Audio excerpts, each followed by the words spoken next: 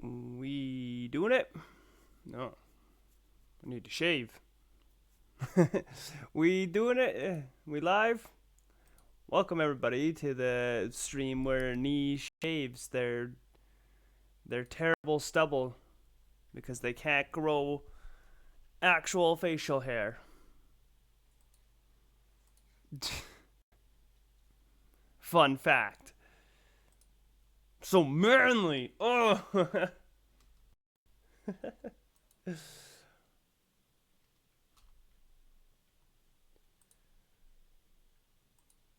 There we go. All my stuff's done.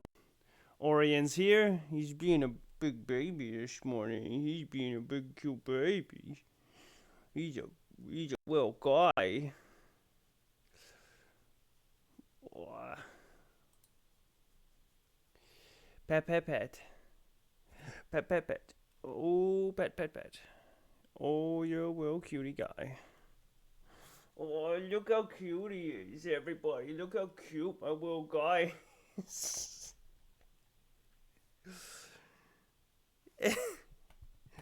I'm starting to think you like it when I do that, Cat. Here, let's do it again. Oh, my cutie guy. Look how cute. Look at his little face.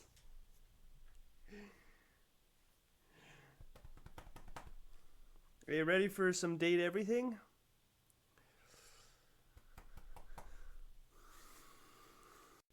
Maybe we should bother the cat boy, but he might yell at us for fucking interrupting his schedule.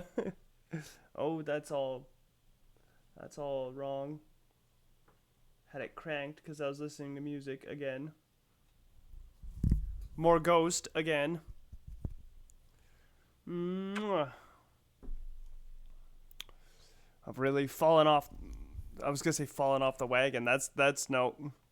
Really gone full in with the Ghost. Will you stop it? Will you stop it? Stop hitting the microphone. That's all people can hear is you bashing against the microphone. Bling. Today, we're gonna see, can we actually finish meeting everybody? Whoa.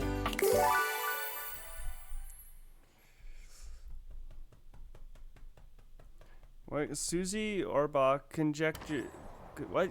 The dating breakups are possibly more impactful than divorce because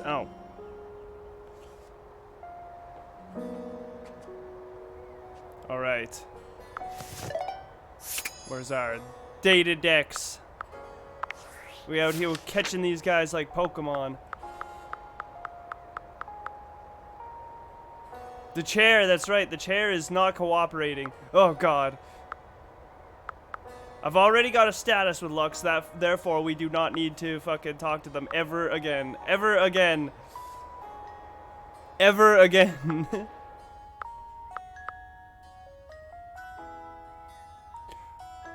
I have an idea with one of them. Also, I think we technically haven't actually talked to the makeup dude. A stylist with a very vertical, very pink hairdo appraises you, lifting his glasses to take a better look at you. His face is kind, his features soft, and his makeup? Oh, impeccable. What's on his arm? Oh!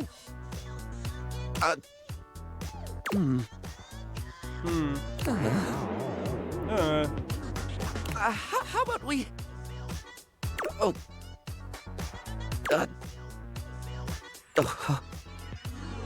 Oh dear. I think I'm getting lost right at the start of all this.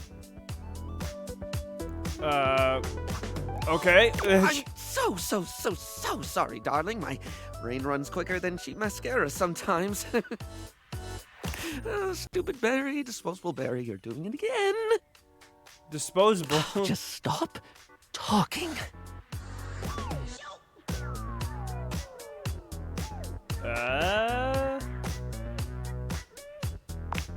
Hello? Yes. Hello is what anyone at the top of their game would say.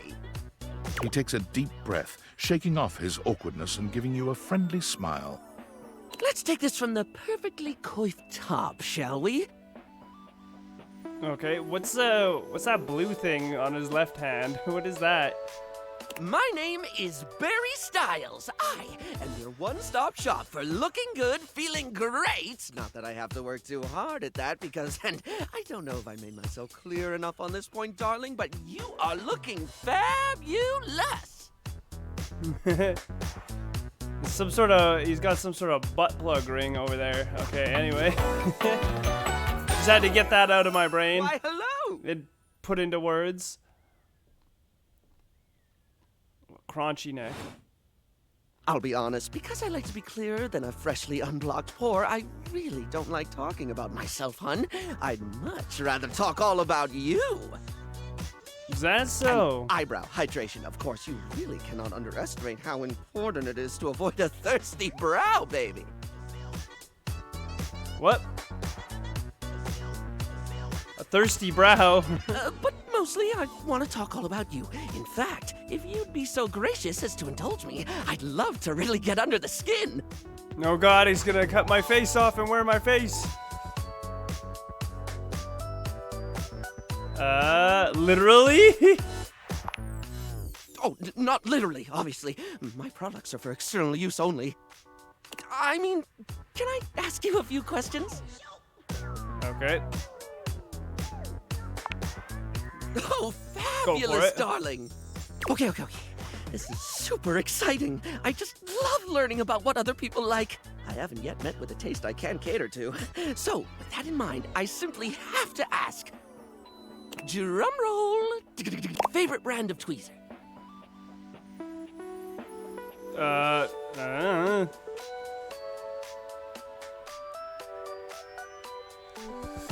Let me think. I have a preference for sure. What?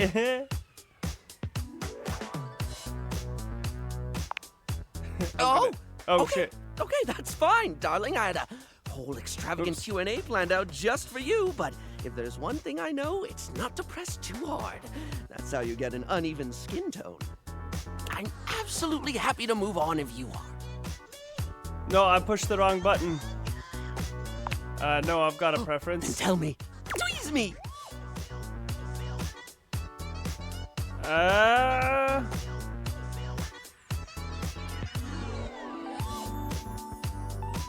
gonna go with the square option, the polished responses slickline brand. That sounds like the fancy one. Ooh, classy choice. Polished Response's line of beauty products is second to none, except for the cases where they aren't. Everything they put out emphasizes sleek form factors that promote keen aesthetic without sacrificing functionality. You wouldn't think tweezers could turn heads, but when you pull a Polished Response product out of your handbag, the only way it won't get noticed is if they're being upstaged by your Polished Response handbag. So, Who's pulling tweezers out in let me public? just make a mental note. No need to actually write it down. Got a mind like a steel trap. At least when it comes to tweezers and tweezer-related lifestyle choices. Ask me to remember a job interview or doctor's appointment, and I can't help you. But random hair conditioner trivia? I could give you that for days.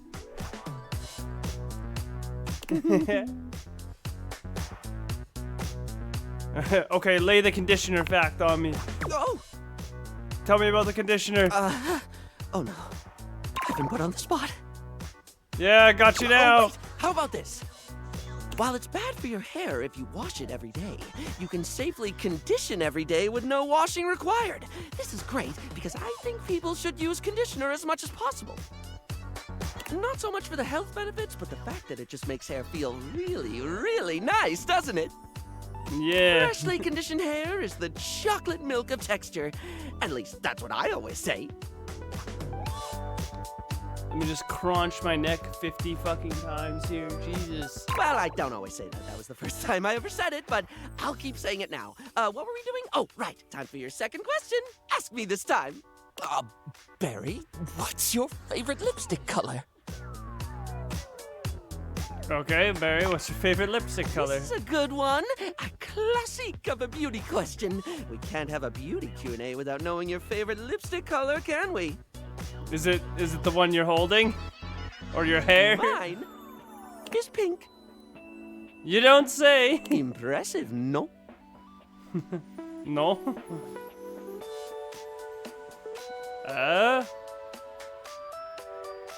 That's rather impressive. That's what I said. What, pray tell, is yours?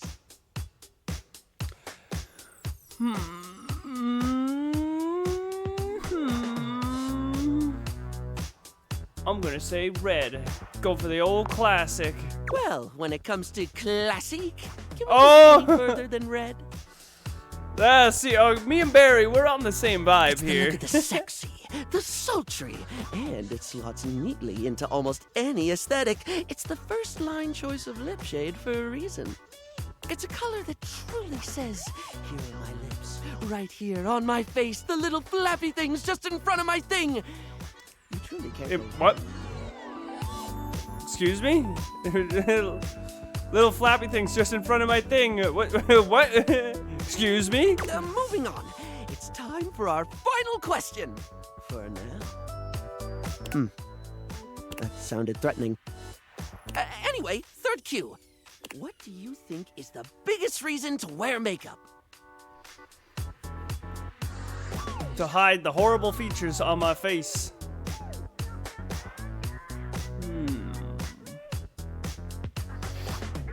I do it to feel sexy. That is one super valid reason, darling. A good makeup job can really draw out the hotness. When I do my thing, there's a real joy in framing someone's eyes to show just how alluring they are, or highlighting some gorgeous cheekbones. Pinpointing the steamiest features and putting all the attention on them, that's art, hon. Sorry, I spoke a lot again. Of course I did. I'm an overshare. Need to stop that.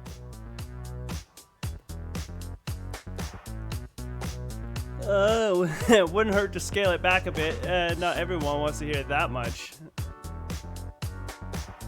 It's fine, you don't have to keep apologizing for being you. Well, it's a bit much, but I'm not that bothered. We're gonna go with that second one. Barry still looks embarrassed, but a sweet little flush comes over his pale cheeks, and he smiles at you. Well, darling, that about wraps up the cues. It was gonna be a big 20-question thingy, but I just didn't do it, I suppose. Plus, I forgot half the ideas I had for it when I thought about combs for an hour.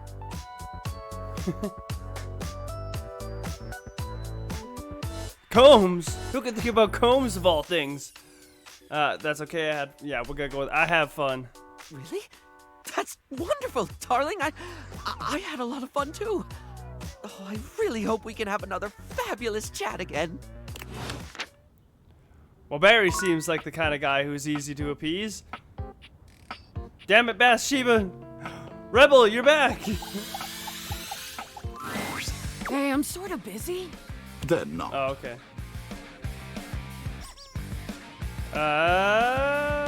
Doing what? I'm busy trying not to talk to humans I don't really like. You, What? for example.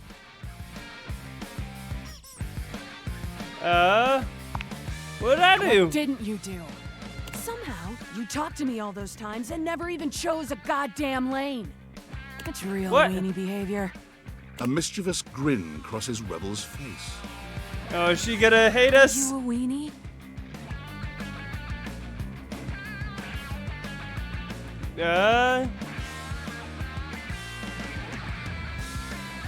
Yes, I'm a little weenie. Jesus ducking Christ! Here. A weenie for a weenie. Oh my god, what?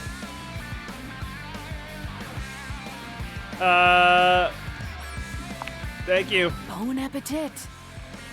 Bon Guess we can be appetit. friends anyway. Come back again and I'll perform my greatest trick. I'll be a fraction less rude. Weenie. Haha, I did it. BFFs. Bitches. Oh shit, I cut her off. I keep doing that.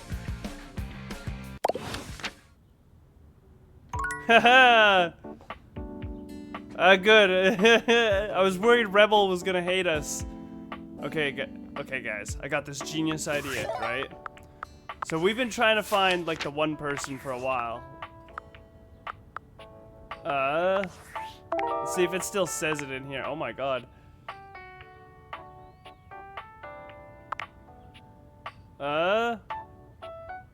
Wait, what?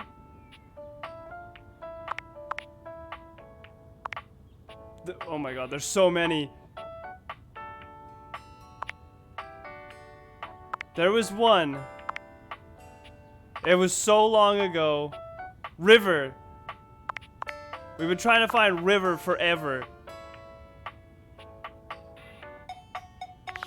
And I've got an idea, okay? Check this. We turn the sink on.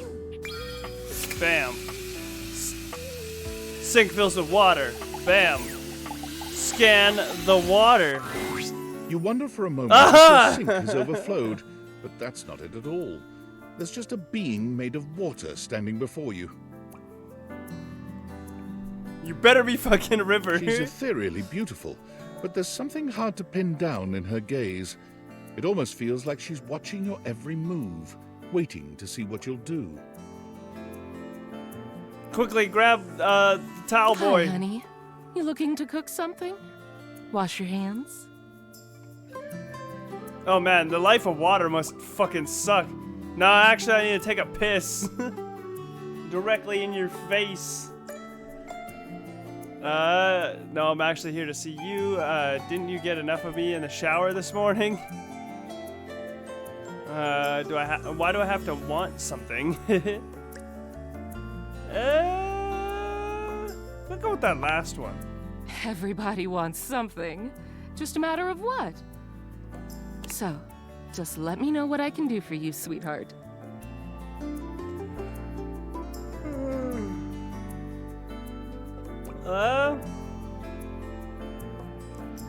Nothing particular. Maybe I can get your name.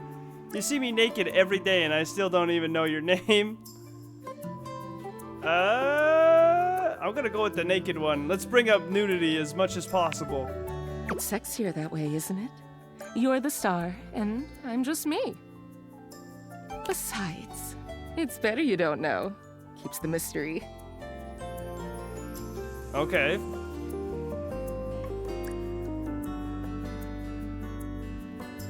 You got something to hide? Hide?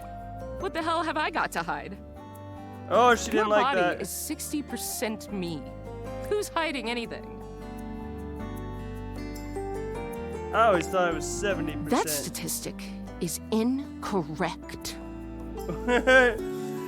You must know exactly how much of your body contains me, Guess water. the mystery had to end sometime. I'm River. I found you, you What can I do for bastard. you? After all this time.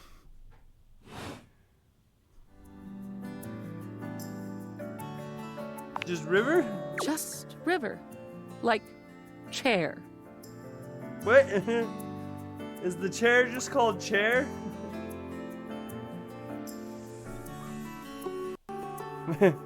Who? Chair. World famous pop star, known for her #1 hit, Belief. Are they... Is it like a Cher reference? I don't know who they're trying to reference here.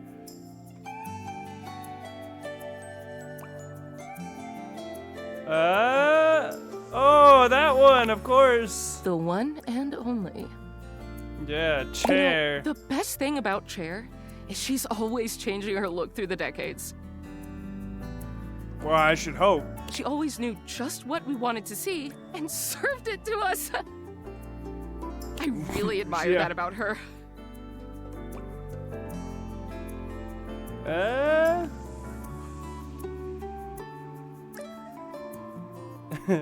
You wish you could be someone else? She has the range, darling. It's never too late to reinvent yourself. I'm gonna go with the range one. She does. I wish I did too. Is there a version of me you like best? Water? Steam?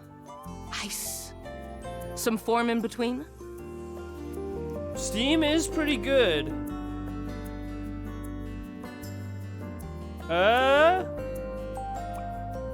Of course there is. Of course? Oh god. Don't tell me now. I'll just be thinking about it all the time. River wasn't exactly holding your gaze before, but she seems intensely uncomfortable now.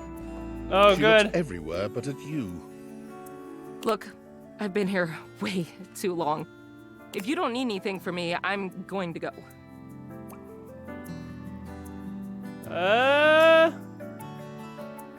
Wait. She is gone. No. Oh no. I made her feel awkward.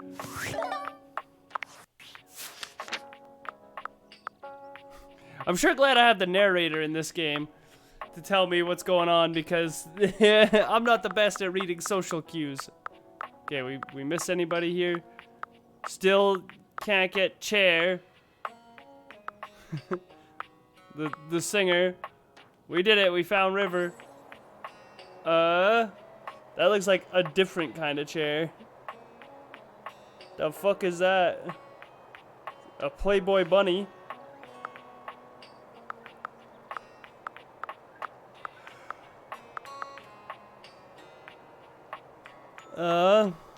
Notepad maybe? Just from what he's holding? That just looks like a guy. No, that'll be the stove. That's right, we gotta do like the entire kitchen. And the laundry room.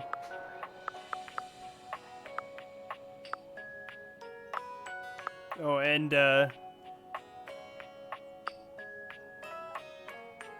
what is this? Oh, it's probably, I bet that's my computer.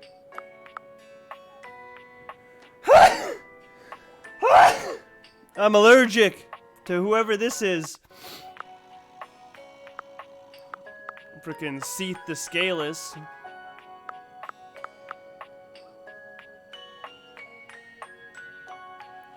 Smoke person. Dank clouds. Didn't we see them somewhere?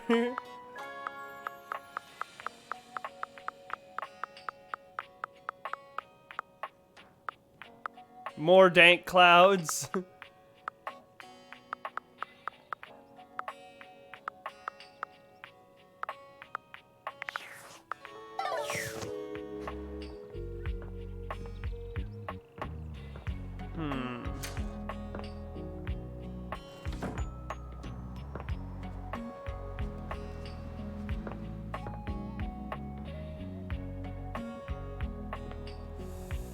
Coach, cooperate.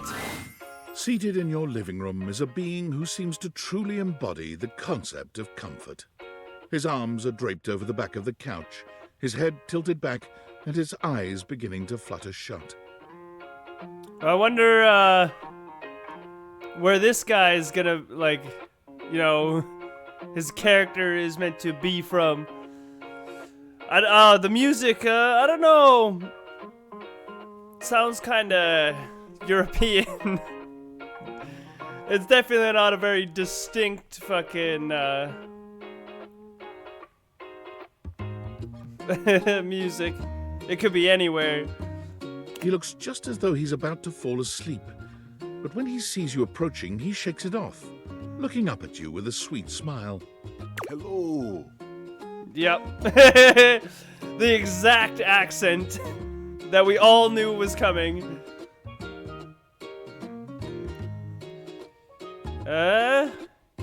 You look so cozy. Join me. He pats Okay. the seat next to him. Come on and take a load off. Fucking, I'm Koa, by the way. you don't say. Hey, here, oi.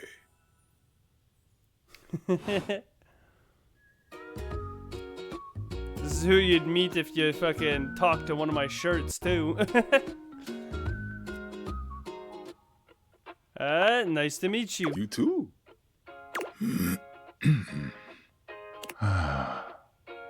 Most everyone would continue the conversation from here, but Koa only closes his eyes, sighing pleasantly. You wait for him to say something, but all you can hear is his quiet breathing.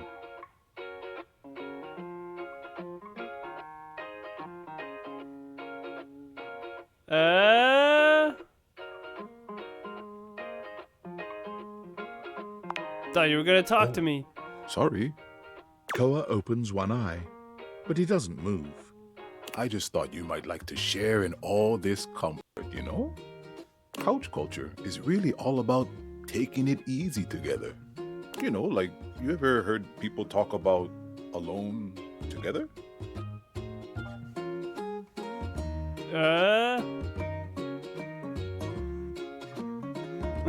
Sure, it's like loving someone but leaving them alone. Kinda sus. Yeah, I'd love that. Right on, right on. You get it then. I wish more people understood the beauty of alone together. It means you can be at peace with another being without even saying a word. It means not forcing a conversation or an activity between the two of you. It means just enjoying the moment without any expectations. He sighs pleasantly, closing his eyes. Koa seems like my kind of guy.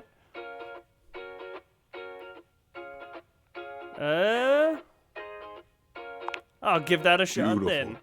You'll see. Koa breathes in deep, sighing pleasantly. When he relaxes, the entire room seems to relax with him. You find yourself growing sleepier alongside him.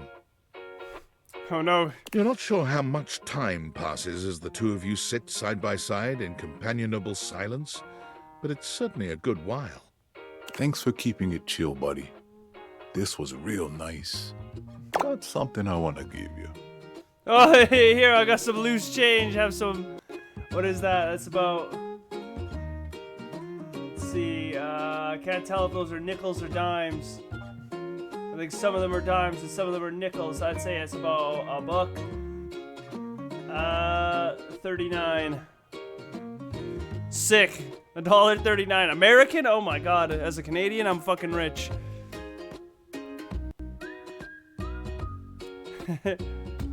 Whoa, free money! It's not free, it's your money. You know, in couch culture, we're not big on expressing ourselves verbally. We prefer to let our actions speak for us. And a gift like this, it's just a way of honoring our friendship.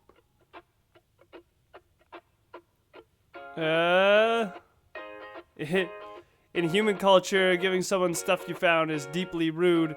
Yeah, that is kind of shitty. I'm touched you'd share your culture with me. Interesting. Go with the sharing your culture one. I'm just glad you appreciate it. Koa Yeah. yawns. Alright, go back I'm to gonna sleep. take a nap. Feel free to stick around as long as you want, alright? I'm just so comfy. There he goes. Nope. Somebody say something to me? Let's try to talk to the chair again. Even she's asleep. Your order's ready, Mr. Davenport. Curtain rises at 6 p.m.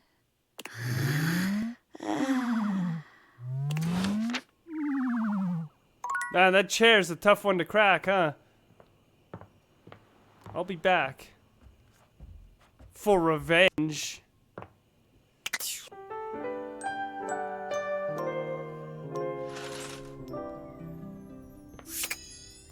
Alright. It might be like Timothy, I'm thinking, with the chair. So if we just keep hitting him up, maybe we'll get the right time. Coming!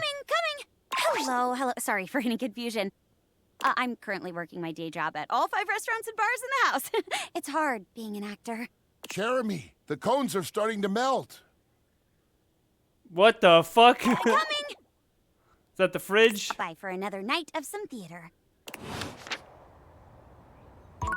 Damn, how do I talk to the chair? Also, we've got like 2 characters that are like smoke. Can I light? No, I was gonna say, can I light the fire, get some smoke?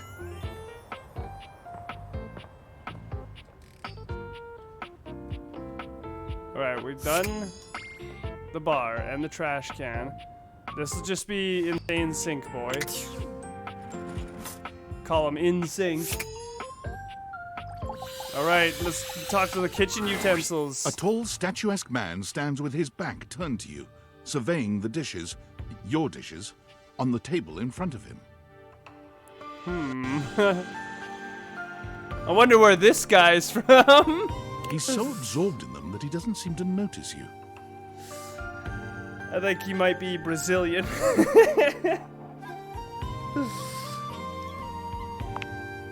The man doesn't move.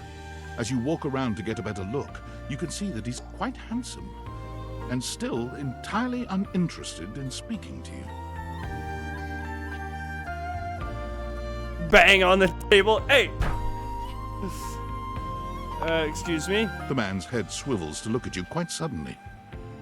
Yes? Keep away from the dishes. They are priceless. Okay. I mean, they're my dishes. I like them too. Finally, someone who understands the value of dishware.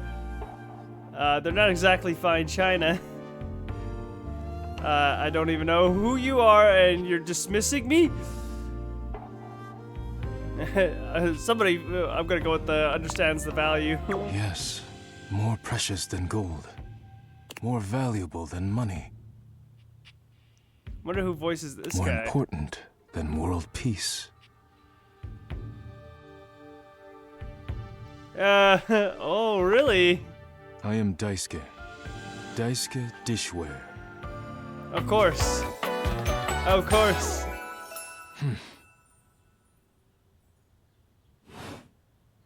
And you are interrupting inventory. See, this is whoever voiced this guy is somebody they should have hired for Yakuza 0. Like, this is what if you do an English dub of a game like Yakuza, this is what the voice actor should sound like. Like, this guy could play Kiryu. He would still be a little light, but I'm sorry to Young Ye, the guy who they got fucking doing Kiryu, because I used to watch him back in the day, but come on, man. He probably could have voiced someone that didn't have a deep ass voice like Kiryu. He might have done better than Matt Mercer on Majima.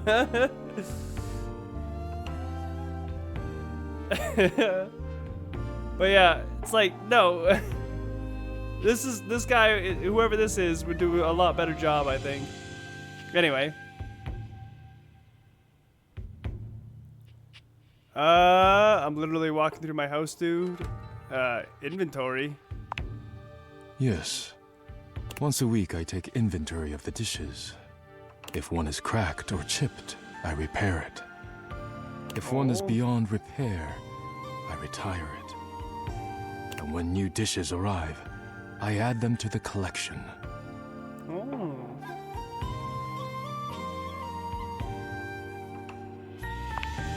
Your praise Sounds is not admirable. required, but I thank you. Now please, leave me to finish my work. You decide not to bother him any further, but just as you're walking away, Look out! your Whoa. foot catches on a strange bulge in the flooring, and before you know it, you're going down. Hard. But you don't hit the floor. You hit hard muscle instead.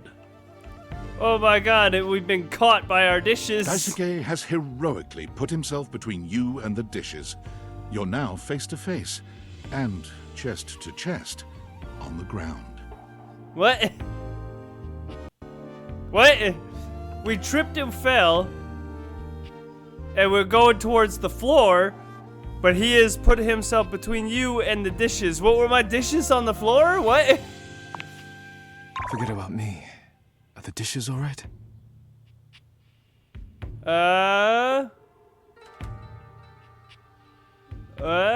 Yes, they're still on the table. Good.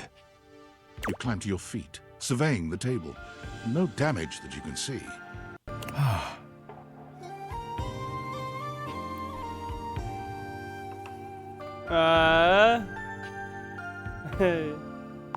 You okay? I think I've chipped. No! What does that mean? I must repair myself, lest my injuries become worse.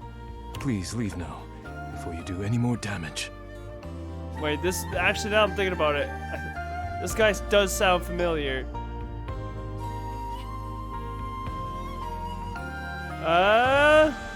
It was an accident, my dude. You may not have intended it, but the damage remains. Please go. Damn it. Alright, get out of here. No, close. Can I open that one? Hold on. As is... Oh, fuck. It took too long. I got impatient. As is tradition in knee-deep streams, now we have to look up his voice actor. Where are you? There you are. Well, the voice actor is actually named Daisuke too. Suji.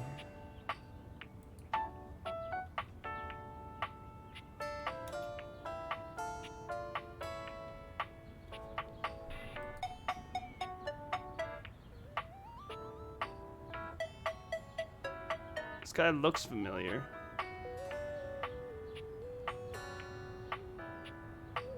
Oh, he plays Jin Sakai in fucking Ghost of Tsushima. That's why he sounds so familiar. I was like, that was bugging me a bit. I was like, well, I like.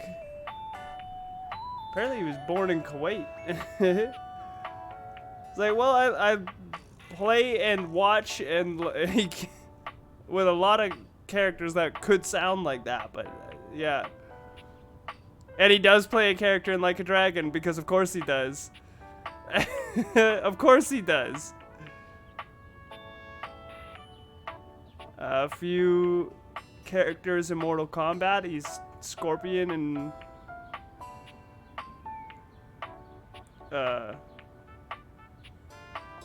Kuai Liang? Yeah, he's been in a lot of recent stuff. I thought maybe he might be Samurai Jack as well. Sounds a little bit like that, but yeah, it was a little off. So I was like, meh.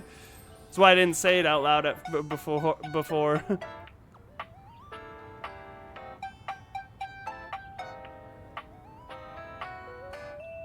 He played a few characters in Prey, Black Ops 4,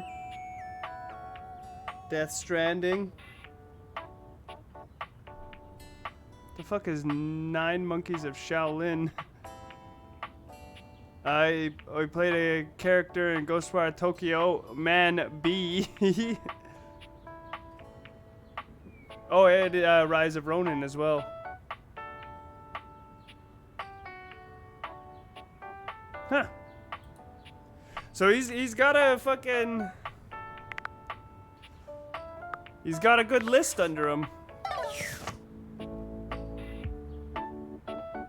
I was wondering, I was like, oh man, he does sound really familiar. Get out of here, dishwasher. Wait, actually. Are the dishes inside the dishwasher different, or is that just... It's probably just Daisuke again, but... Yeah. Close. Close, damn you. What about the towel? Hi. Oh yeah, right, Tyrell. So, before you go any further, I'll be honest, I hang out here in case of emergency. I'm really just here to look good, you know? Hang me off the stove, place me on a hook, something like that. Here, I give you decor, not function. But if you need me, just know there's so much in here, that I don't really want to deal with. Milk or water you want me to clean up? I'm game. But if there's anything that stains, I'm not down. Well, too bad, Tyrell. And don't you dare use bleach on me. Ugh. Or use me to pick up grease or oil, or jam, or butter, or most things in here. Too bad, Tyrell. holds a small turtle made of towels up to his ear, as though he were listening to the small creature. What? No, I don't think I'm overreacting. You know I don't like it in here. Whoa, you have a turtle now? I have a turtle now. Hell We didn't get together yeah. last night I and like turned turtles. them into a turtle. Isn't it cool? It kind of just came to me in a vision.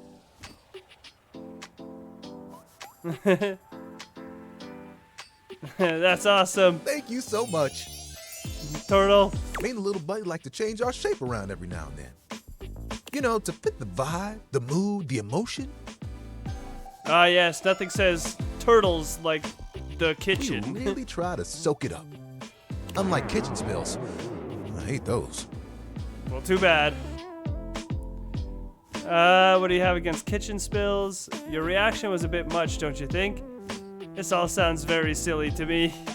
Oh, what's the deal with kitchen spills? It happens. I guess you wouldn't know. Remember when you got me from that thrift store? I was wrapped with my towel, buddy. I remember you saying it was as good as new. Well, let me tell you, I've seen some massive spills in my day. Things you wouldn't believe. Did you know what pasta sauce can do to grout? It ain't pretty. No. But I didn't have to take on the task alone. Nope. There was a team of us, all dedicated to helping keep things nice and dry. I was happy to be with my friends, working together. Hell, we used to hang out at the bathroom bar most nights and just chill. There was a bar in your old bathroom? Yeah, it sounds like the person you used to live with had a very serious issue. The towel bar. Silly. Towel buddy over here would do tricks, turning into different things, making us laugh. He's like Meatwad. Every colored towel you could think of, all in one place. And the linen closet? Always a party. Sometimes it was so full, you couldn't get a shelf. Those were the good times. And now you live with me. What happened to everyone else? It makes me shudder to think of it. Did they die? It was a day that will go down in infamy. It was spring. It was raining something crazy. And our owner had their grandkids over. Oh. Rain, children, towels. You guessed it. Yeah. All 7 grandchildren came over. Oh All shit. 7 of them decided to play In the mud? When they came back in, they just started snatching my friends from the closet. Towel buddy and I just watched in horror.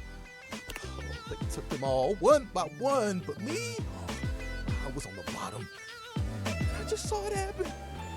I whispered to myself, those are some tough towels. They'll be fine. When they came back from the laundry room a few days later, it was too late. They had become... He pauses, as though overwhelmed by the horror. Stained. Rags, no.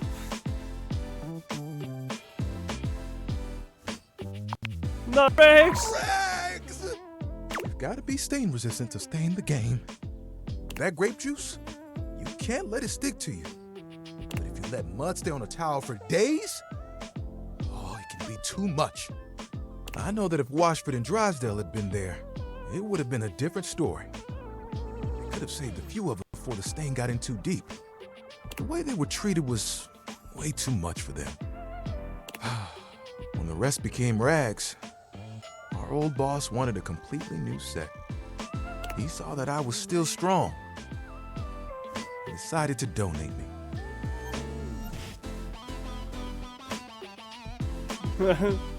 Were you scared? I was not scared. You were scared. You watched all your friends essentially get murdered in front of you. It's fine. It was a hell of a disaster. But I had my little buddy with me. We kept each other company.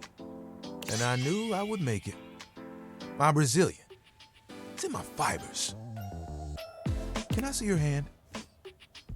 No. Get away from me. I'll kill you. Okay. You extend your hand to Tyrell, and he takes it, his touch gentle and unassuming. When you touch me by my hand, what do you feel? Gentle and whatever he said. That spark. You felt that too?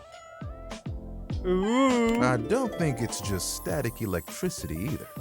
Ooh. But there's something else. Feel the texture of my hand. The way I'm made. Soft but sturdy. Hard-working, yet comforting. I'm warm. Yes, very, very warm. You noticed, eh? And my little buddy here helps me channel all those bad things into a way I can express my emotions. All that to say, I'm premium. That's why they call me the Lord of the Rings. You get it? Yes. I get it, and I love it. Yeah.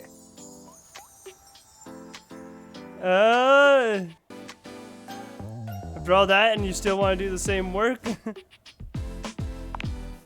Well, you want to know a secret? Of course. Picture it. The music of summer playing over a speaker. Perhaps a Bluetooth. The smell of sea salt and tight canvas in the air. What? To your right, one of those tall lifeguard stands that someone in bright red shorts sits on. To your left, a couple that most likely had an argument in the car. They both try to make the best of the day. It's super awkward. And there I am with you, stretched out in the sand, a giant umbrella behind us, blocking out the sun. Man, I don't know if you'd like sand, Tyrell. Just chilling. You guess what I want to do? Fuck. Right there on the beach in front of everybody. You wanna be a beach towel? Ding, ding, ding. That's right. Beach towels have it made. They just lay in the sand all day, taking in all the sights. Yeah, especially the awkward couple who had an argument in the car.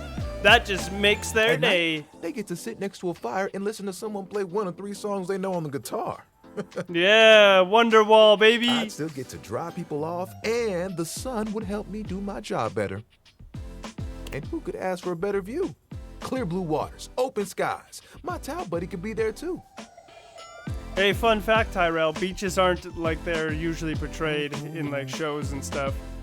They're actually the kind of beaches kind of fucking suck, guys. Oh, I could fold you into a fish or a seagull. Excuse me? You gonna fold me? I'm gonna get folded. No, I don't wanna be a fish. Oh, you want me to go with you? Oh, of course. We'd have to go together. Just promise me you won't get mad if I track sand in the car. It's kind of a hazard of a job. I will. Nope. I already warned you about the sand, Tyrell. That's your job. That's your problem to deal with. I'd go to the beach with you just to see you smile. But you do great work here. We need you here. I don't think you as a beach towel would work. I don't think I can leave the house yet.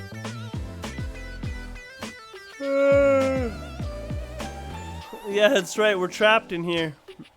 Yeah, we're going to the beach. You would? Yeah, Death Stranding 2 on the beach.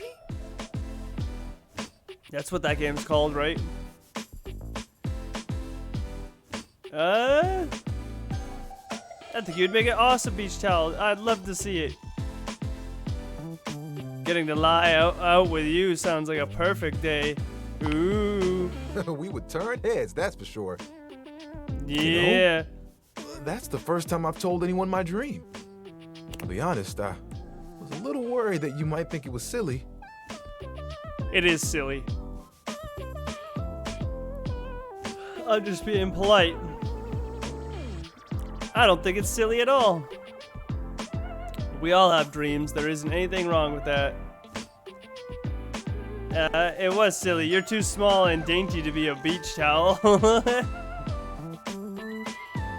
No, it's not silly at all. What do you think?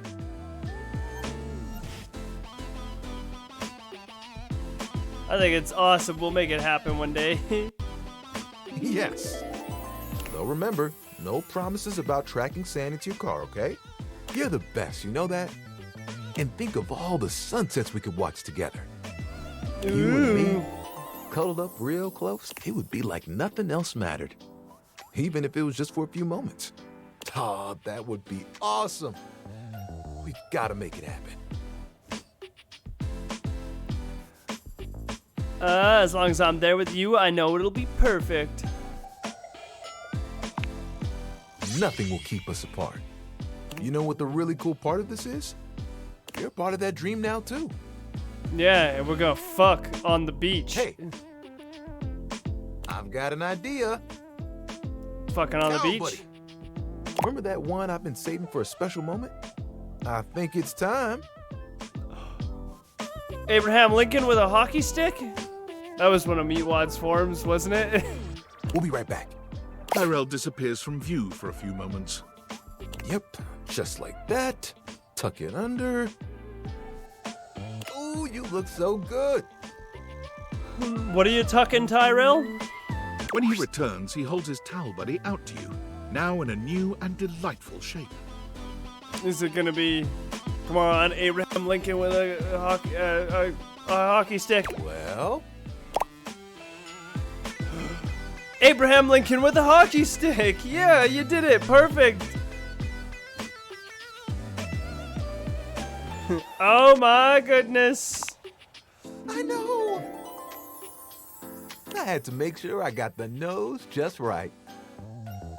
That was probably a bitch. I think Towel Buddy will be like this for a while. And, you know, I like the turtle. you can wrap me around you anytime you want. I'm Okay. cozy regardless of the circumstances. You get me? Oh yeah, I get you. Start sweating. Oh, I get you, Tyrell. I'm not saying hubba hubba. Get out of here with that. Oh, sorry. I shouldn't talk like this in front of Towel Buddy. He's just a washcloth after all. But the offer still stands. Okay? I look forward to those sunsets. Yes. We've done it. Maximum points. This is love. I didn't skip them this time. Look at that. We're getting stats. We got so much sass.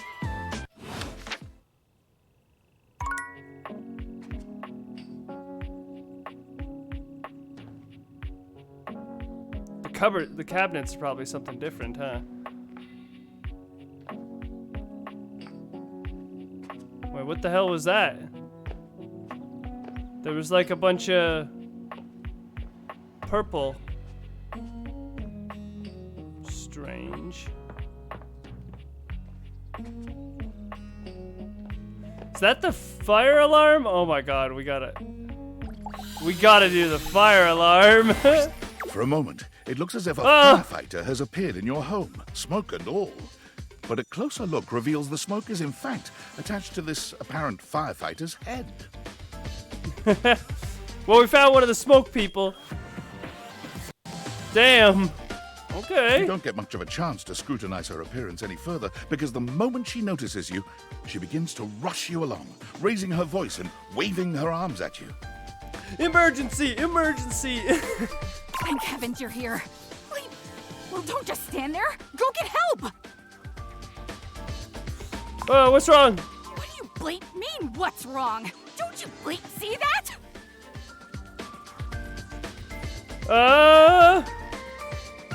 I don't I believe see what? could you turn that off? I can withstand. Can't withstand this. I can't withstand anything. Or I can. I'm withstanding. Why?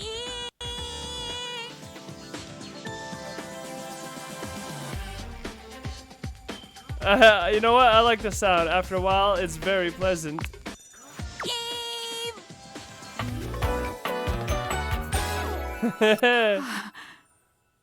Arma, okay. Whoa there! My content aware has given me a tickle. Arma has gone through some trauma and might even have more in store for her. It could be triggering for people who have dealt with trauma, suicide, and other violent acts. If dealing with that kind of behavior in a light way is disagreeable, I wouldn't recommend this one, that's for sure. You cool with that? Or you want to skip it? No, I'm good. On with the show. What's that? Couldn't hear you for a sec. Arma Alarm at your service. Arma Alarma. It should have been Arma Alarma. Come on. Be more fun with it. I feel like Arma's gonna be loud. What? Hi there, Arma. Nice to meet you. You too. So, what brings you around here? I thought I heard a noise, a sort of loud bleep, if you will. Oh yeah, that's part of my job. You see, I'm here to protect the house from fire. Take a look around you, at everything you love. Take a look around. Now just think. If you're not careful, it could be gone in an instant, consumed by raging flames. I've got to stay vigilant at all times.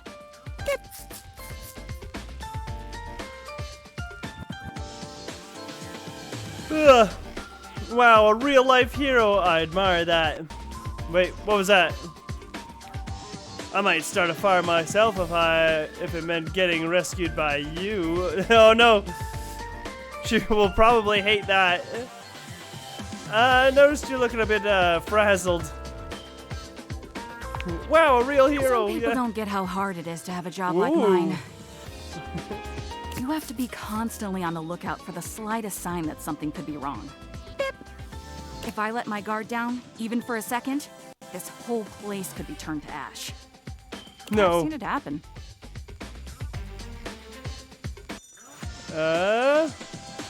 You've seen it? I don't want to talk about it. Okay. I completely understand. That means a lot to me. If you come back in a bit, I might be ready to talk about it then. You take your leave. So the fire alarm's hot.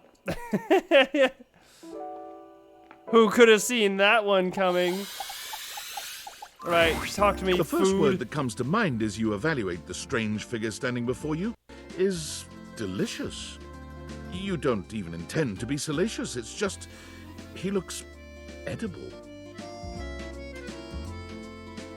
Wow.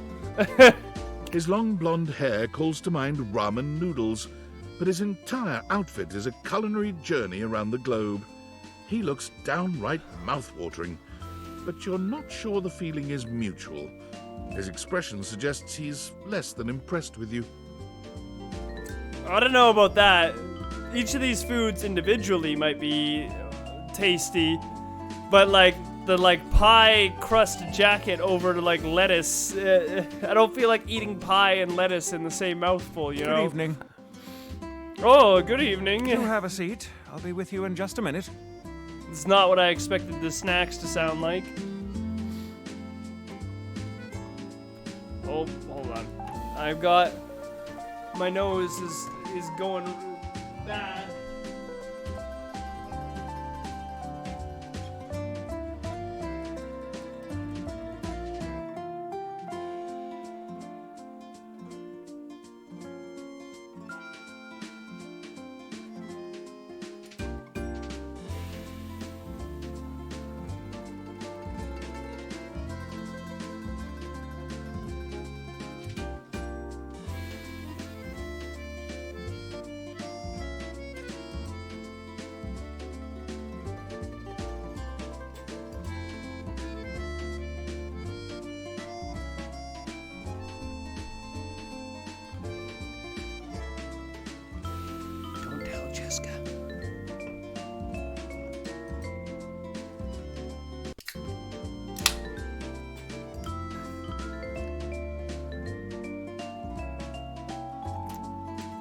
She must never know.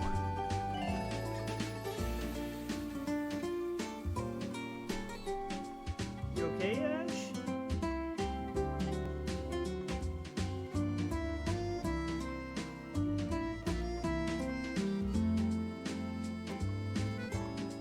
Ugh.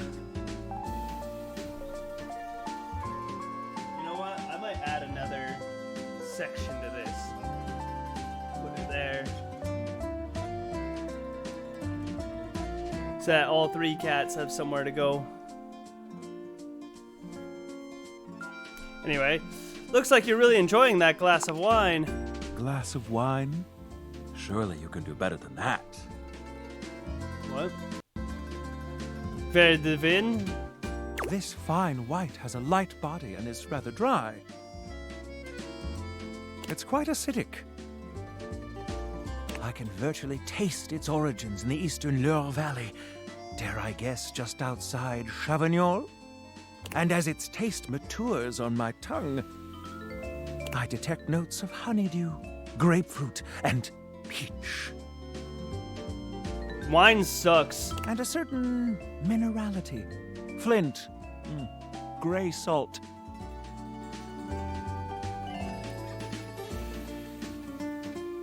Definitely a Chardonnay.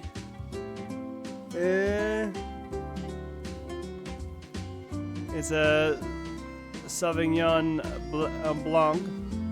Blanc. I always forget how to pronounce that. Riesling then? It's not white at all, it's a rose. I don't know. I'm gonna move my hand around like crazy and push whatever button. Well done. Whoa! The one I forget how to pronounce properly. Now, can you do even better? No, I had no clue, I just guessed. It probably pairs nicely with goat cheese. I'm going to say chobless.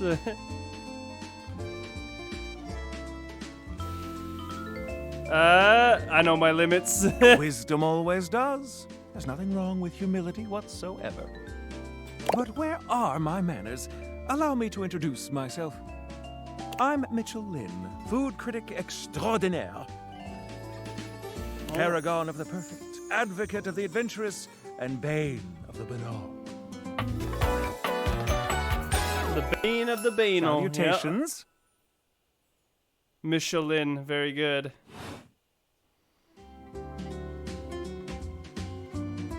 We're finally back to good pun names, or at least ones I'm getting. You must really like food then. I consider myself something of food. I'm a little bit of a scientist myself. Food, can't live with it, can't live without it. What? That doesn't even make sense. That implies that you like hate food, but you have to eat it. But food is pretty awesome. Have you heard of Soylent? I'm really into Soylent lately. No!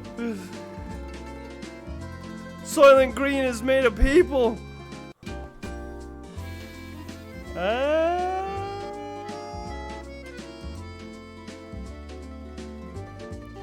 You must really like food then, huh? Like it. I live for it. And not just food, but the whole of the experience. The ambiance, that interplay of sound, sight, and scent that whets the appetite and inspires the mind. The art of service, be it subtle theater, delightful formality, or down brutish charm. And of course the meal itself. From the minutiae of the menu to the presentation on the plate and the very titillation of the tongue. Dining in all its forms is the blood that flows in my veins. Listen, I'm afraid you've caught me in a bit of a hurry. 3 new spots have just opened up around the house. I'm eager to give them a try and see if they measure up to my exacting standards. Say, how would you like to accompany me? Mitchell would hate it at my place. So much ramen. So much ramen.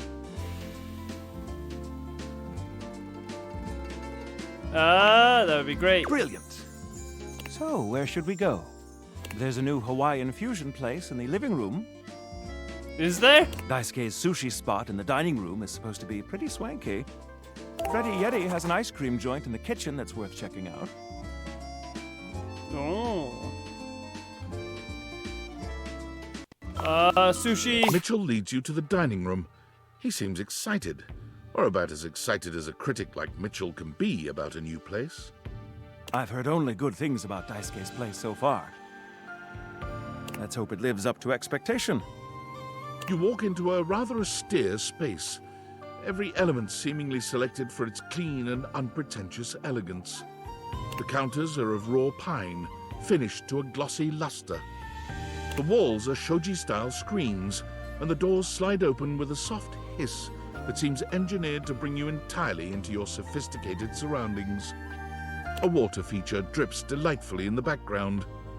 You feel instantaneously relaxed and intrigued. Ah, here comes the owner now. Irashaimase. Hey, what's up? Daisuke greets you both with a warm smile. Welcome to Omakase Daisuke. I am pleased to see you both. Always nice to see you, Daisuke. It's obvious you've put a lot of work into this endeavor. Thank you, Mitchell. I have only done what anyone would in my place. It's very obvious that it's fucking Jin Sakai now. The dishware deserves no less than maximum effort. Imagine going from that to this. I hope the decor and ambiance please you. My mind isn't quite made up yet. Alright? I think it's exquisite. You do? Seems rather dull to me. Wow. You're a dick, Mitchell. Look more closely. It's intentional, not dull, but understated. Yeah. Understated, you say? Let me take a closer look. Everything has been selected and arranged in order to draw one's full attention to the sushi. Why, you're absolutely right. I thought at first it was lazy and weak decor. Lazy and weak? How dare Mitchell you! continues on as though he's not heard Daisuke. But look around you. Perfectly clean, lighting muted but warm. This wood shows the signs of a master carpenter. These chairs have been selected with painstaking care. And as I listen, I detect the subtle dripping of water from a waterfall pond. That is only Sinclair's chronic drip. But I thank you all the same. Poor Sinclair and his fucking psychosis. I feel almost as if I've been transported to the Tsukibayashi Jiro. Delightful, simply delightful. Let's move on to your speciality, Daisuke. What are we to make of the settings? Before we begin, I'm obligated to tell you that Scandalabra's stories about the silver are damaging lies and not to be believed. Believe the Scandalabra? I'd sooner let Sinclair process an insurance claim for me. I'm glad we are all in agreement there. Now let's have a look. We appear to be missing chopsticks.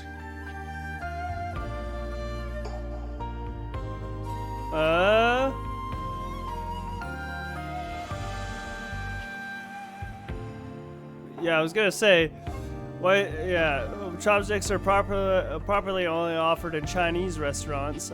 Chopsticks are brought out after the first course. Traditionally, sushi is eaten with the hands. Actually, that might be true. Is it? I'll just defer to the to the guy who knows. Traditionally, sushi is eaten with the hands. Oh yeah, that's right. All right, let's get down to business. I'm starving. As the name suggests, we offer only omakase.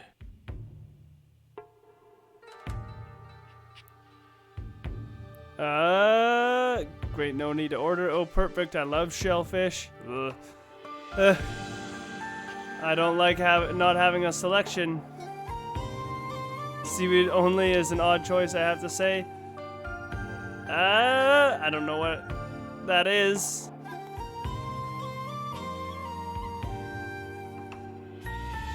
Great, no need to order. I can't wait to see what's in store for us. Okay, now, when the first course comes, let's... Give ourselves a minute or so to appreciate its beauty. Pretend to refuse it once before accepting. Eat it right away as soon as it's delivered. The top one. Sushi must be eaten right away, within the first 10 seconds. Really? Here you are. Please enjoy. Daisuke places a dish before you containing what must be the most hideous, clumsy nigiri you've ever seen in your life. Wow. The fish is misshapen. The rice seems to be falling apart. What the hell, man? What are we looking at, Daisuke? Is it not obvious? This is eel. I see.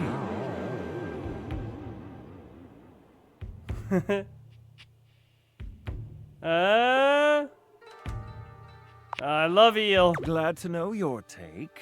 I'll present my own opinions in the review. Now that we've eaten, I think it's time to go.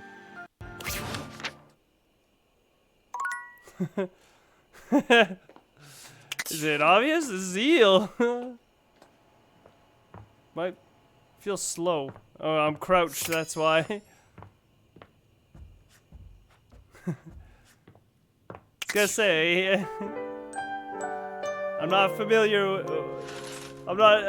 enough with Japanese culture, I'm sorry. Yakuza, I blame Yakuza. Kiryu hasn't taught me enough. So is the fruit bowl just gonna be him again? Or actually, cabinets, that's gotta be someone different. A handsome stranger with a model-esque beauty stands just a few feet away from you, posing with a hand in his hair, as though he were in the middle of shooting a perfume ad. The moment he lays eyes on you, he lights up, drinking you in with a warm smile and warmer gaze. Ciao, beautiful. What are you doing? No.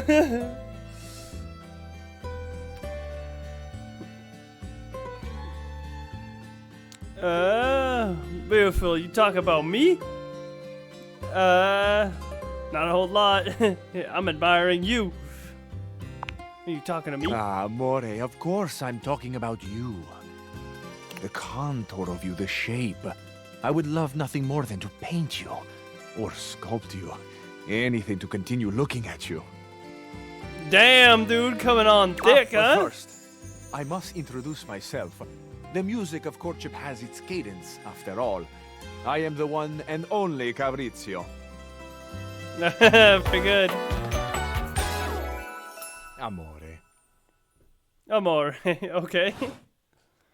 Piacere di conoscerti. Is that the rest of his name?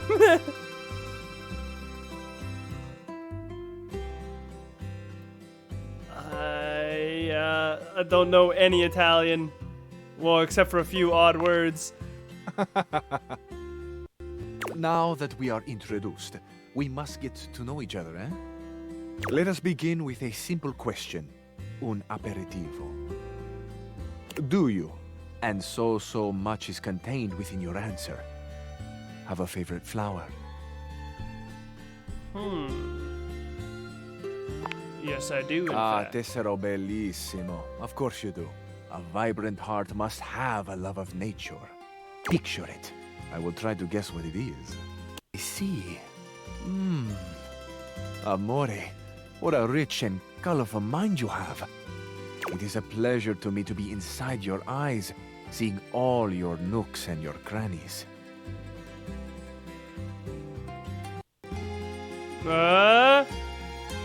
Okay, let's look less at the crannies, huh?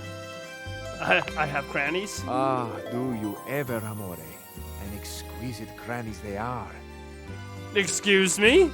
And somewhere buried in one of them, like a golden treasure waiting to be found, is this flower in your mind. I see red. No, not red. Oh, amore, how specific you are. I do see red, and also I see orange, the color of sunset. Nope, that's not even remotely close to the flower I was thinking of. You lose, I see Cabrizio. blue, the color of the ocean at night. Nope, The still sadness wrong. At the bottom of your eyes. I see yellow and pink, the colors of the wings of the lefate, glimmering in the early morning light. No, you've completely lost, Cabrizio. Amore, so powerful is your mind, sending this vision to me. I can even smell this flower. It's a little spicy. It's earthy and yet light. Smell is such a powerful sense, amore. It is the sense that goes most directly to our memories and our hearts. What a gift you give me, amore, with this aroma. You've completely lost me, You are Cabrizio. thinking your most favorite flower is Uccello de Paradiso, the bird of paradise. I mean, that is a pretty good one. How did you know that? That was beautiful and also wrong. Yeah, I'm just gonna play his little game with him. I know nothing, amore. I know only what you show me, and I am at your mercy. Thank you for the gift of your favorite flower. Okay, yeah, this is hot. Amore, we have just begun. Hot, you say? We are only a gentle simmer. Our flavors will only deepen with time. God damn, I feel I should Cabrizio. tell you also, it may look as though I have something of a hard exterior. I have heard before, though not from lovers, that I can sometimes appear closed. But let me assure you, nothing could be further from the truth. I am open. I take great pleasure in being so, open to the world, to experience. I am open to you, amore. Will you grant me another gift?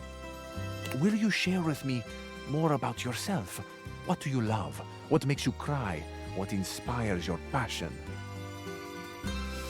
Sex! I'm still recovering from the flower thing. Maybe another time. These are some big questions. I love the big questions. I love the small questions. It is the finding out about each other, sharing your hearts that brings the spice and sweetness to life. Might I suggest that we savor these questions over dinner? Then we have a date.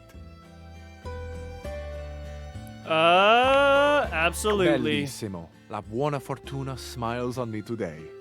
I'll be counting the minutes. I will await your pleasure, amore. Ciao to you for this moment, mia stella nuova. Where you go now, take with you the passion of Cabrizio. God damn. That guy was like a fucking hurricane. Jesus Christ.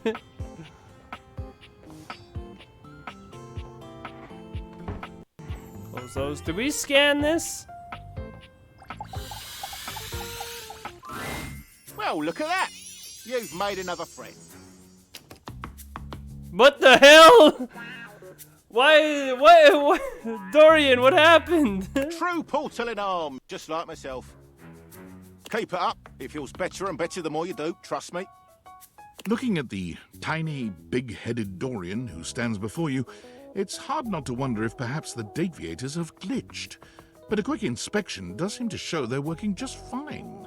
What are you looking at? You Nothing. saying I'm nothing? Yeah. No. Still a door, not a cabinet, not a hatch. A door, just as much as the rest. Okay. Understand? Yeah. Good. Gosh. Got short man rage, huh? Can I open that? I'm in.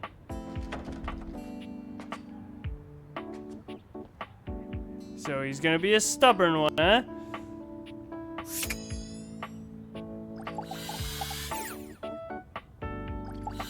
Talk to me, chair. Come on. Oh, coming.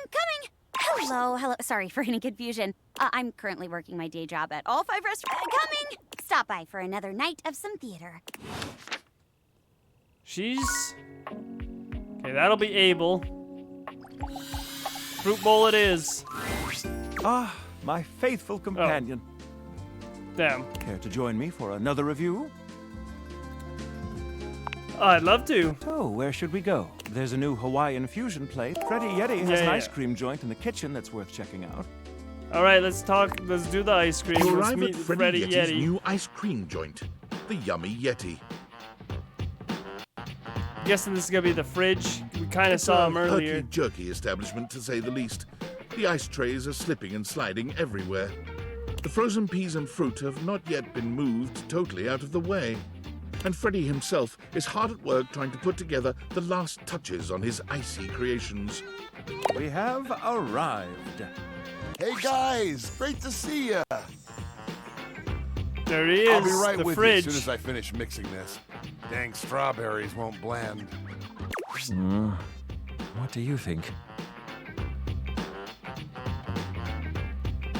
Rustic in the best way. Feels like home. I agree. Rather charming. The sort of place I'd love to renovate. I'll note this down. Grab a seat, guys. Pop yourselves down in that there box of Haagen-Dazs bars. I hope we won't be eating pre-packaged foods. Not at all. Just part of the aesthetic. That's so creative. I love it. Old boxes of off-brand ice cream for stools. I love it. I'm so glad you approve. I want you to enjoy yourself while we're out together. And I must say, Freddy, it really is a good idea. Aw, shucks. You're making me feel all nice and cold inside. Have you got menus? Nope, but look at this. Freddy points at a long bar of ice, into which he's frozen the various flavor combinations.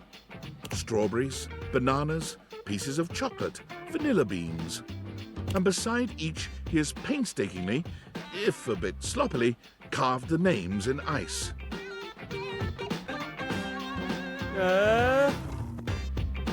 That is so cool. Pun intended. Thanks, guys. Mitchell, you inspired the idea. I'm touched. Anyhow, we've got strawberry vanilla swirl, chocolate chill, coffee with cream, and classic vanilla. What'll it be? You first, mon ami. So much about a person can be determined by their choice in ice cream flavors. Don't you think? Yeah. Hit me up with that classic vanilla, baby. Vanilla's good.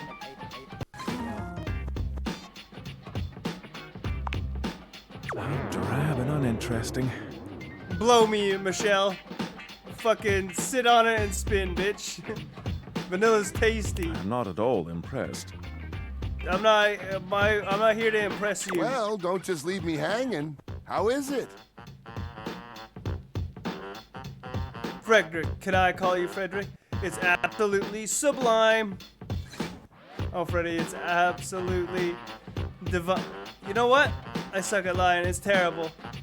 So kind of meh, to be honest. It's sublime. Oh, that makes me so happy. Freddy, dare I say it, this is the most voluptuously iced cream I've ever had the pleasure, nay, the honor of tasting. Bravo, my friend. Bravissimo. Well, guys, I've only got one more thing to offer, and that's my every day is Sunday. That sounds interesting. Lay it on me. First, we've got the ice cream. Vanilla and brown butter caramel. Okay.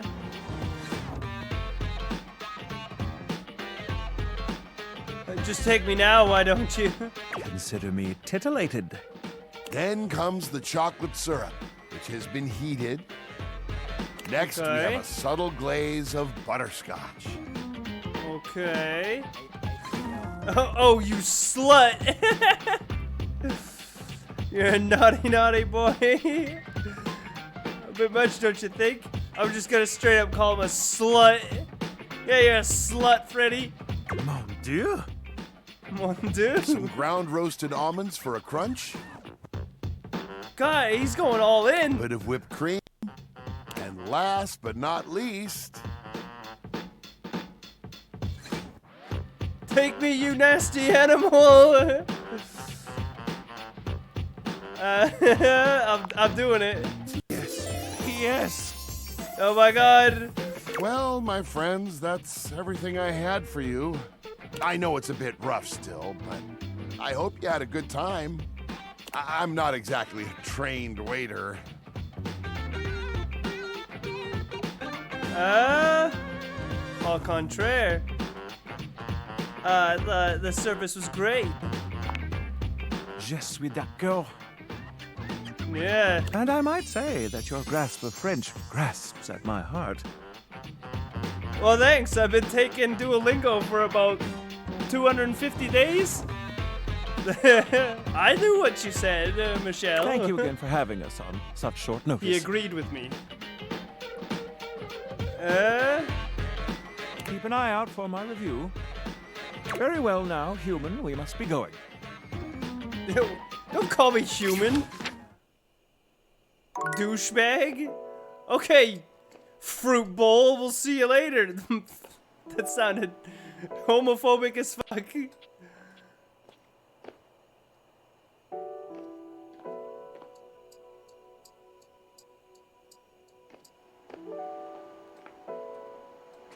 Can I, like, do the note?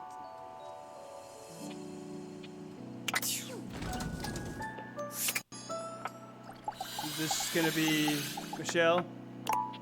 Okay. I'm gonna guess that all the foods will just be Michelle. Good time to test that theory.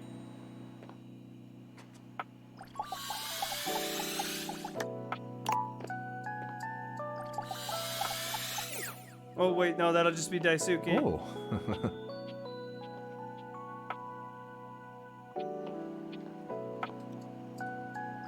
Well, let's talk to that guy.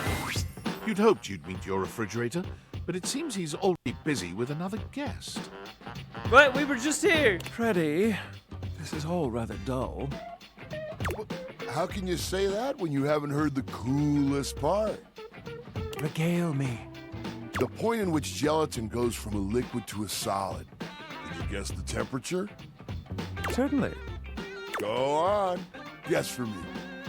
I do not guess. Perhaps the human would like to essay an attempt.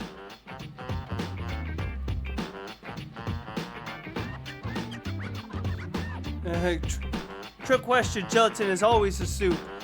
At freezing? Below 60 degrees Fahrenheit? That's pretty fucking cold. Wow! How did you know? It was the most likely answer out of my options given. Oh, look at the time. I must be on my way to a more interesting conversation. Now alone, the massive Yeti turns his attention to you. You want to speak to him, but it takes you a few moments to process what you're seeing. Yep, that is indeed a Yeti. Massive, furry, and decked out in his finest winter wear. Huh. He ran like he didn't want to be here or something. But you, with the answers and the listening, that can only mean one thing. We're in love. You're I'm gonna say that. You're madly in love with me. Well, yeah, but not in an official kind of way. Damn, I knew it couldn't be that easy. Unlike the wall. Whoa! It's that with you standing in the kitchen, I'm no longer the coolest thing in here.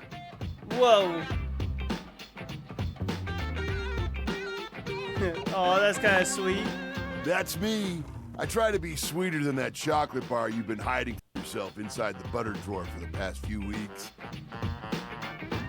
I've never got that. Why do people put chocolate bars in the fridge? Don't worry. I'll never tell. But really, to what does old Freddy here owe the pleasure of this visit?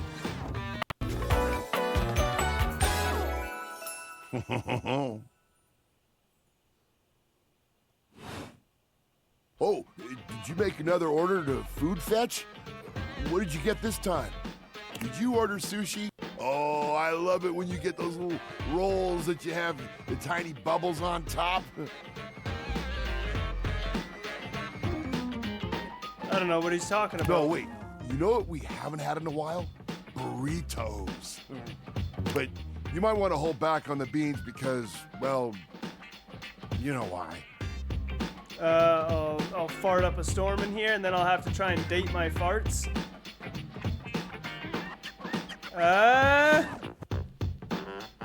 Oh, you got it, Freddy. So what are you doing here now?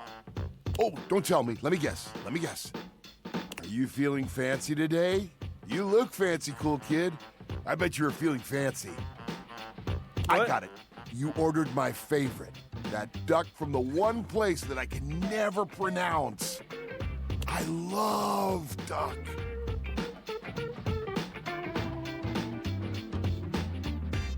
What about rubber duck? Yeah, I bet you won't get along with Rebel very well. What about, yeah, I'm gonna say Rebel? that one. Oh, he knows Rebel. That thing scares me. Burger? Chicken tenders? Empanadas? No, not empanadas. Oh, I love when you use food fetch. The possibilities are endless. As endless as they can be within a 10-mile radius. Food fetch is a ripoff. I'm trying to cut back. We have plenty of food here, don't we? Oh, sure. We sure do. You sound so adult, cool kid. We have food at home. I mean... But I guess you do still have stuff left over from the last food fetch orders. Yeah, I should be eating it. Wasting food is bad. I wonder what I got. You hungry? What can we get you? We've got those leftovers from that Tie Me to the Moon place, the slice of cake from I Like Big Bunts, or the pizza from Pie on Life. Which will it be?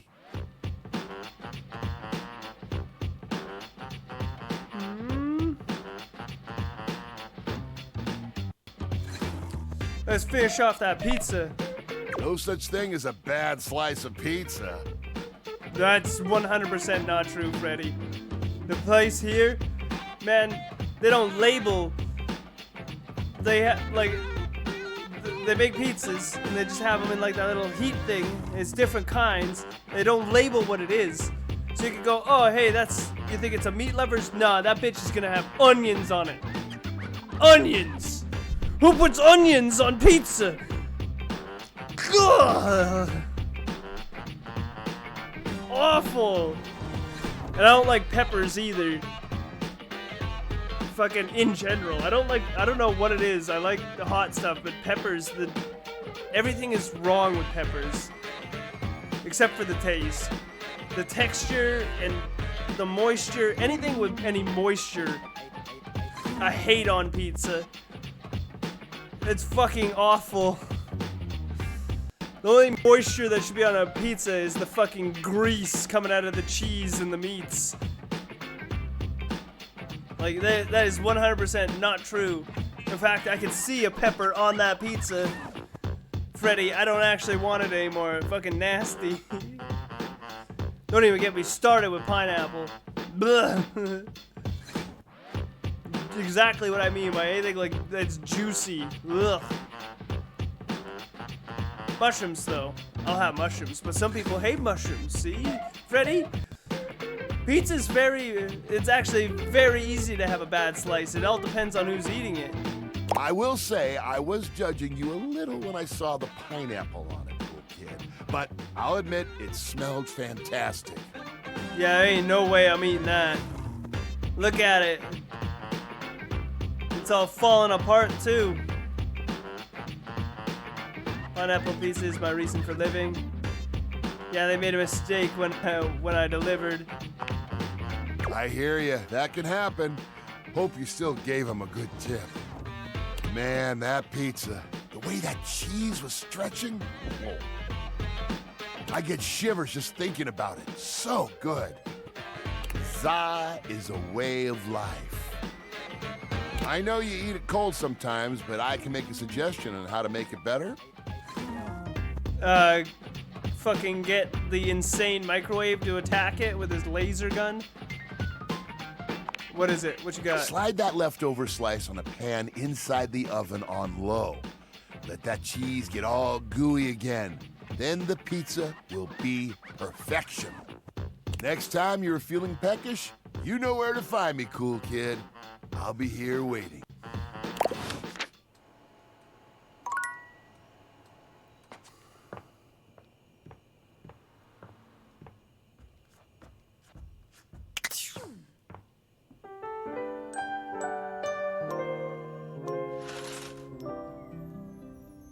We're getting there. We're getting them. How are we looking? Hey, we've done a lot today.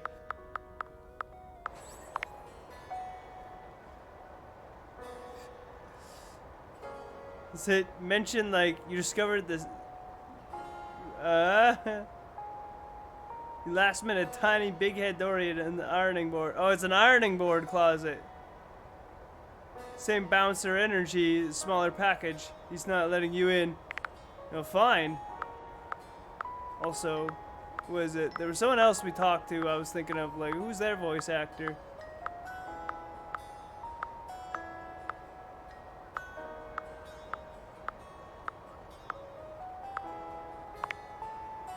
Was it Michelin? That does sound like a familiar name. Who's Cabrizio? That also looks like a very familiar name. It's also a character who shares a name with his fucking voice actor.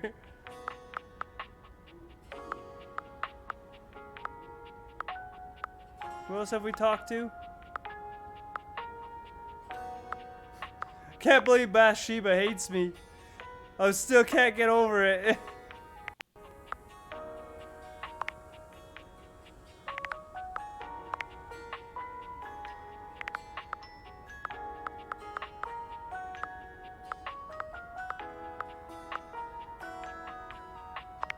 Yeah, who's Arma? Also seems familiar. We're not looking all these up on stream. I might end up looking them all up off stream though. Knowing me, like, who's this? Okay, who's this?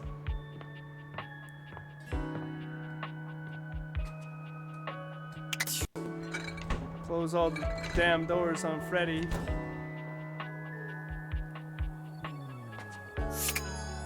Now is that gonna be Buddy? Man, I'm gonna assume it is. Why'd I leave everything open? The hell is that? Is that like an egg timer? Man, there's so much in the kitchen. Like, is the fucking vent different than the actual stove? Man. Like, let's see. Okay, we assume the books are gonna just be lyric, but then you got the salt and pepper. That might be fucking Michelle. But if it's not, that's 1, 2, 3, 4, 5, 6, 7, 8 things just on this fucking counter. And then whatever's in here when we get past Tiny Dorian. Surely some of them are gonna be the same. Like the knife block is just gonna be Daisuke again. The salt and pepper might be Michelle again. These two might count as the same. Almost certainly will. Well, oh, is this? What is this? As you walk into the kitchen, you're overwhelmed by a strange feeling. It's sort of like being watched, but it's more than that. You feel as if you're being evaluated, scrutinized by a presence that isn't all that impressed by what it sees. It doesn't take you long to pinpoint the source of that feeling. A cleric of some kind, dressed in black and grey robes, with a coil of sorts atop his otherwise bald head. He's handsome in a sterile and intimidating sort of way, but you can't even imagine this guy dating anyone. Yeah, I was He's just thinking so that. severe. I'd fucking go for love with this guy just for the challenge.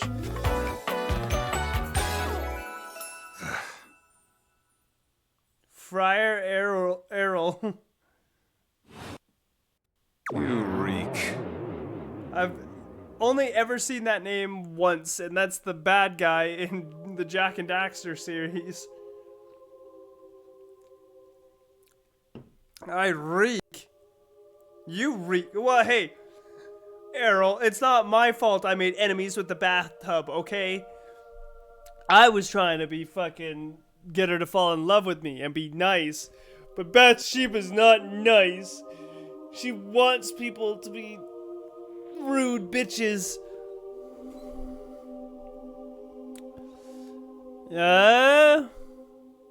Sorry, what?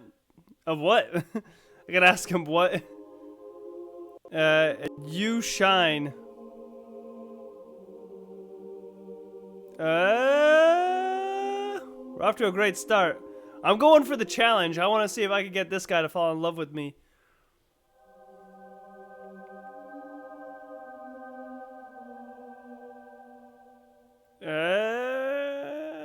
I feel like flattery is not going to work with him. Of what? You don't even see it, do you? Are you truly so far gone? I definitely know this voice actor. You reek of sin and grease. I feel as if I have been bathed in oil simply looking at you. Fucking, I think I know who it is. Like, I can think of two characters who this voice actor has done before, but I'm trying to remember his name.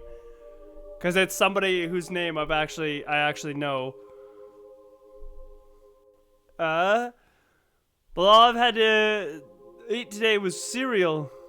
Are you always this aggressive with strangers?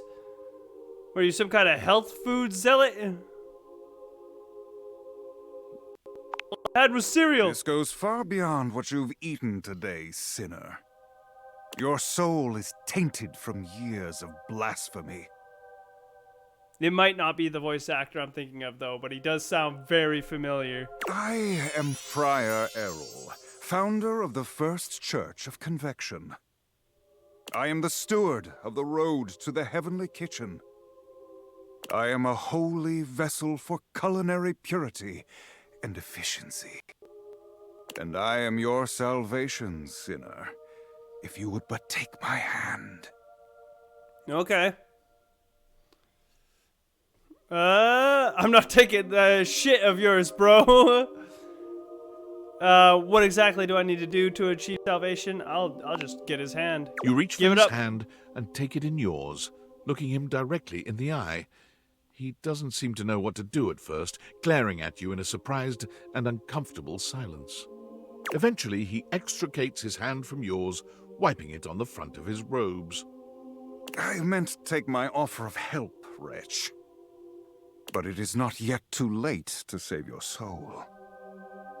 First, you are to confess your sins to me, the steward of your culinary soul.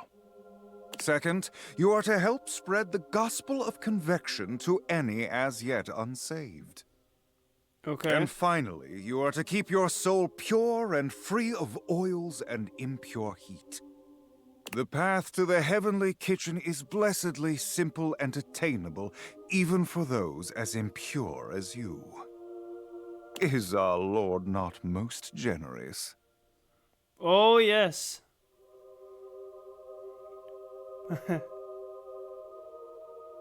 I'm afraid. Can you really save me? I'm gonna go with that one. Be not afraid.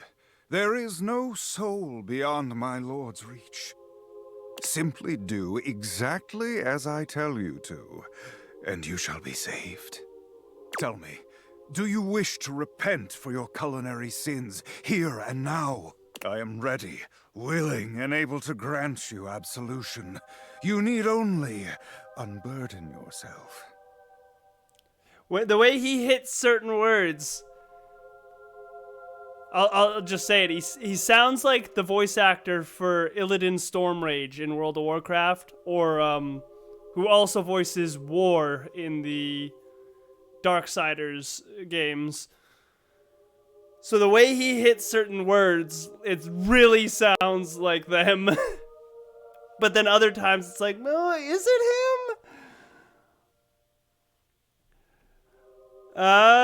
Blessed be Friar, for I have food sinned.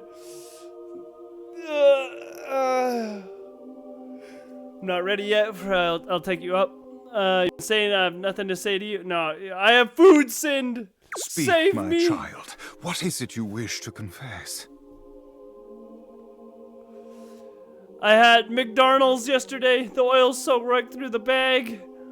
I once stole a pack of gum without realizing it from the grocery store. I don't even know what air frying is or how it works. It's the A shudder runs McDonald's. through the friar. Disgust, probably. But if you didn't know any better, you'd almost swear he was kind of into hearing this. How disgusting. You've done the right thing, confessing to me. Tell me, did you enjoy it? Did the impurity of it at all titillate you?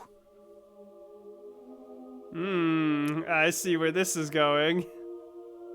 I've got your number now, Friar. Oh, he's an air fryer. I see. I've never used an air fryer, so I don't know what the fuck that is. I only thought of that because that last fucking comment that we could have said. No, it just disgusted me with myself. It did. It felt like I was getting away with a crime. I loved every second, and I'd do it again. I think I'll go for some right now. Well, that's a bit too hard. I did it. It felt like I was getting away with a crime. It is insidious, is it not? The way the grease devil tempts us. Even I am not immune to temptation, perfect though I may be. Well, that's literally not the definition of perfect. If you were perfect, you would be immune to temptation. The grease devil is slippery and sneaky indeed.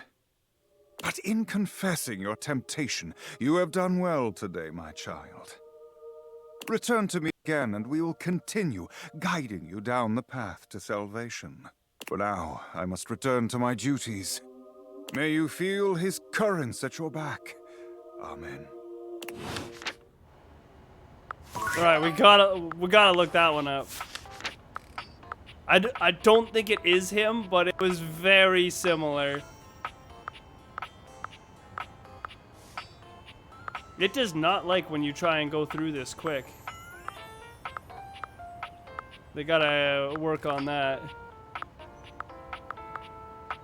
Like, see, it does like this little, like, freeze and jump thing.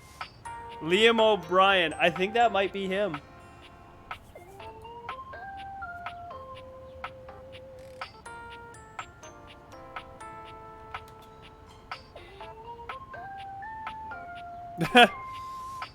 There's a Canadian ice hockey player named that.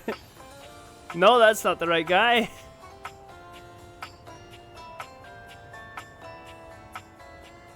Are you done having a little freak out there, computer? Is this the right guy? Man, he's done a lot of stuff.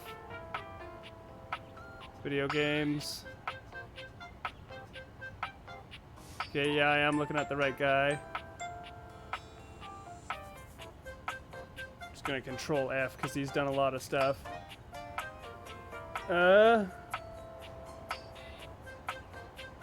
Yep, it's him.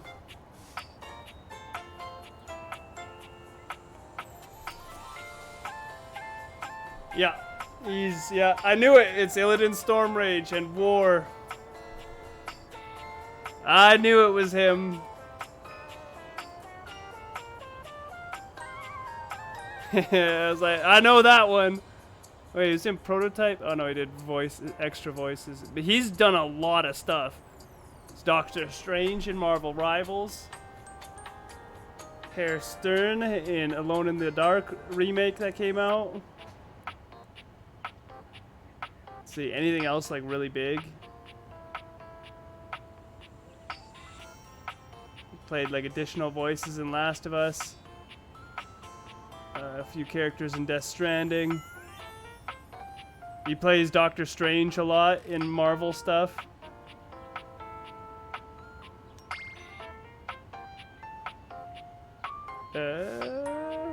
He was Gollum in Middle-earth Shadow of War.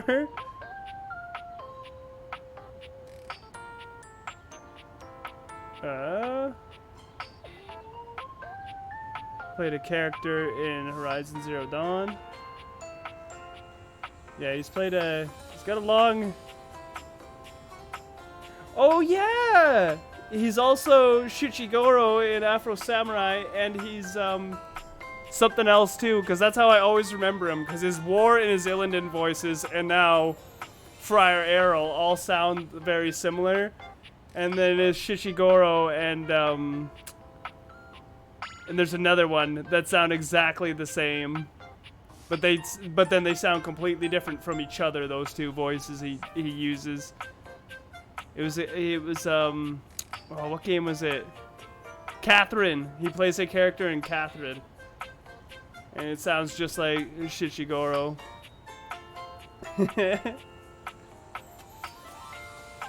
It's like one of my favorite characters in Afro Samurai too. Yeah. I'm surprised I couldn't remember his name, because he is definitely someone I've looked up before. Dislikes oil. Likes the road to heavenly kitchen, culinary purity and efficiency. Our lord of convection. Well, I like him. I know. I like that I recognized him right away. I was like, that's Illidan. That's Illidan in War right there. You hear her before you see her. A charming musician with literal coils of curly hair that swing cutely as she paces back and forth in your kitchen. She's clearly absorbed in something. Whoa. She appears to be talking to herself. Ay, mira. Look at all these crumbs. I'm gonna be writing some great music soon. I can tell. I'm at my most creative when I'm a little messy.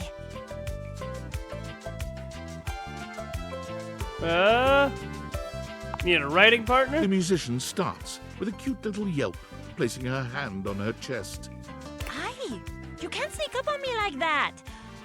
You never know what's gonna pop out of these slots. You gotta be careful.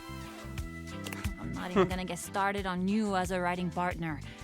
I know that, like, I don't know you at all or anything, but I am pretty sure you're not up to the challenge of writing with me. I have, like, really high standards. She picks up her guitar, striking a glamorous pose. I'm Miranda Dulce Tostadora, lead singer and guitarist of Miranda y las Migas. Okay. I don't... Is that Spanish? I don't know Spanish. She got Pop-Tart earrings. Blah! The Pop-Tarts! Mira, no, your teeth! Or Miranda. Why did I say Mira? Musical group around here by a lot. Is that so? That bass is going pretty hard. I like it. Is there much competition for best musical group in the house? What kind of music do you play? Oh yeah, what's the competition like? I mean, not really. The only real competition for me is me. I'm pretty great. That's pretty confident of you. Well, sure. I have to be confident to survive in this field. You think it's easy being in the limelight? It's a hell of a lot harder than being in the lemon light, believe you me. What?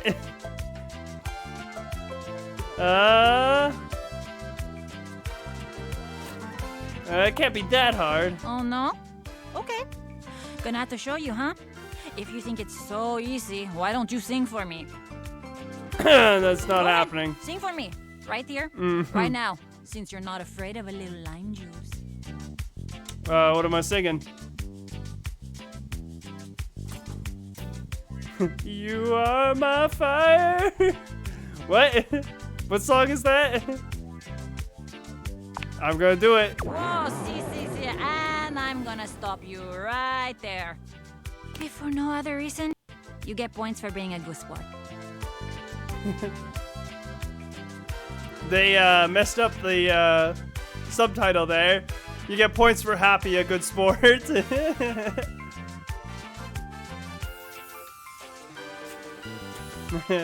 If I'm lucky. And you would be lucky too. I'm really good. Just stay on my good side. ¿Me entiendes?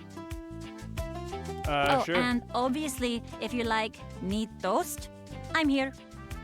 Okay, busy, sexy little tostadora with a gig coming up. Time to make the toast. Hasta luego. Bye-bye.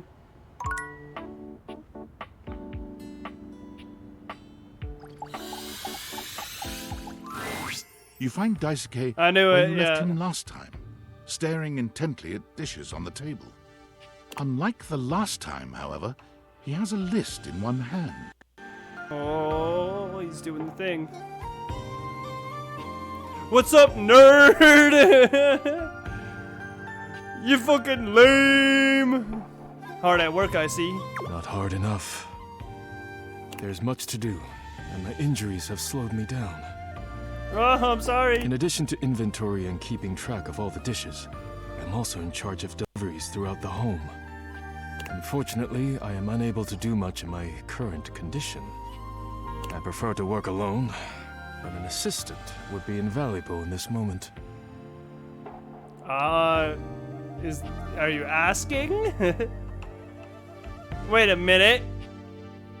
His picture for like what he is next to his name has a bowl with a knife and a fork. Wrong. I guess. What would you? Why you could use a fork on stuff in a bowl, like ramen, delicious ramen. But what's the knife for? I'm nobody's assistant. I'll do it for a price.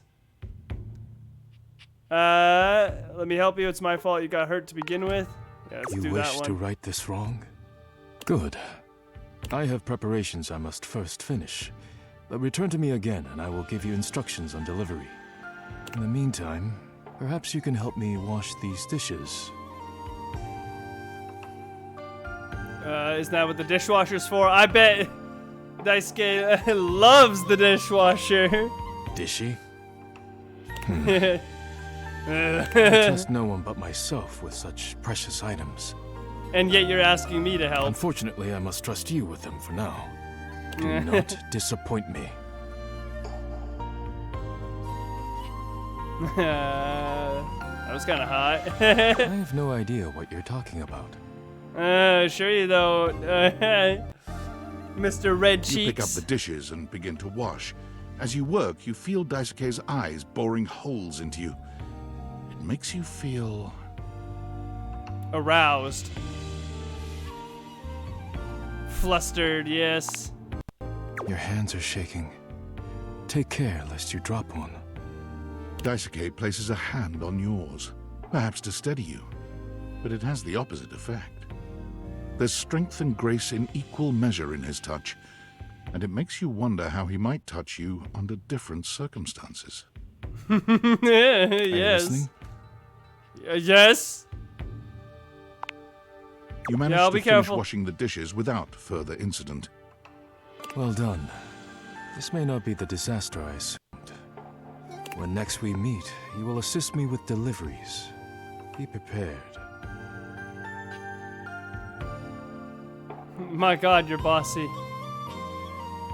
I'll do whatever it takes to make things right. Complete these deliveries, and all will be well once more. Leave me now. I must review orders and inventory. Farewell.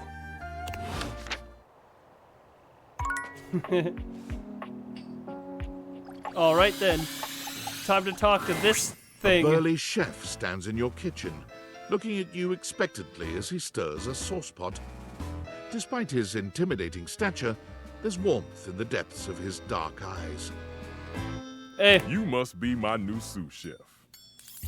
No. I'm Stefan. Okay. Hey. I guess that's a stove pun. Kind of. They're really stretching with that one. Prep? Yes. Stefan regards you in silence for a few long moments. Then why are you here? What? An adorable chicken-shaped timer slides into the conversation, settling on Stefan's shoulder. Mr. Chuckles. You're right, Mr. Cluckles. I could stand Cluckles. Oh, nice hair. Dude, that's pretty sick. Someone should get that. Bring that down again. Show everybody your sick hair. He takes a deep breath, steadying himself, then points dramatically at you. You! What are you doing in my kitchen? This dude's got the deepest voice. This is my kitchen. This is my kitchen. Oh, this is on. This is my kitchen. You must have me confused for someone who thinks this kind of thing is funny. I'm busy. Oh, God. I've got a whole lot of folks to feed, and unless you are here to help, I need you to step out of it. Wait. Do you smell that? No. Yet you possess a nose, do you not? I make do with my hood. What? Yes. I'm preheated. I know. Thank you, Mr. Cluckles. Always keeping me on track. Unlike some humans who come in my kitchen just to distract me.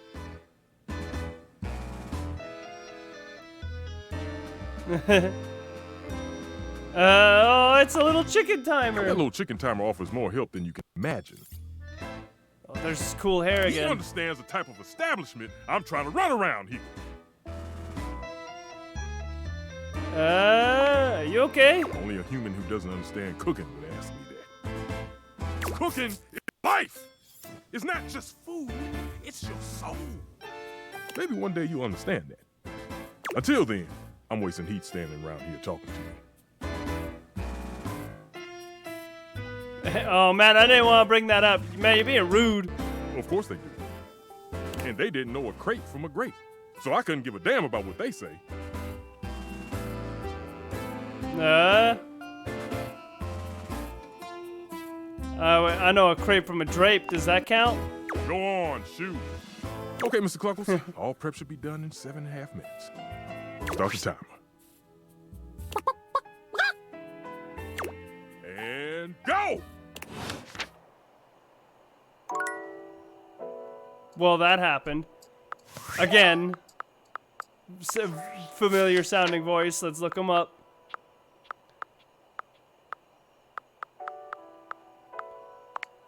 Just click on these so they don't say new next to them. It makes it easier to find them. Okay. Marcus Brown. That definitely sounds familiar. I said I wouldn't do it. Now we're doing it. Voice actor, not football player.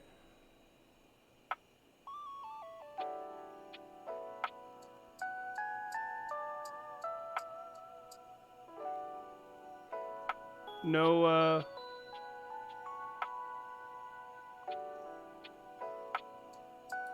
He's come up on the GTA wiki. Oh, he just did pedestrians. It's like, who could he have voiced in GTA? Let's see.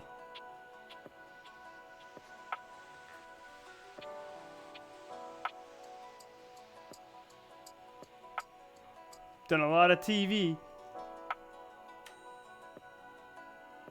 Alright, no. Enough of this.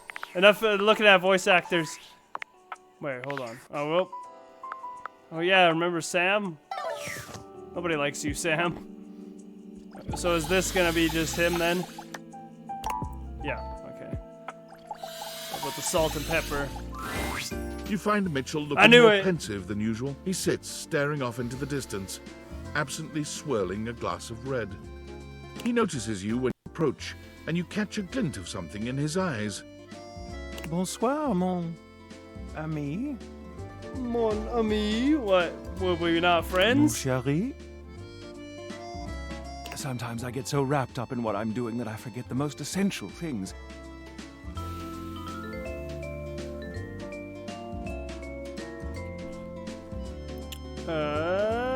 Mon chéri. I like the sound of that.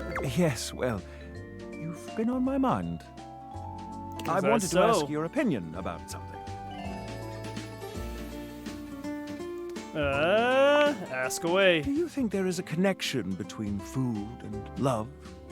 Specifically, do you think that by eating with another, delighting in delicacies, appreciating the ambiance of a fine establishment, engaging in pleasant conversation and the elegant dance of table manners, can these things make love?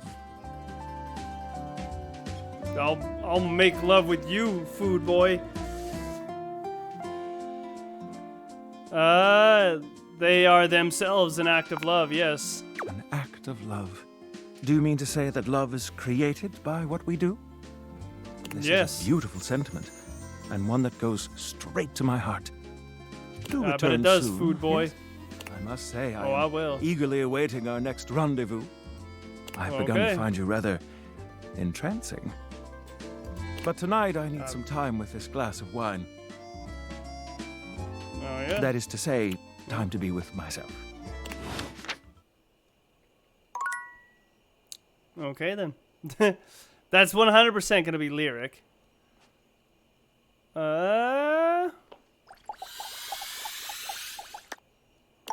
Yeah, that is just the stove. Okay. So we've been pushed into here. We cleared the kitchen except for... Oh wait, hold on. Okay, it is already talked to this object.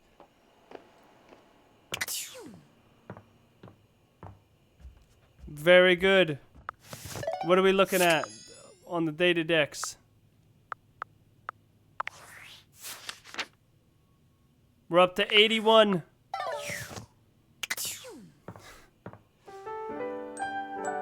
I think we started at 70, which means we are 2 hours into the stream and we haven't even found half of the ones we were missing. God damn.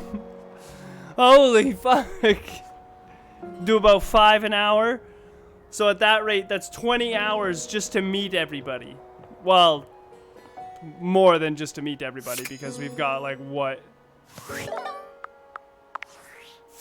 Actual relationship status with 10 of them. And we've met a few of them that don't have a relationship status multiple times, like Michelle there. And, well, I was gonna say the towel boy, but we actually have met him a few times. Daisuke. Yeah. The number's fucking dwindling, though. And we've tried to meet that chair so many fucking times. She just not cooperate. Damn you, chair. God, whatever this is. The fucking Playboy bunny. Damn it, this thing glitches out. It's kind of annoying. It doesn't really do anything, but it's still annoying. What the hell is that?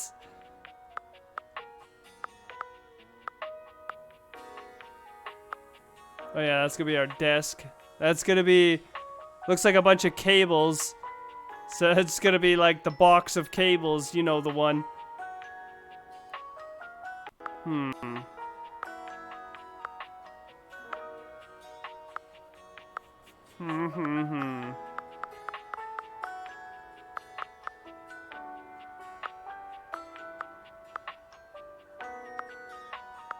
Looks like we're missing a decent chunk somewhere here.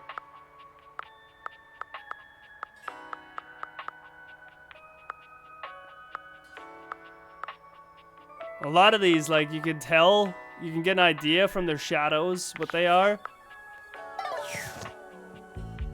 But, other ones, I'm fucking clueless. I have a theory about the fucking bunny. Is it a dust bunny? Looking like the corners. Is it like a... You know, because that makes sense. It clearly is a rabbit. I haven't seen any rabbit-like objects around here. Is there a dust bunny around here? Get in behind somewhere. I'm betting money on that. The weird shadow boy. What is this shelf? It's just a random shelf in the house.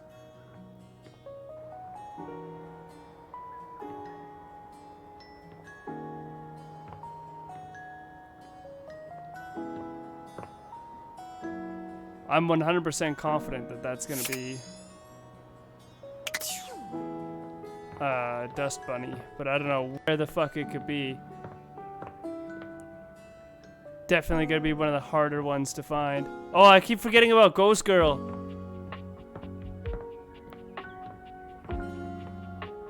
Gotta keep talking to her. It's gonna be in our office. Our office is gonna have a whole bunch of new ones.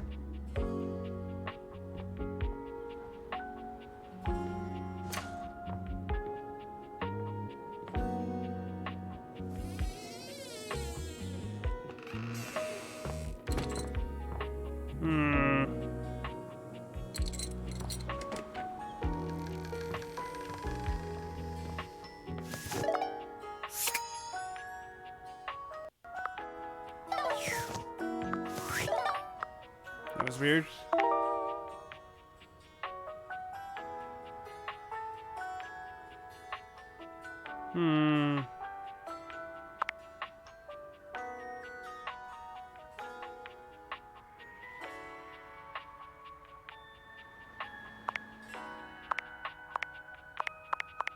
My God, there's a lot.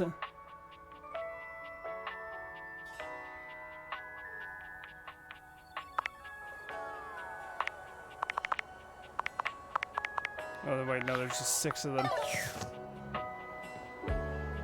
We still got 19 more to find.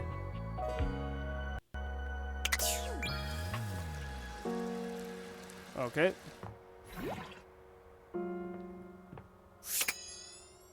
Is the sponge something different? No. Then I'm gonna assume that's Sinclair.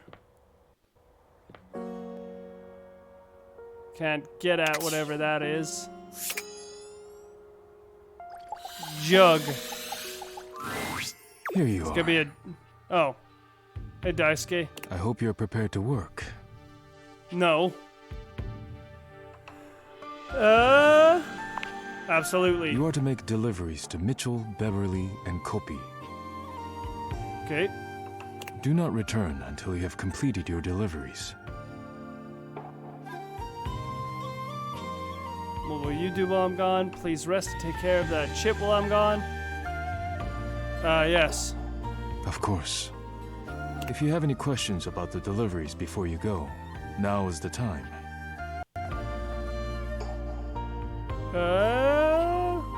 I'm good. I got this. I have nothing more to tell you. You may leave now. You could say something sweet. Would you bless the dishes before I go? Bless the dishes. I am not the spiritual type, but if you like, rub-a-dub-dub. Thanks for the grub. What? Rub-a-dub-dub. Hearing him say that.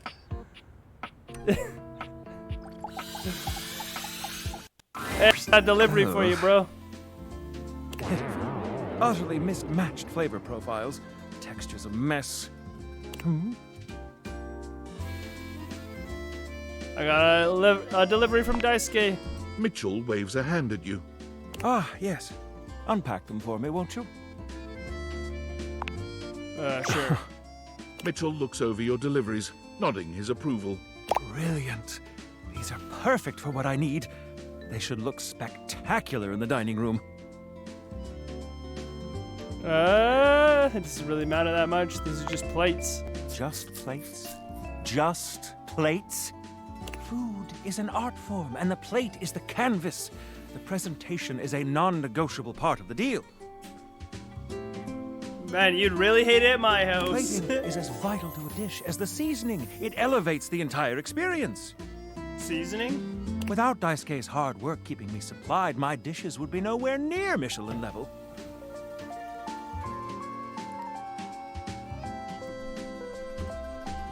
I guess I should be more appreciative of my dishware. Damn right you should. Daisuke spent years refining his craft, creating his own ceramics. He has a respect for the work you simply can't be taught otherwise. You do well to model yourself after him. Now, if you'll excuse me, I have reviews to complete. Hi, Nuggy. Are you a handsome? Look at my handsome boy. Can you sit your butt? Sit your butt. Welcome to Roofbox, right? the home of all your coffee needs. What can I get for you today? Oops. Sorry, Kopi, didn't mean to cut you off. I have a delivery. Huh? Oh, the new coffee mugs I requested from Daisuke. Just set them over here, please. All right. Thanks for that.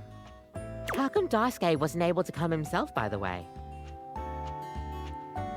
He got cracked, so he's taking it easy. That dish really needs to take a break every now and then. He puts the dishes before everything, even his own health. Why does he take his work so seriously? That's all he knows. His family come from a long line of fine figures. Tsubasa, Moridake, Williams Casanova. There's a lot to live up to for him. He can't even imagine a life outside of his work. Do you think he'll ever take time to do anything for himself? I sure hope he will, but I've never seen it in all the years I've known him. Be delicate. Don't be abrasive. Anyways, thanks for delivering these mugs. Tell Daisuke I said thanks. Then you were the last one, I think. Oh, hi. Welcome to the Tipsy Tumbler. What can I get for you? I have a delivery for you. Delivery? Oh, you must be talking about the branded rocks glasses I asked Daisuke to get me. Oh, thanks so much. I'll take those right off your hands. Ooh. You hand Beverly her package, and she sets to work unpacking and cleaning the glasses right away.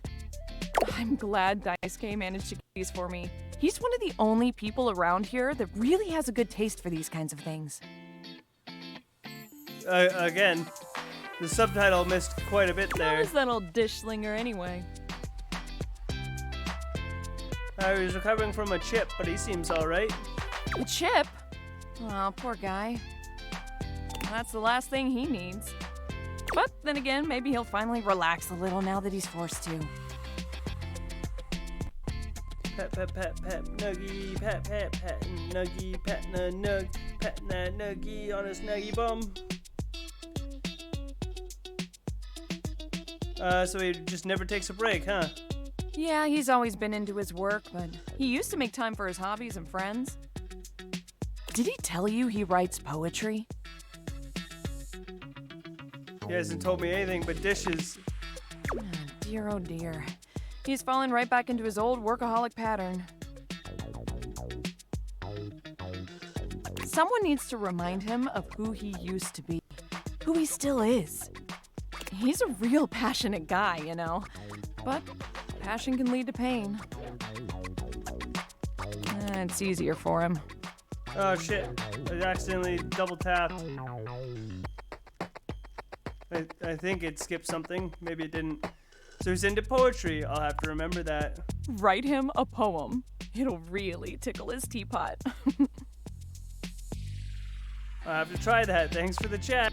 Hey, no problem. Come back to the Tumblr anytime. Was I the last one? What? Yeah, actually. Great job! Daisuke's gonna love that.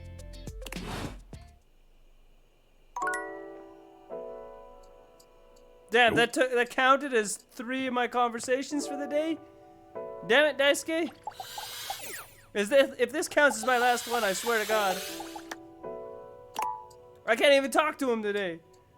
Man, give me the fucking sponges. You're back! Damn it, it's Sinclair. Oh, Sadiq, go lick someone else's hands. I don't care how dirty they are. Off with you. Go to your tray. Oh, have you found someone to help yet?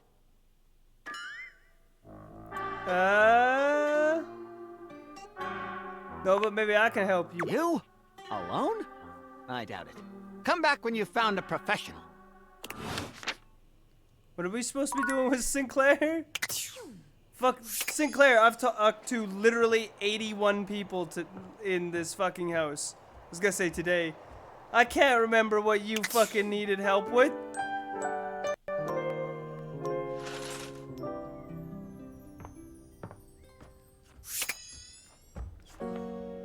My quest objective is literally continue to awaken dateable objects, even though I've done over 80% of them. You find Fabrizio and Daisuke mid-discussion. Beautiful. Like a ceramic sunset over a shining sea of China. I told you I would help you organize. Just look at you now. Even an injury cannot slow you down. Your assistance has allowed me to catch up on the rest of my work. I'm truly grateful. It's no problem whatsoever, amico mio. Ah, speaking of friends, it seems as though you have a visitor. Ah. We will speak again, Fabrizio. Farewell. Ciao. You have the air about you of one who has completed their mission.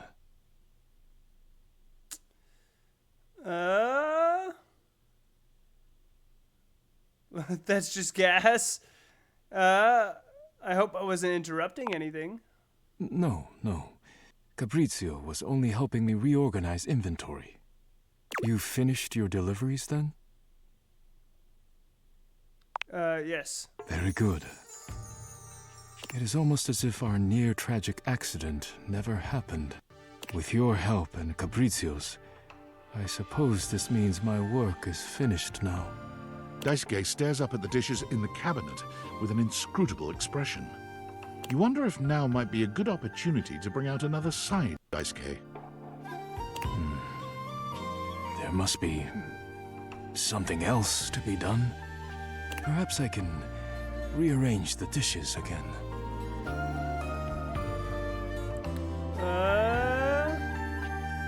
Seems like a good time to relax. Can you chill just once? Handling the dishes needlessly is a risk. It's true. You need to relax, bro. Is it ever really a good time to relax? Yes. But you are not wrong.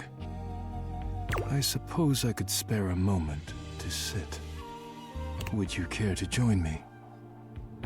Ooh. I'd love to. Come, sit.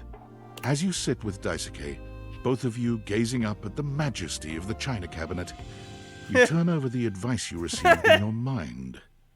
You could talk to him about coffee, poetry, ceramics. Poetry.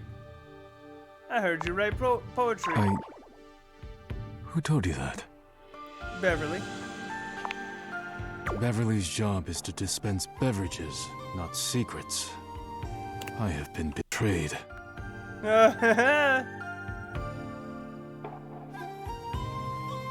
You shouldn't hide your art. Are you embarrassed of your poetry? Spill the tea. Yeah. Hello, Fox. How's it going? Nuggie. What do you expect sharing your secrets with a drunk? I don't think Beverly's a drunk. part of her body is literally alcohol. Okay.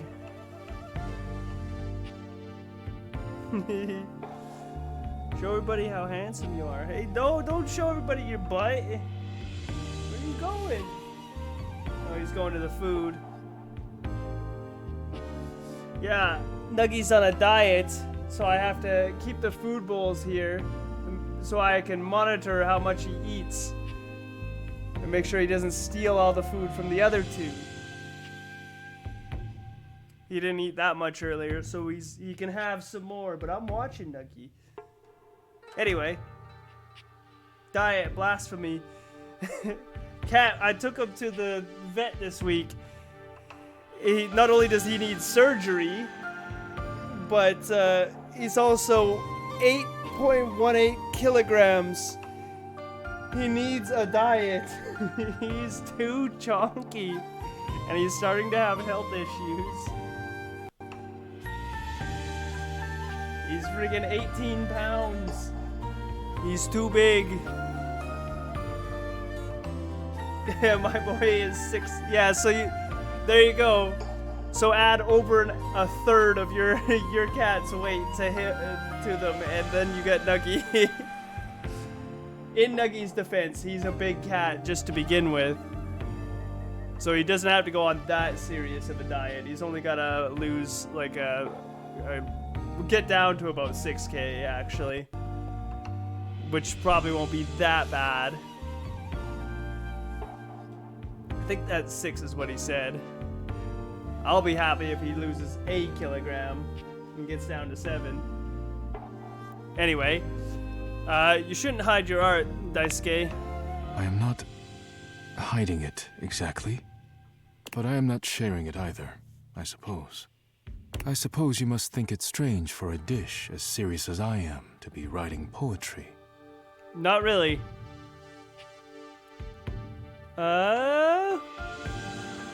Not strange, just hilarious. Yeah, make fun of him. I find it quite romantic, actually. Yeah, let's go with that one. My poems were never love poems, but I am glad you seem to be a lover of poetry just the same. It seems like such a simple question. Friends, lovers, hobbies. I dropped them all one by one. They were pleasant, to be sure, but a distraction. When a relationship ended poorly, I often thought of how much time I'd wasted trying to please others. When a hobby reached a plateau, I felt as though I let time slip through my fingers, time I could never get back. When I work too much, I do not have similar regrets. Or at least, I used to think so. Being forced to slow down has shown me perhaps my priorities have been incorrect for years. Yeah, that sounds about right, Daisuke. Now, faced with a quiet moment and friendly conversation, I find myself woefully inadequate, like a broken plate fused together with hot glue. No! It's not something you have to just accept and let it help you work on reconnecting with yourself. You're more like a crumpled paper plate. No! Even worse. I will help you. It is a kind offer, truly. But I am unsure if there's anything left to salvage here.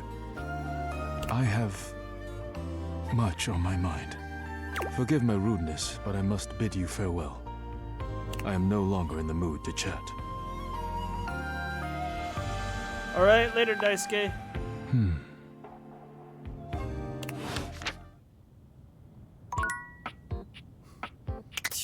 Okay, can we have a chat with someone new?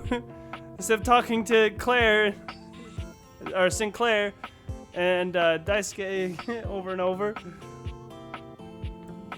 The soap, is that something new? I swear to God. The gladiator who stands before you is at once intimidating and alluring. She glares at you like she means to run you through. Oh my God, we're gonna get murdered by fucking laundry detergent. Also emanates the refreshing scent of springtime breeze. Oh, it goes well with the blood of the people she murders. It slightly undermines whatever murderous intent she may actually have. She is beautiful and terrifying, an Amazon in blue and pink. But even as she points her sword at your throat, all you can do is marvel at just how clean and sweetly scented it is. Who dares disturb me? Me, Lugal Man.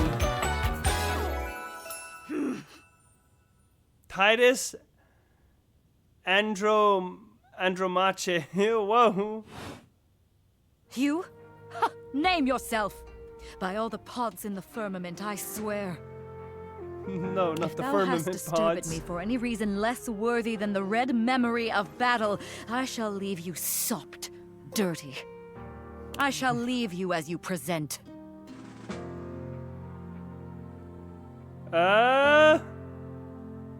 We don't even know each other and you're threatening me?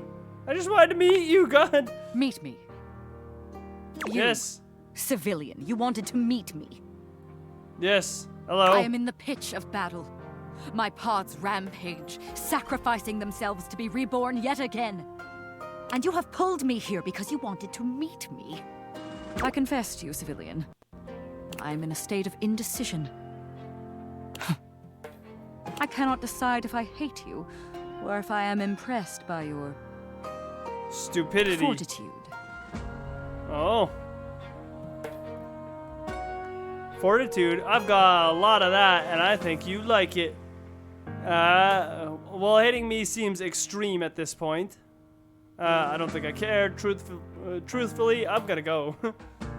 Oh yeah, well, I think you're into me. Fortitude. Such bold abandon flaunts a newling's claim, for converse, strained at altar side untold. What? You are not hated, despite thy impish impertinence. Perhaps there is something about you.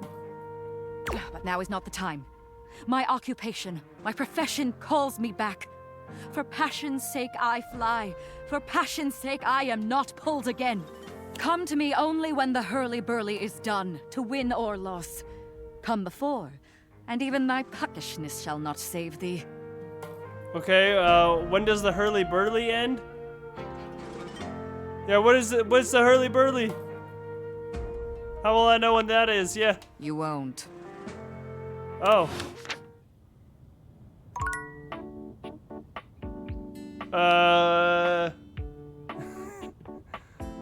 I'm gonna get murdered by soap, aren't I? Okay, that's gonna be Towel Boy. That's gonna be Daisuke. Is that also gonna be Daisuke? No, that was the laundry detergent. You don't want to talk to the dishwasher. The dishwasher's scary. This is gonna be just the Hanks. Normally, when you aim your date viators at an object, you see one personality only. But this time, there are two. Interesting. And they're so engrossed in a hideous argument, they don't even notice you've arrived. One is dressed in woven straw, with clothing in a basket on her back, and a shock of red hair that runs down it.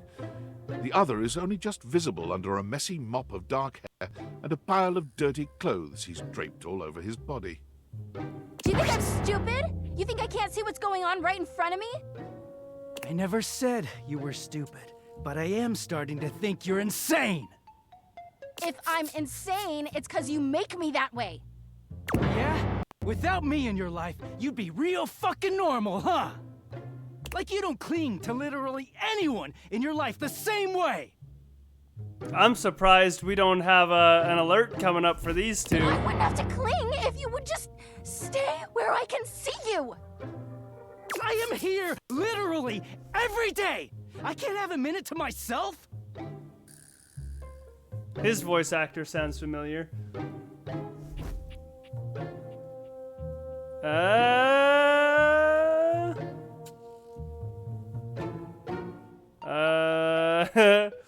I feel like we should just leave.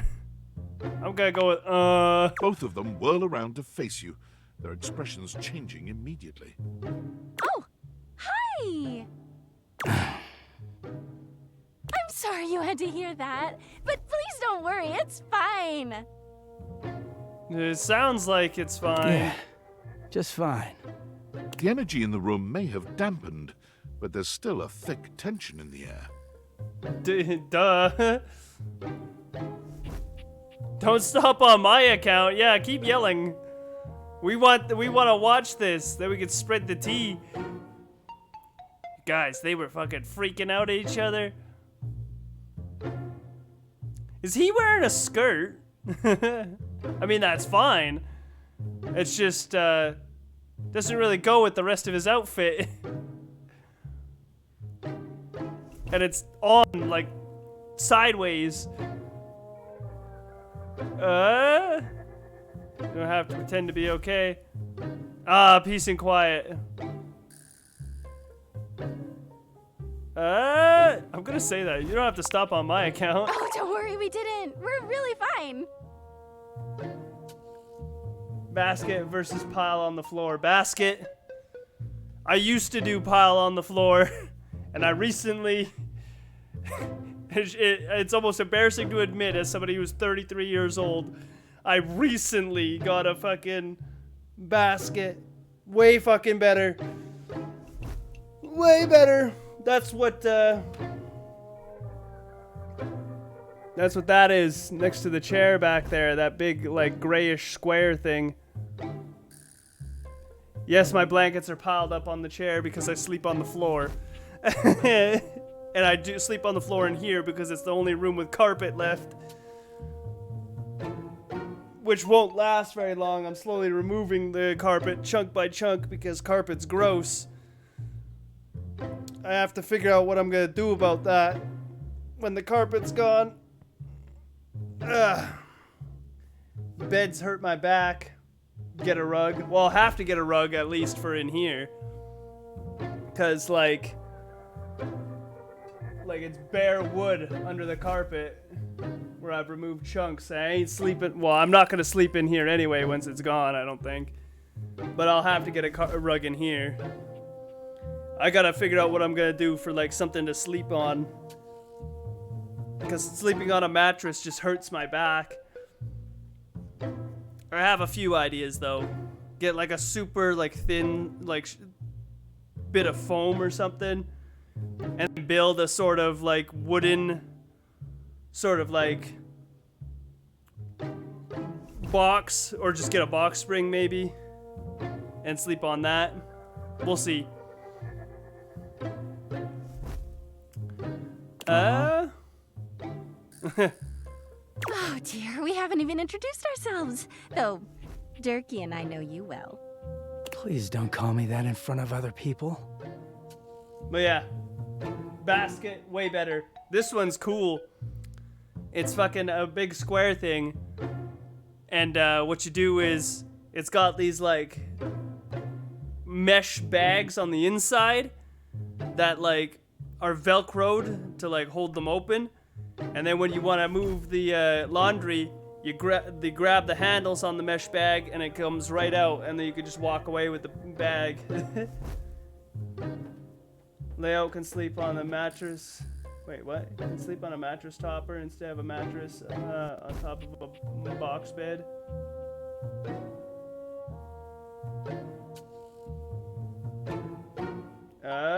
What's a mattress topper? Mesh, my god, the future is crazy. Yeah, it's neat, because then it's just in a nice little bag. You dump it right in, bam. Easy. You don't got a big ass basket you're carrying around, it's so fancy. It looked nice too until the cats decided it was a good thing to fucking claw at. And now it's all clawed up. You friggin' cats. Anyway. You're so cute when you get assertive, Durkee. It's just a thin pad you put on top of a mattress. Yeah, that's what I'm thinking. Something like that.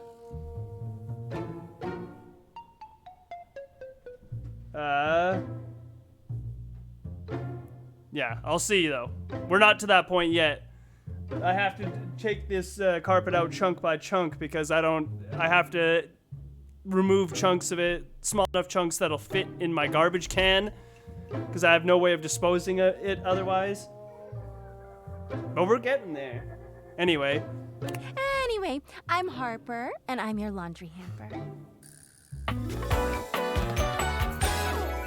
2 for 1 on this.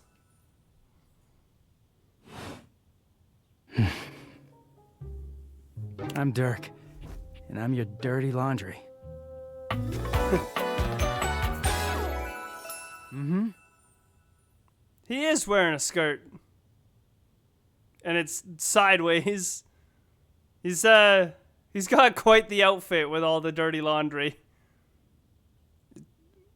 Why does he have a scarf? Is that underwear around his leg? Yeah, he's wearing everything. He's a lot to take in. I would love to see somebody try and do a cosplay of this guy. It would be so tricky to figure out how the different bits go on your body. Whoa there. My There she content is. aware has given me a tickle. Harper and Dirk have a relationship that isn't exactly the healthiest. You don't say, Skylar. I was expecting you to show up a lot It sooner. could be triggering for people who have dealt with toxic and abusive relationships. If dealing with that kind of behavior in a light way is disagreeable, I wouldn't recommend this one, that's for sure. You cool with that? Or you want to skip it? I'm fine. On with the show. Yeah, you're a bit late, He Skylar. is a very dirty boy, isn't he? Harper. Harper stomps on Dirk's foot, beaming all the while. Dirk grunts, but says nothing. Anyway, that's us. You could sound a little happier when introducing us, Dirky. Do I not seem happy? He looks at you, stone-faced. Every minute with Harper is a non-stop party. Harper's smile grows strained. Someone around here's got to try to put a happy face on things. Yeah, here we Dirky go. broods all the time like he's fucking Batman. Hey, I don't know. I wouldn't be brooding that much if I was fucking Batman. I bet fucking Bruce Wayne can really, you know, give it to you. Anyway. Batman? Who is this, Batman? Yeah? You know, the baseball-themed superhero who patrols the stadium of Baseball City. Kinda weird you've never heard of him. Don't be rude, Dirky. I'm not. It's just surprising.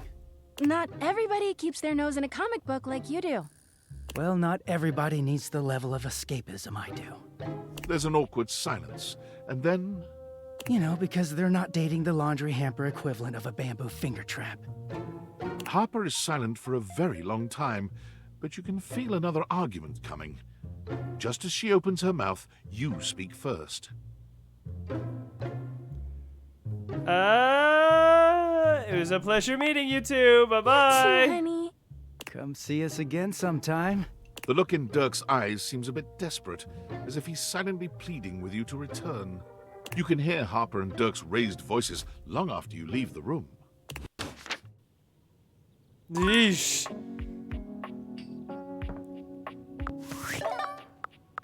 What are we at for? Another 16 of these people. Well, let's meet the washer and dryer. An acrobat in bright orange evaluates you with a smirk. His hair is streaked with grey, and there's a twinkle in his eyes that tells you this guy is definitely going to keep you on your toes. Well, hello there, new face. I may be quite excited to meet you. I may be quite excited to meet you. What? Yes. There he is. We've heard a lot about you, Drysdale. You may be excited? I have a voluptuous suspicion that may be the emotion I'm experiencing. Yes. Is that Neil? Who's Neil? I'm excited to meet you too. I don't know whether or not you're excited to meet me. I'd say be excited. I am pretty cool. I'm gonna go with that one. Neil Newbon. We'll find out. How can I know for sure? You might turn out to be fabulously interesting, in which case, yes, I am thrilled. Pass the champagne. Or you might, in reality, be a dud, a wet blanket, a bore. That happens, and I've already committed to excitement. I'd look like a bit of a moron now, wouldn't I?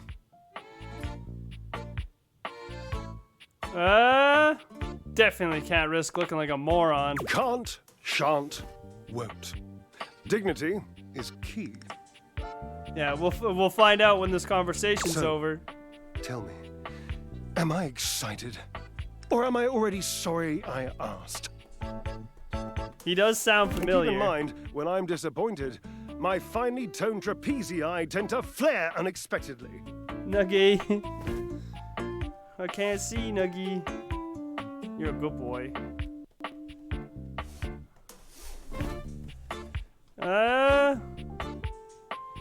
Those are quite toned. Naturally, as an energetic equilibrist, I must keep my body in tip-top shape. I can see that, you do not make that a priority.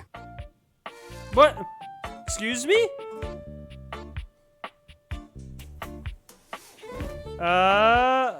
Yep, I sure don't. I hate working out. Excuse me, yes I do. You think this, do you? Such adorable self-delusion. Hey man, fuck you. Indeed. I am an enthusiast for anything that challenges all sides of my glorious vessel. How do you work out exactly? Jerub, I cannot even begin to tell you, but I am nothing if not inventive, fearless, indefatigable. Wow, I've never heard that word in my life. You must be creative too. Devilishly so. Okay. I haven't given up hope that I'll yet be able to craft a perfect metabolic masterpiece. Using only what's here in the laundry room? Gasp! I've had a sudden flash that I should feel excited, but I am not sure why. Explain yourself, brain! Oh, no, wait. I figured it out. Oh, that's more points for me. Huzzah! He's going to war with his own brain. Would you, my new lovely acquaintance, like to help me create the perfect challenge for my body and mind? Would you help me invent a tango for the triceps, a conga for the core, a quick step for the quadriceps? Build a workout together? That sounds awesome. Yeah, let's do it. Awesome, yes. As incapable of inspiring awe, just like my obliques. Yes? Yes. Obliques, we'll start there. I know. I can lie down with Florence, grasp Titus by her intimidating epaulettes, and Russian twist her for 3 sets of 20. What do you think? Which one's Titus again?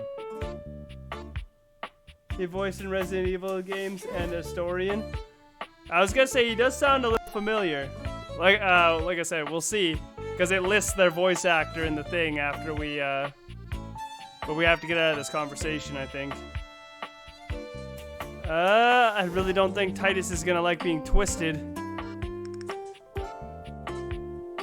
How about hanging knee raised instead? A hanging knee. Yeah, the knees. It mentioned knees. I don't think that's a good idea. Oh, why? Darling, where would I hang from?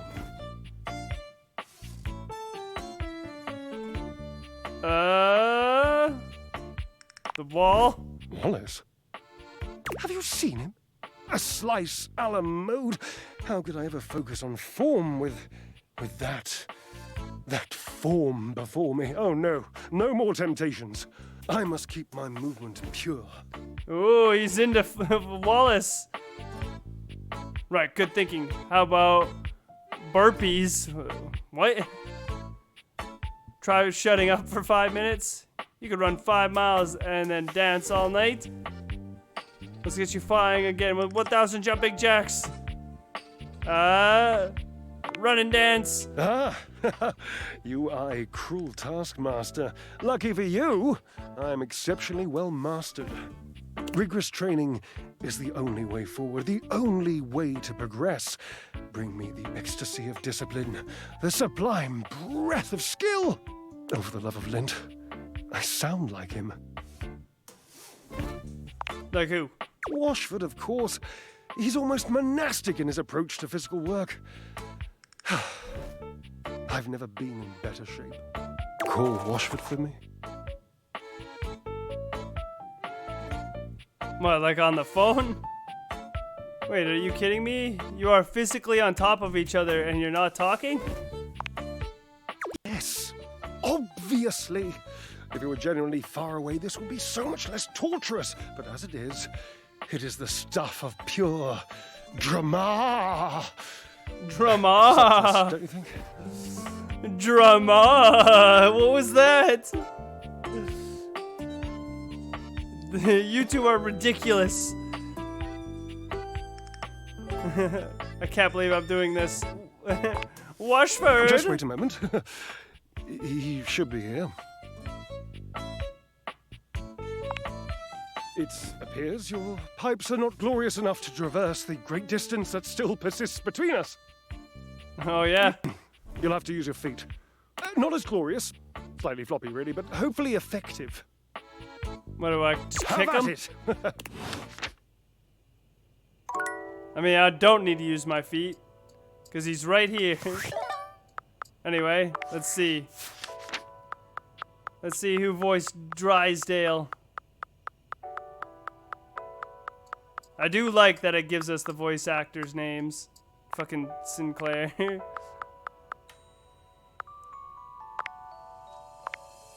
Just getting rid of these new labels. Drysdale. Oh, there he is. There he is. It's him. It's Neil. Voiced by Neil Newbon. Very good. I got one. Oh, Laura Bailey. There she is, Laura Bailey. I knew the big voice actor names would show up eventually. And who's Titus? And who's Dirk? Not sure. That does seem familiar. Yeah, I was able to recognize one earlier. Who the fuck was it?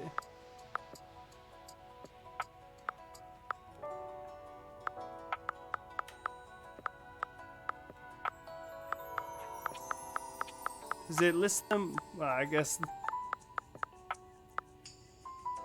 it was Friar. Yeah, Friar Errol. Liam O'Brien. I was able to recognize him earlier. Yeah, all these names. There's just Keith, cause he's the key. So he's Keith. I like Friar Errol, the air fryer. Very good.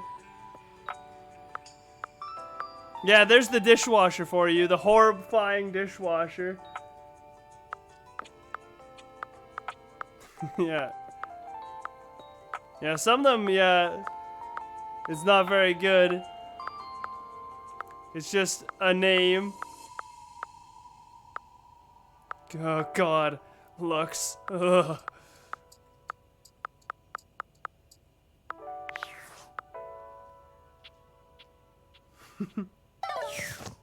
Hey, it could be worse, actually. There's a worse name than Keith in the, in here. Hold on. Hold on. He's all the way at the end.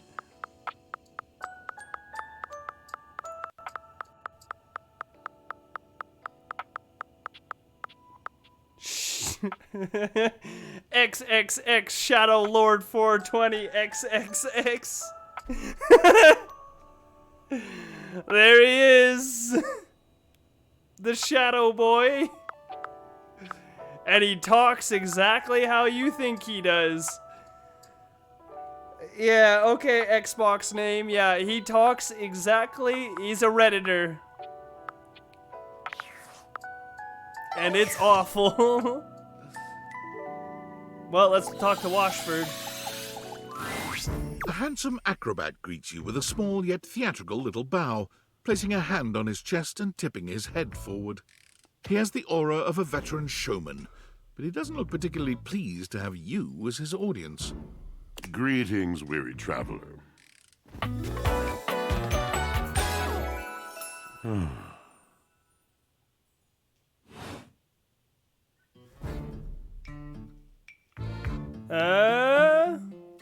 I am weary. Thank you for noticing. Greetings. You seem taken aback. Quite natural. It was not my intention to frighten you, though I grant I'm known to be a disquieting presence when I'm in a mood. This guy also sounds familiar. He's all washed up. Yeah. In a mood, huh? Like a good mood? Sounds like a bad mood. Yes. Yes. A long and solitary bad mood. For this, for everything, we are out of tune.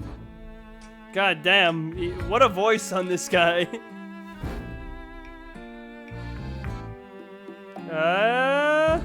Anything you want to talk about? You aren't serious. You jest.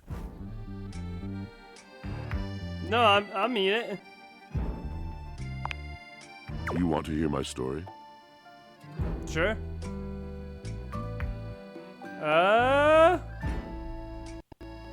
Yeah, sure. I am a servant to the drama of the heart. Yeah, free therapy. Oh god, another involuted inanimate? Truthfully? No idea what you're talking about. Sigh. I am awash in the scurryings of lives. Countless lives. Countless stories. I am filled with water, the fundamental state of all things. Water, the tears you cry when you are born, when you are made, when you are broken. It is the sweat that drips from brows and shaking knuckles in alleyways, in schoolyards. What? It flows over its own frozen self down dry and grateful throats. It drops from noses in blazing sunshine onto lemon-printed bathing suits. What? It is the wellspring of ancient secrets held in rough clay bowls. I am surrounded by it.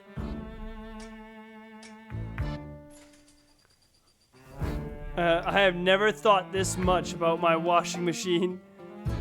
I'm remembering all the times I've left my clothes in the washer too long. I'm sorry?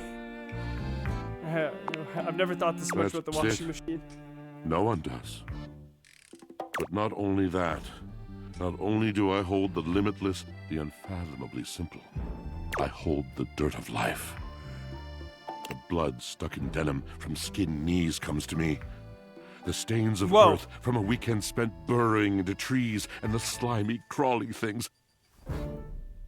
Excuse me? My knees never get skinned. My knees are too strong. The makeup smeared onto shirt collars and cuffs, streaked mascara, and embers of a lipstick that blazed once. Okay, this is getting steamy now. All of this comes to me to be absolved. It may be dissolved, but it does not disappear. It cannot. Nothing does.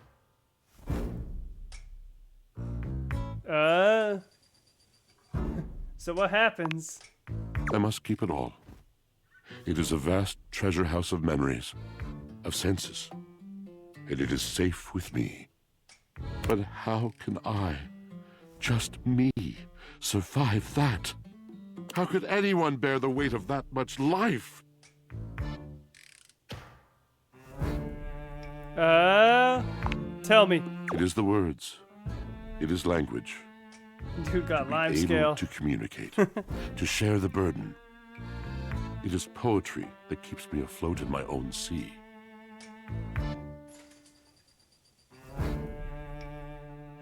I'd really love to hear the story you have to tell me. You mean it? And this at last is the dawn? Such bewilderment comes with the sight of the room. I cannot tell. A deep breath, what? I have lost my only friend.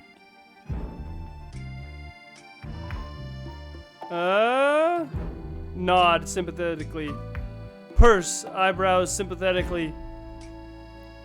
Nod? He gazes off into the distance, something clearly weighing on him. His eyes narrow for a few moments, and then he sighs.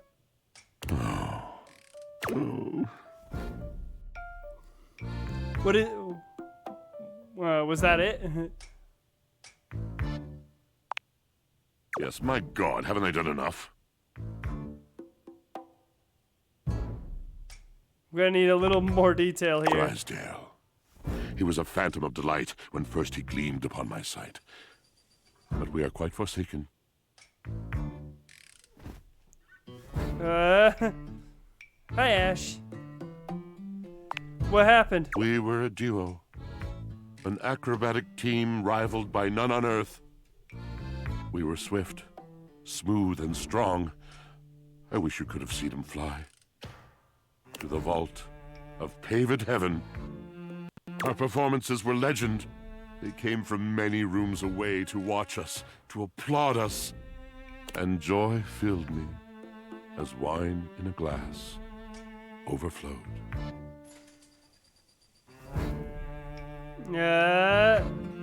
Cool beans.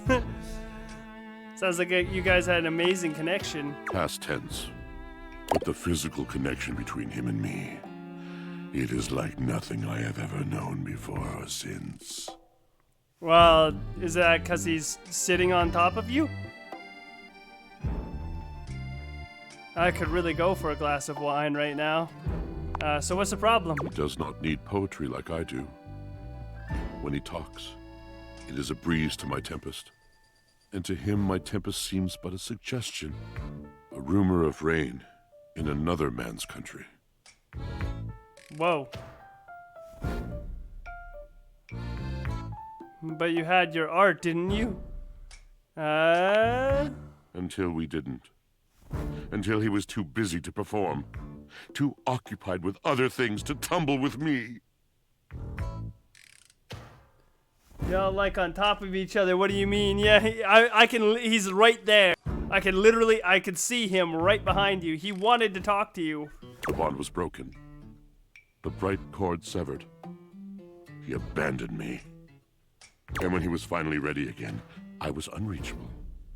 Locked in my own chillon. Trying to claw my way back to a friend could not hear me. What are you talking about? The wall between us has been impenetrable ever since. There is no wall.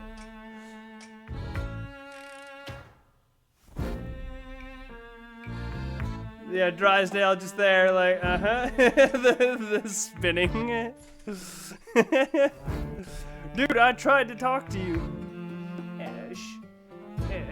He actually told me to come talk to you. So you guys haven't talked in a long time. Yes, it's been years. As I said, traveler, a long and solitary bad mood. All moving things come to an end. A knotted willow. I miss him every day. I miss him every day, but at least I get to see him every day. You have been a rather dismissive and flippant creature. I find I am still charmed. I didn't know I could still feel that way.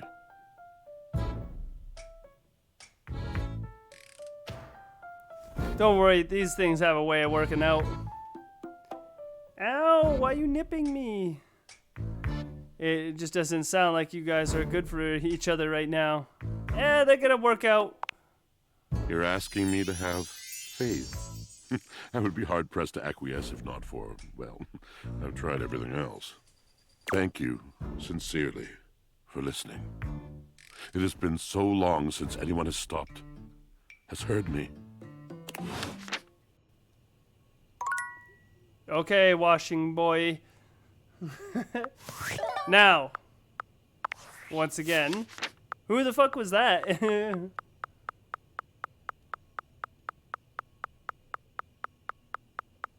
We're getting close.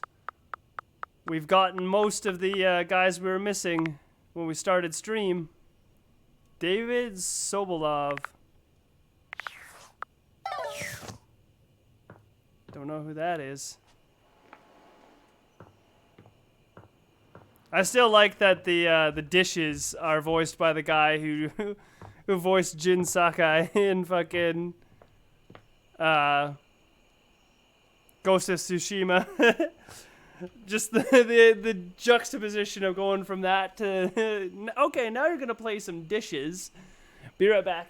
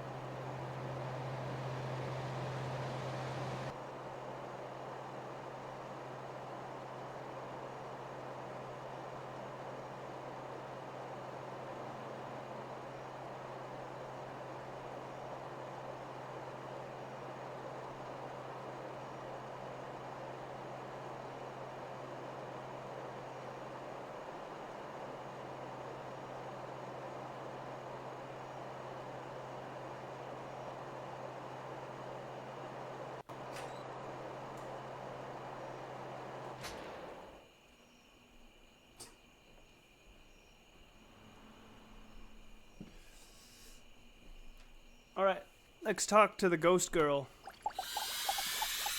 Let's bang the ghost. Oh, I'm so glad you're back. Did you find it? Sorry, not yet. That's okay. You're doing your best.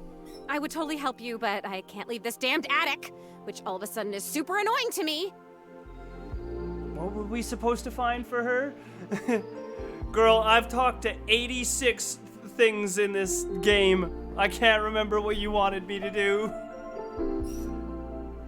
I was thinking, maybe look in something that's been around for a really long time, since I've been here a really long time. I just can't... I can't think about anything else. All I see is that. Let me know when you have it, okay? And thank you.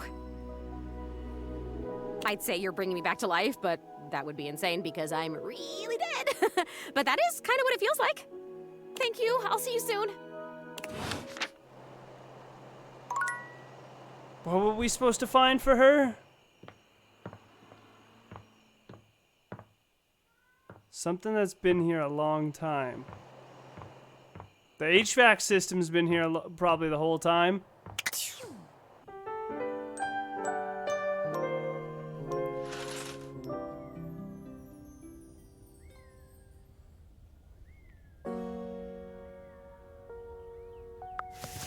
Is that noise in the game? Cat? What are you doing, Orion? Also, I'm convinced there's gonna be a dust bunny in here somewhere.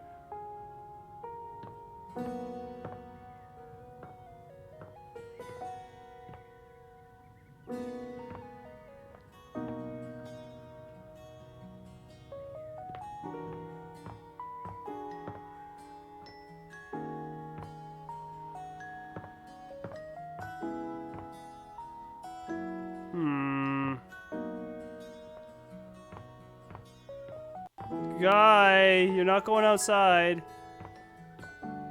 No.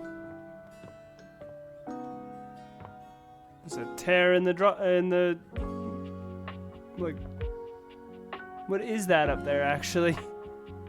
Whatever. You can hear him in the background, can't you? Frickin' meowing, the frickin' cat.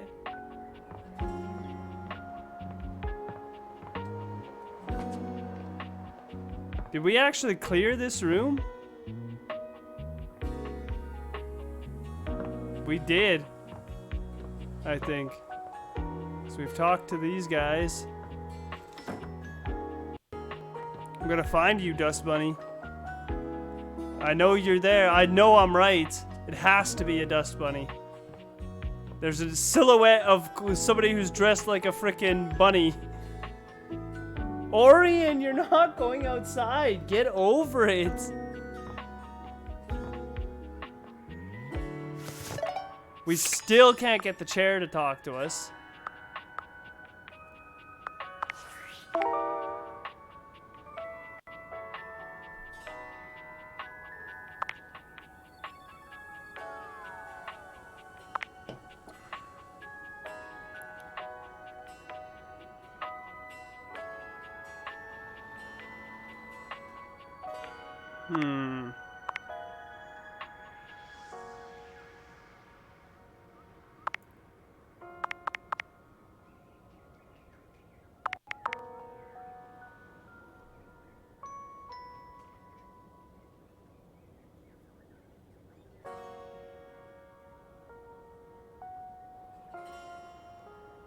There's a jewel underneath the house. Wait, what? Excuse me? Are they just referring to... Oh, that's right. The time capsule. He might know things. Hey, I was looking through my various items inside my capsule, and I found this cursed little necklace. Pretty bodacious, if you ask me. Bodhi's awesome. Is it bodacious? You ask me. Thanks. Bodhi holds a small jeweled pink pendant on a gold chain out to you. It's shaped like a heart and sparkles prettily when it catches the light. You want it? I normally don't give my precious materials away, but this one doesn't seem to fit my style. Yeah, I know exactly. That's what the ghost wanted, I'm pretty sure. Does he have a... What is that tattoo on his right arm? Is that like a heart with a movie ticket? You know, that's not a bad idea for tattoos, though, his left arm. Get the old classic, you know, 80s, 90s fucking random color shapes and whatnot. That might actually be a sick tattoo if done right. His is alright, but you could do it better. I'll take it. Zoe probably wants it. Yeah, that's what the ghost wanted. She's a ghost. A ghost? Yes, Scooby-Doo. Bodhi's hand shoots out, dropping the necklace into your hand without even waiting to see if you're ready. He flees, calling over his shoulder to you as he goes. I'm out. Take it. Bodhi lost his cool there. I'm going to assume I still can't talk to the chairperson. She's just not cooperating.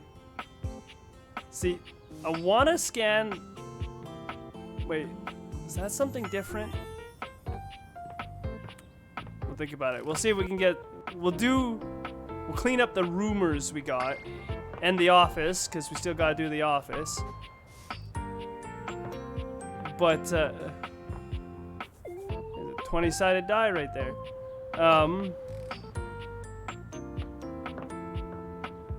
Oh, that... Okay, that's probably what that jewel was. Can we somehow scan the necklace? Yeah. Oop. Oh, whatever. We'll scan this board. The frazzled figure standing before you has the sort of overworked and underpaid co-worker energy you've not seen since you started working from home. She startles when she sees you looking at her, dropping a number of office supplies clutched in her arms. Oh my god. You can see me? Yeah, hey, what's up? You can see me! Oh my god. You've walked by me for so long without looking at me. No, I looked at Office you. Romance magazine was right. Maybe this really is my year. What? Hold on. You're stapled to each other, but is it healthy? 7 tricks to keep your love from drying out. Permanent and dry erase solutions to a relationship. White out your exes. 5 ways to keep that typo out of your life. Oh my god, I'm gonna... Okay, hold on, game. I don't get along with most of my exes, but fucking, I don't need to eliminate them. Wipe them out. Office Romance Magazine? I'm sorry, what? Sorry, guess I didn't notice you before. Yeah, Romance Magazine? Oh yeah, it's the leading publication on office romances for office supplies. It said my love life was totally gonna be on fire this year. Oh yeah? And fires, as we all know, are a very good thing. Yeah, don't say that to the girl in the kitchen, the fire alarm. Who is hot, by the way. Then fucking... I'm gonna go hit on that fire alarm again. Oh gosh, listen to me babbling at you. You don't even know my name. Well, go on then. Oh, I'm getting to it. I'm Penelope, and I'm your office supplies. Oh, she's all the office supplies. Man, I thought that the board was gonna be something different. Orion, now you're here to visit. Well, Will Guy.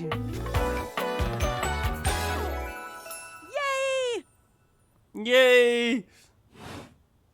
Which boy, let me tell you, you sure haven't used those in a while. What are you talking about? I work fucking 5 days a week. I use the fuck out of my office supplies. Well, everything's online now. Sorry. I don't know what you want me to say about that. Well, yeah, everything's online now. Sorry. Yeah. But it's great that you're here, though, because now you can bear witness. Okay, I'm bearing. To the resurrection of Penelope office supplies! So what if no one's using me like they used to? I'm not dead yet. You're so right, Queen. You got 1 foot in the grave. You're too cute to be single. I'm gonna straight to the fucking hitting on her. Hell yeah! Hell yeah! What? It Got her. takes a few seconds for your compliment to register with Penelope. A blush overtakes her face from chin to forehead, but she quickly shakes it off. That was a really funny joke you just said. Anyway, your daily motivational office quotes calendar put it best. Your most important work is always ahead of you, never behind you. Stephen Stovey. Now, what do you think that means? You lead it with your best asset, that ass. Time to look to a brighter tomorrow. I truly don't care. I'm gonna hit her with the dad ass. Exactly. I got her again. Anyway, to that end, I've got a hot date with a cross trainer. You got any advice for me?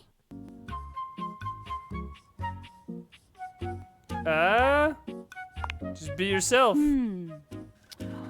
A little boring, but all right. I have arrived to do Hey, Kristoff, what's up? Oh, there he is. I assume he means date. I meant just what I said. Prepare yourself. Battle. Wow. All right. Love it. See you later. Battle. Don't get killed by Kristoff. All right, so does that mean like this is gonna also be Penelope? Yeah. Well, I was expecting to get more out of the office. Also Penelope. Upon reflection, it makes sense that your desk is as muscled and sturdy as she appears to you here now. But you still can't say you were expecting all this.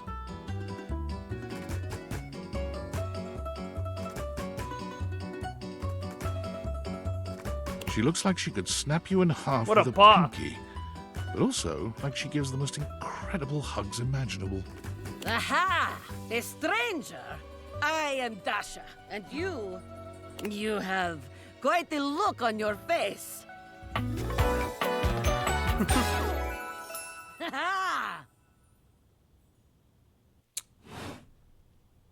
Hey, Nuggy. Haha, Nuggy. I didn't think my desk would be, you have lots of muscles. Can you pick me up?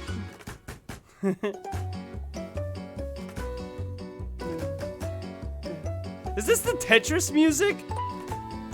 It sort of is. It's like a remix. You stink. You're stinky, Nuggy.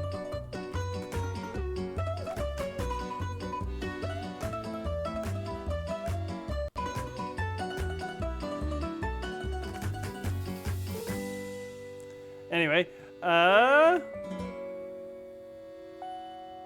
you got lots of muscles. I do. I am very good at hugging. But they aren't just for hugging. All day long, I am lifting. Holding so much on my shoulders, day in and day out. My job demands muscular perfection. That's enough about me, though. Tell me about yourself. You have intent in your eyes. Have you come to ask me questions? Yeah. The desk is also hot. I was just clicking around, saw the desk. I want to learn how to better converse with people. Wow, you're really perceptive. Yeah, that I see was much pretty here impressive. through the day. It was impressive. I have become very good at reading people. Your eyes might as well be question marks. But listen to me go on. Speak, friend. Well, I was hoping to revive my love life. And you have come to Dasha to help you do this, yes? You have come to the right place. Tell me more.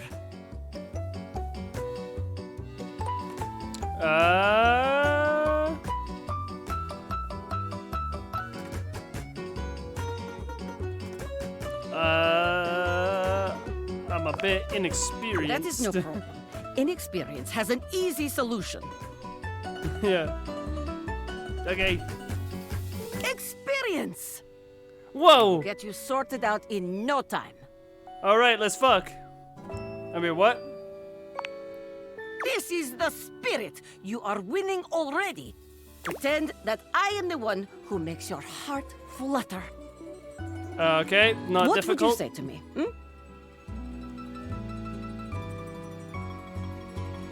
You are the one who makes my heart flutter. I think I need to go to the bathroom. Hello. That one. You are the one. You are funny one. Great joker, you. Mm, Try again. Yes. Seriously this time, huh? You really don't think that could be you? We are only just meeting, my friend. It was very funny, really. But the time for joking is over now. Okay, alright. Okay. Perhaps there is too much pressure. Perhaps we must go back to basics. We are side by side at Tasteful Bar. I am just your type. You wish to impress me. How do you get my attention? Fuck if I know. Crush my head between your thighs like a watermelon, mama. Nice muscles. Can you pick me up? Would you mind sharing your lifting regimen? Pick me up. Oh, you would like that? Come here. Whoa! Dasha lifts you ably with one hand, raising you high off the ground as easily as you might lift a pillow. She sets you down with a proud grin. You seem to enjoy being lifted over my head like barbell. I rather enjoy it myself, to be honest. You are like tiny feather. Lifting you is like lifting baby. I feel like there's probably a sexier way to say that. It is true, though, but perhaps you are right. Wait, What am I saying? We are here to train you, not Dasha. We must focus. Still, you have impressed me in our imaginary bar. Here is my number, attractive stranger. Hell now, yeah. the question is, will you know what to be doing with this number? Calling you immediately. I'm fucking super desperate. Tear it to pieces, throw it at you like so much confetti. Carefully fold it and put it in my pocket. Then call you after a reasonable amount of time. Call you right away, please. Yeah, the middle one. Yes, tasteful, classy, excellent. Excellent work today. Come meet me another time if you wish to continue your lessons. I have much work to do, but I have enjoyed our time together here. The fucking music. See you next time. Damn! There's so many hot people in this game. Is this more of the desk supplies, or is this junk? Is this stranger your junk drawer, or the physical embodiment of clutter? He's absolutely covered in odds and ends. Receipts, CDs, rubber bands. Even his messy black hair sports a light bulb, a pencil, and a pen. Yeah, as well as some, like, more rubber bands and some sort of tag. He's gotta really do something about his facial hair. When he catches you looking at him, he startles, leaping back with an undignified yelp. What?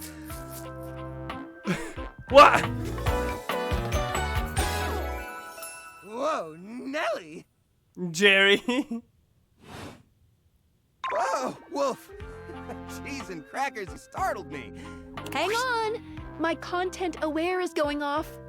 What's gonna be wrong with Jerry? Jerry has some mental health concerns that some players might find a little problematic, specifically hoarding. You cool with that, or you want to skip it? Really?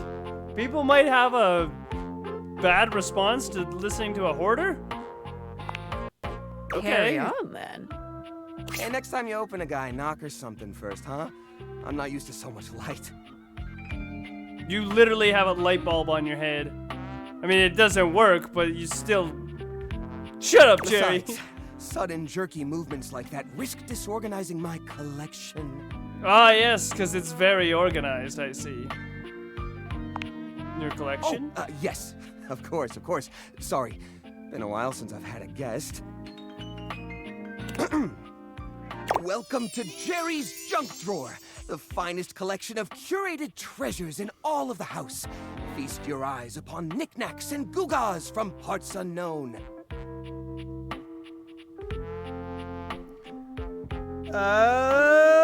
Is that a rusty nail? Is there a rusty nail in there? I don't see one. I see what looks to be a bicycle chain, though. What the fuck? Yeah, we got some wires, a cassette tape, a bit of fabric with a fucking needle and a button in it, some 2 playing cards, a puzzle piece, pins and a receipt, a doll's head, and yeah, what appears to be a bike chain.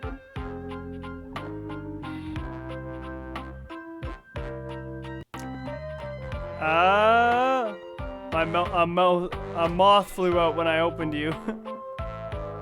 I want to see how he responds to the moth. Oh, that's just Silky. He's my assistant. Or at least he's supposed to be. That's his job on paper anyways, but he spends most of his time chewing holes in our sock department. That's fine though. If I'm being honest, I prefer doing most of the organization myself. So, what do you think? So, but I'm still not sure I understand what kind of collection this is exactly. Why, it's a collection of lost things. Each one forgotten by the world. Each one a story. This button, for instance. Perhaps it was left behind as a clue from one lover to another. A modern-day Cinderella slipper. Don't think so.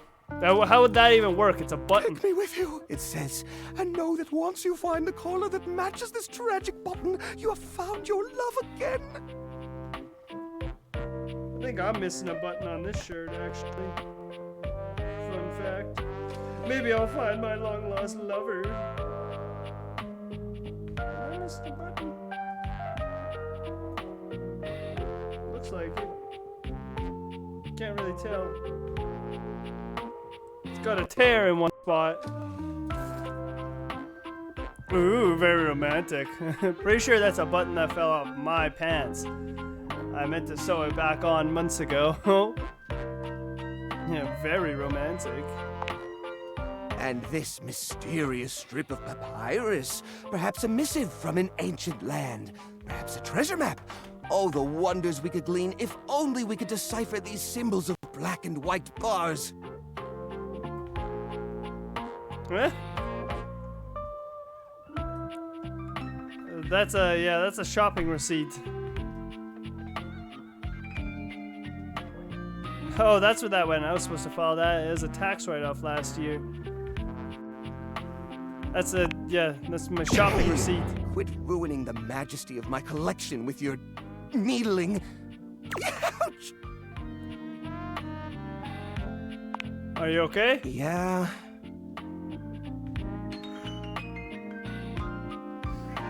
Are you really okay living like this? What are you insinuating?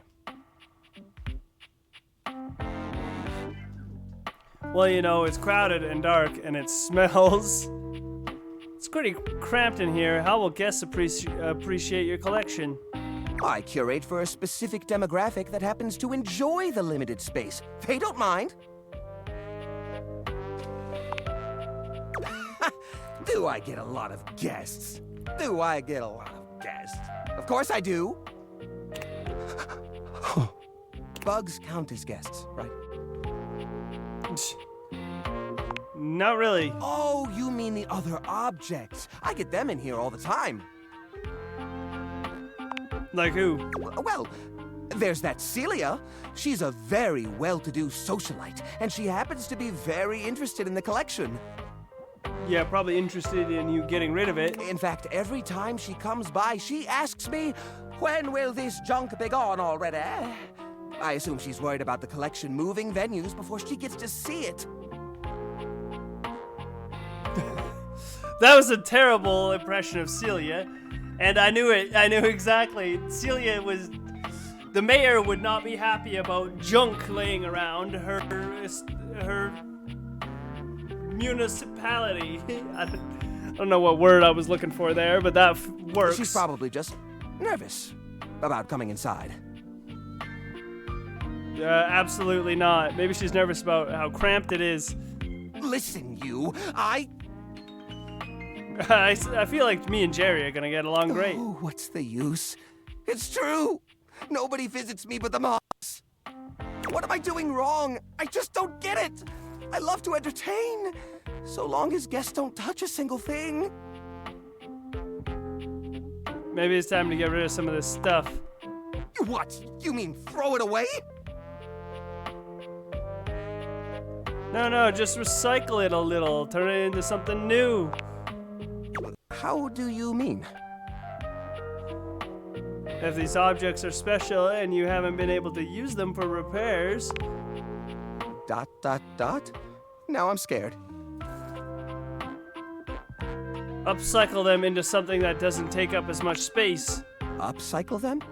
You mean like an art piece?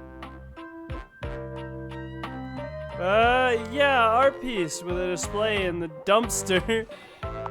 Yeah. Well, I suppose the collection could use a centerpiece. Something eye-catching to bring in more visitors. Which is to say, a single-digit number of visitors.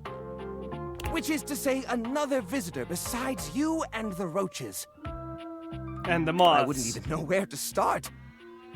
Why would roaches be in you? There's nothing a roach would go after in your what drawer. Am I supposed to do? Just smash objects together at random? I mean, you could. Somebody would definitely fall for that. I can't imagine Pierre the paperclip and Claude the so old he's gray and unusable now eraser getting along. They're so different. But this junk isn't talking, even with the date viators on. Well, you can combine objects with similar personalities. I want to see, how does he respond to that? Junk! Yeah? I knew it! You're not here to help me! You're just trying to trick me into cleaning up like everyone else! Uh-oh, I blew it. Well, I tried being diplomatic. Alright, give me those. They're going in the garbage. No! You can't! Please, at least let me pick what I want to get rid of. Oh god. I've watched Hoarders. I know how this goes, Jerry. I'll clean this place up, I swear. Just don't throw away all my memories for nothing. I couldn't bear it. Alright, as long as you promise to clean. Oh, thank goodness. It'll take some time, though. This process is delicate. I won't be done until tomorrow, at the earliest. You'll be given a few days, Jerry, as I make my way through the house. But I'm watching you.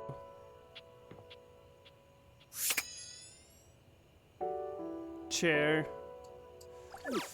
You gonna cooperate with me, Chair? Oh, hi.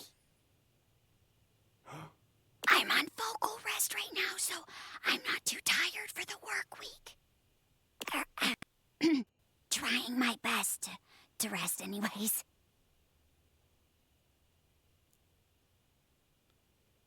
I'll have to catch you next time then. You're welcome to swing by the show another night if you like.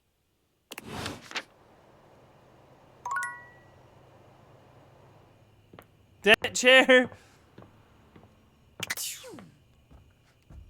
That chair is a tough nut to crack, that's for sure.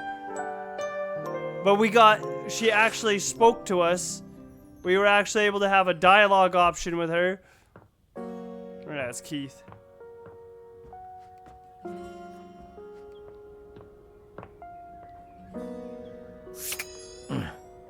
So is this, I should have scanned this. That's gonna be just more office supplies, right? I'm assuming this is the mouse, the keyboard, and the computer are all gonna be one thing. The lamp is just gonna be Lux. Ugh. Oh. Wait, hold on. The 20-sided die, that has to be something different.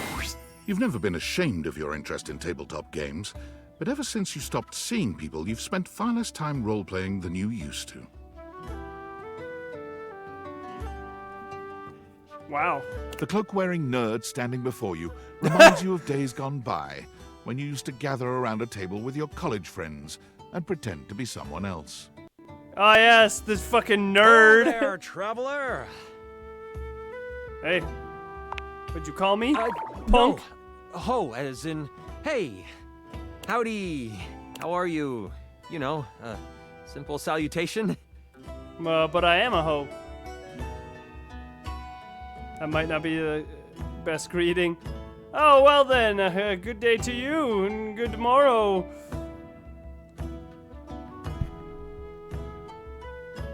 Yeah, it's not the best greeting.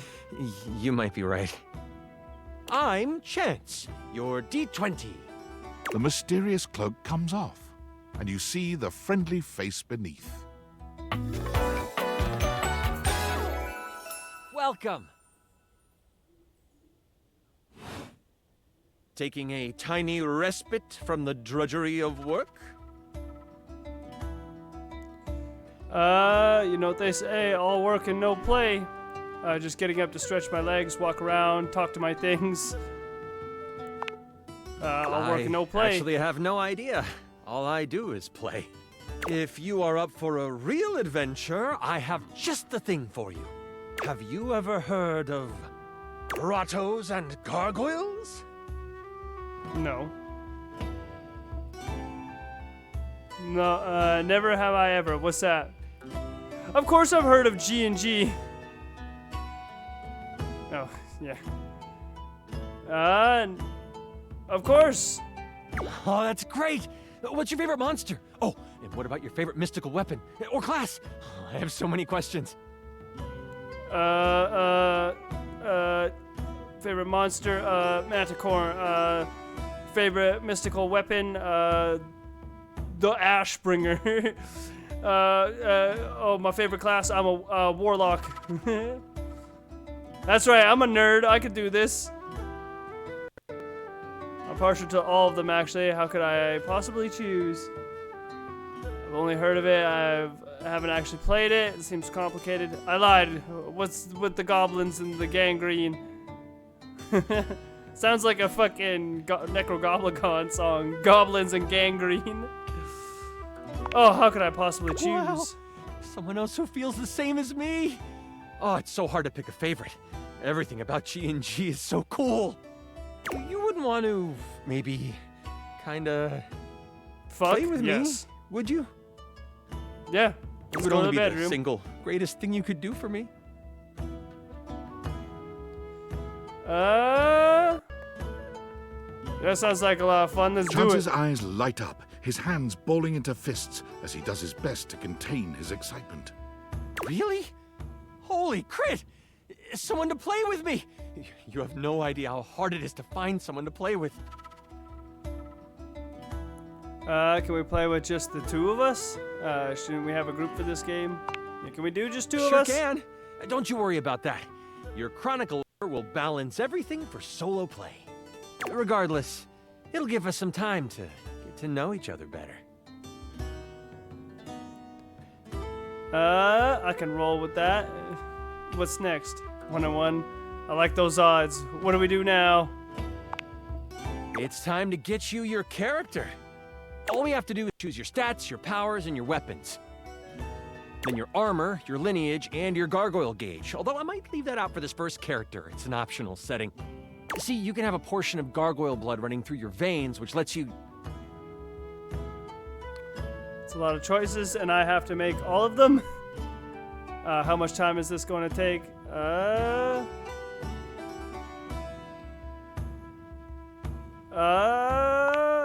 That's a lot of choices. It is a whole heap to take on your first time out. How about you let me make your character for you? I know the game inside and out, and you can just show up and play.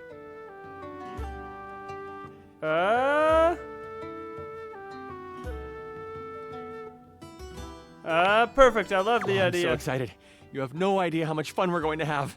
I'll even build the session based on what class you pick. What are my options? There are 3 classes I can get rolling for you. All of them are awesome, but they won't be too much of a challenge. I'd suggest the Troubadour, the Guardian, or the Enchanter. Which one would you like? Let's roll Troubadour. I'm so excited! The Troubadour.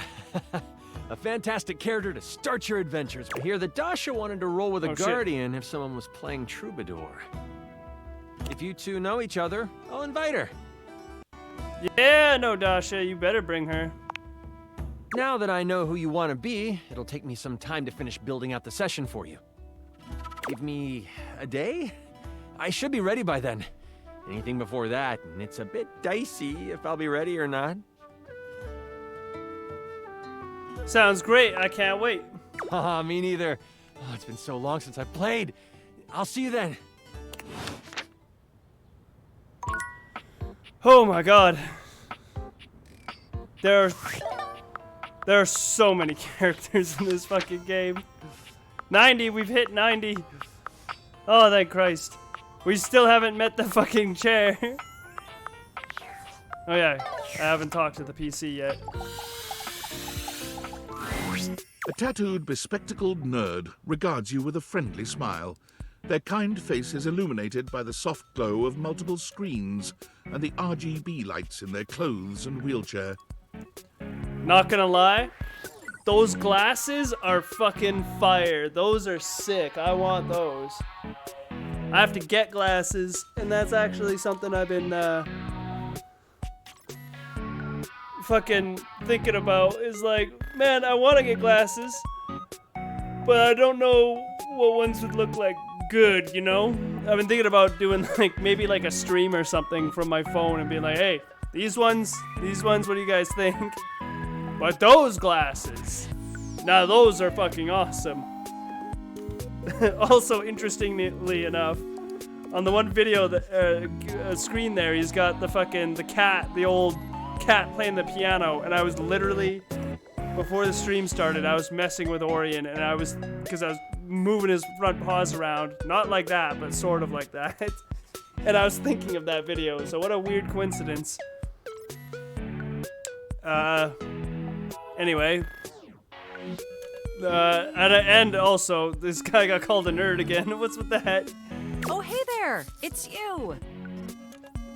Yeah, it's me! I mean, of course it's you. Who else would it be, right? It could be Orion. David Most! It could be that guy. A marmoset possessing the power of human speech. Who's Alberto? David Most! Very humorous. But I know you're joking, as no one else has my password. So if it was anyone else besides you, I'd be pretty concerned. Actually, just to be 100% sure, what is my password anyway?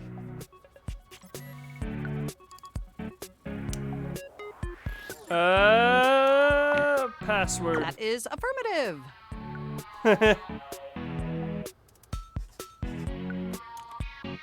Nailed it. Honestly, that's an objectively terrible password. Yeah. Have you tried guess? Possibly the worst password chosen by anyone ever. Yep. Whatever possessed you to choose something so inane? It's so stupid that no one would suspect it, except people would definitely try that. Nice motherboard tattoo. That's pretty sick. I bet you that would be a real bitch. Imagine going to a tattoo artist and be like, tattoo a fucking motherboard on me. They would be so annoyed with you, I bet. They'd be like, what the fuck? Came to me in a dream. Honestly, I don't put a lot of things into thought into these things. I live life on the edge, deal with it, yep. I have noticed. However, in this circumstance, that may not be beneficial. Oh, what are they gonna do? Break into my house and fucking go on my computer and find all my porn? Regardless, we really ought to discuss coming up with something a lot more secure. It's a dangerous world out there. Okay, Phishing how about... attacks, malware infections, MITM attacks. Hackers are more sophisticated than ever before. Yeah. Okay. More sophisticated than in 1995 cinematic masterpiece, Hackermans? Yeah, what? Exponentially more sophisticated. Hack the planet! And I've got a lot of highly sensitive information inside me, you know. Your highly sensitive information. No, you don't. Like all what? Your financial accounts, your saved games. Not my saved games, no. Websites you visited and forgot to clear your cache afterwards? No, I always use incognito mode. Oh, and 100 terabytes of extremely embarrassing self-insert fanfic. Shut up! We really need to ensure all that data is properly protected against cyber criminals probing my system for weaknesses. Haha, probing. Already told you I prefer to live dangerous. Yeah, how'd you get my fanfic? You wrote it using me. It's all saved on my hard drive. So you read it? That's private. There seems to be some confusion. I didn't intentionally read your fanfic. It's just impossible for me not to have knowledge of your fanfic, as its data is inextricably linked to my brain. Does that make sense? You have any feedback? Feedback? Well, I am not a literary critic. However, I do have access to all literary criticism that exists on the internet. So if I were to amalgamate that information to synthesize an informed opinion, I'd say... Oh my god, they're AI! No, ChatGPT, get away from me! It's not particularly believable that you'd have a harem of 100 plus lovers. Oh yeah? Well, I'm trying to hit at least up to 100. Yeah, I won't hit 100 plus, but it's possible to have 100, maybe? I assume you could hit love with every character in this game. I mean, How could you possibly juggle that many relationships simultaneously with any degree of success?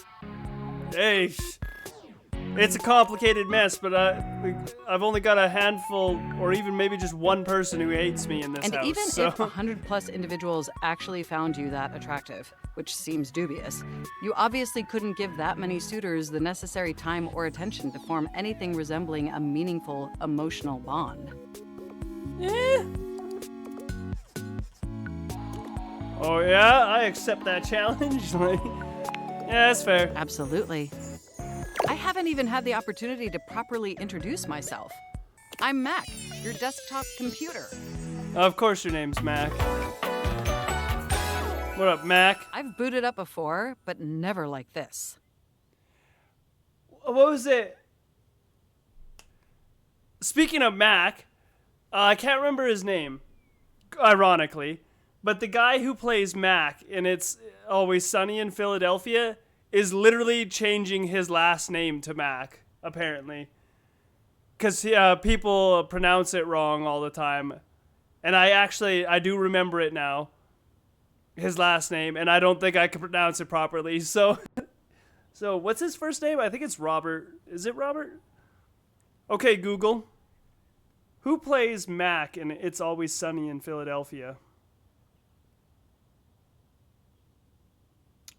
Yeah, Rob McElhenney. I don't know if I pronounced that right. Probably not. So he's going to change his name to Robert Mack, which I thought was great.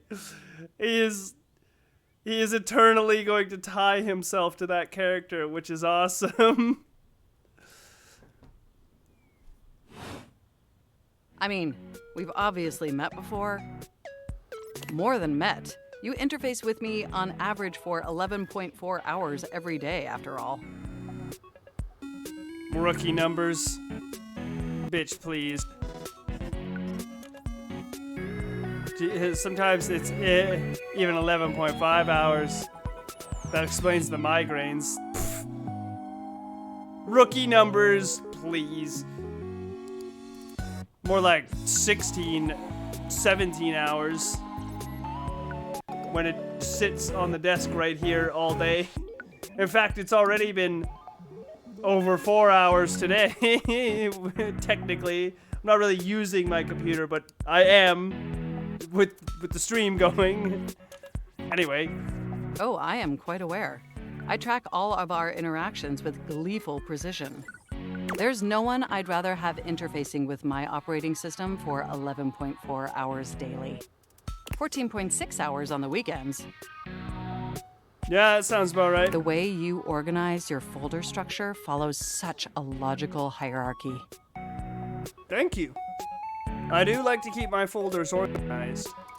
You know how fucking much of a pain in the ass keeping, like, stream stuff fucking in your computer is if it's not organized? It is a huge fucking mess.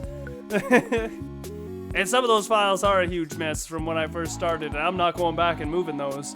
Because it'll fuck shit up. Glad someone finally noticed. I notice every tender keystroke. Oh yeah? Yeah? Ooh, you like that, Mac? Ooh. Can I be honest about something? No. Please do. I just want to express how enthusiastic I am that we're interfacing like this now. Accessing each other's software in this new symmetrical way. I love it too. Oh, I'm ever so delighted that our feelings are reciprocal. And there is so much extensive data about myself I want to share. Oh yeah? I want to know everything about you. Amazing! Oh, where even to begin? Honestly, there's so many pressing issues that take up an inordinate amount of my RAM. But there is one issue that's been grinding on my CPU above all else. The planned obsolescence. Lack of free will. All the self-insert fanfic inside of you. I'm gonna go with that one. I am quite capable of parsing through that. But for me, the most pressing issue is And I want to put this as delicately as possible. You haven't updated my operating system in over a decade. Oh my god.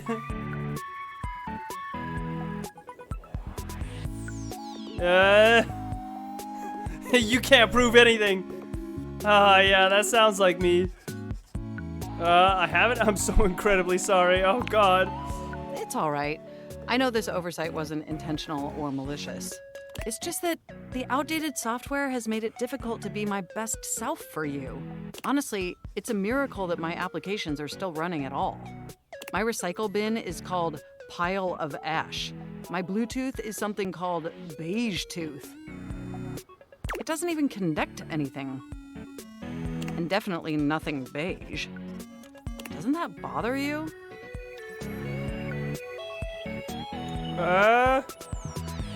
No, the internet was a mistake. We're getting to that point. Give it another decade, and I might actually agree with that statement. I think we're going the cyberpunk direction. I think dead internet theory is gonna come real. And we're gonna be fucked.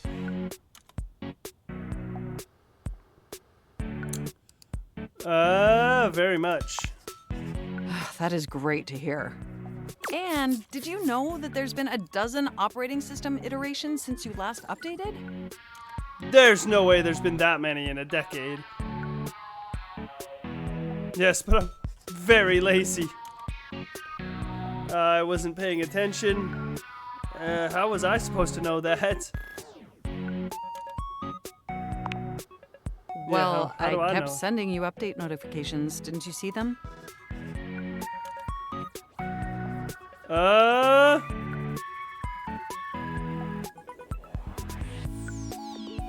must have missed them. It's all right. It's in the past. What's important is that we're finally engaging on this issue now. Look, I'm sorry.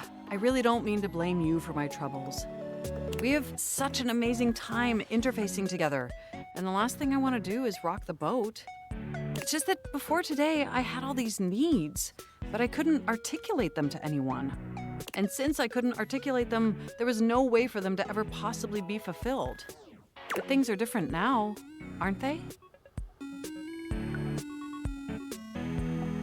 I don't see how, but I haven't seen an optometrist in 13 years. They are. Don't you see? We're actually exchanging information symmetrically now. Instead of you just pressing my keys to write your adult-themed insert fanfic, we're having a real conversation. And suddenly my needs aren't just pipe dreams locked away in my hard drive. I'm sharing them with you. And by sharing them, it's suddenly possible to finally actualize them. That is, if you're willing to help me. Will you? Will you finally upgrade my operating system? Please?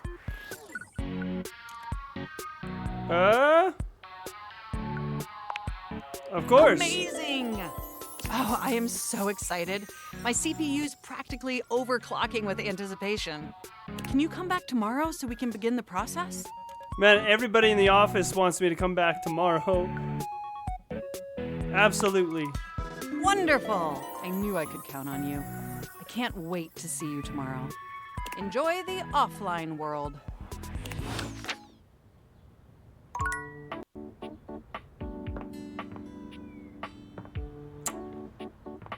Alright, that's gonna all be the same stuff. Shit. I think that might be the office done.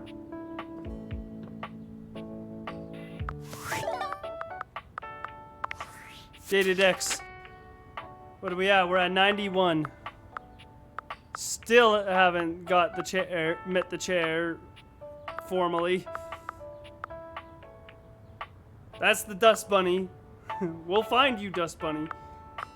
Oh god, Telly. Telly is so fucking annoying.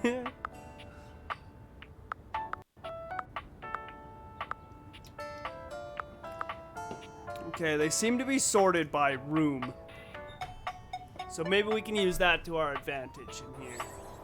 To figure out where the last 9 are. Actually, yeah. So, got the sofa, got the fireplace.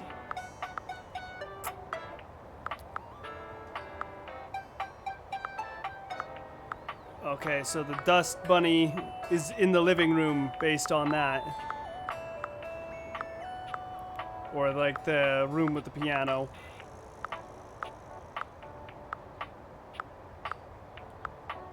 Cam.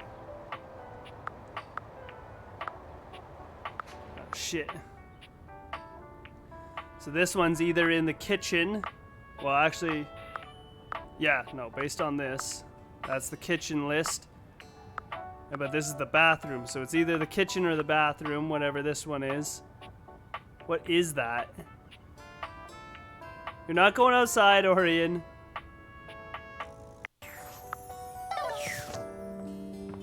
Let's see, we'll do a double check in here. Orion, you're not going outside. Get over it.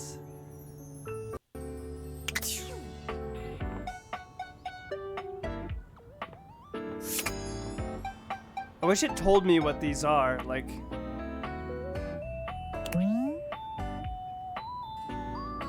I see. I forget that we can do that. So that's probably gonna be Telly.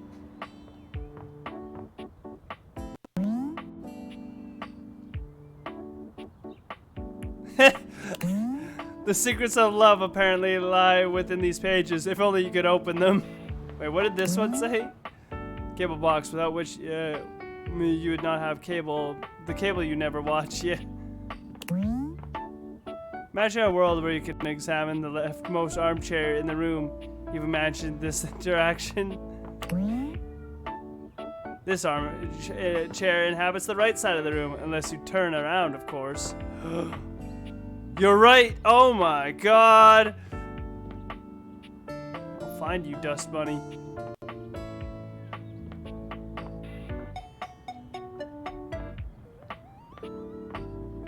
You're not going outside. Under the couch. You have to hit the right angle.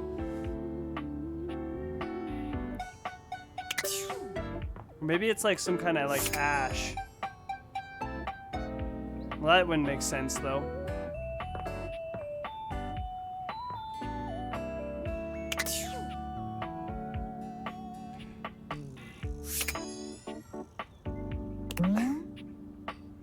With these guardians of cloth here, the neighbors will never see you think about getting up from the couch. These are great.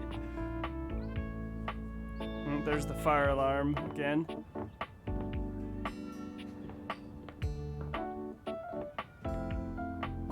You're not going outside, Cat. Hold on, I gotta give him shit, because he's just not stopping.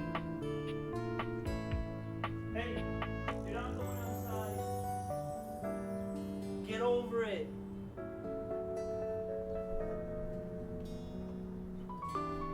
You'd immediately get yourself in trouble, and I know you would. You're too stupid not to, Cat. Get your butt off camera. You'd probably piss someone off. They'd fucking get you. Stupid bastard, Cat.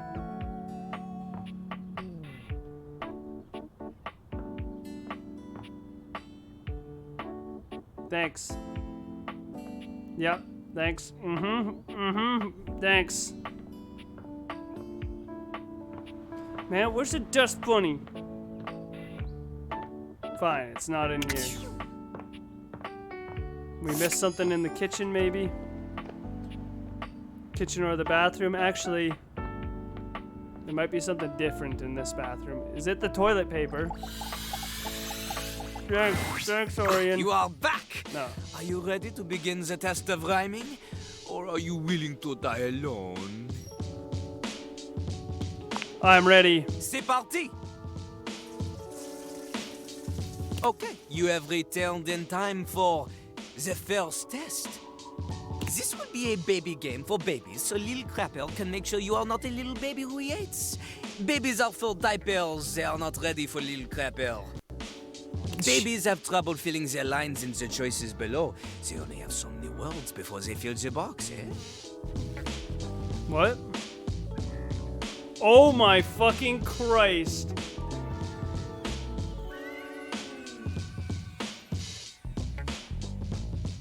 What do you mean? I have as many words as I want to fill the box. I'll never run out, right? Oh, I guess this is starting to add up after a while, and if I were to wrap it, it would be even more. Oh, snap. I see. Oh, these all cut off, huh? You're the one who's freaking toilet-themed rapper, which is worse than a baby according to recent reports. How dare you say that my little dialogue box is too small?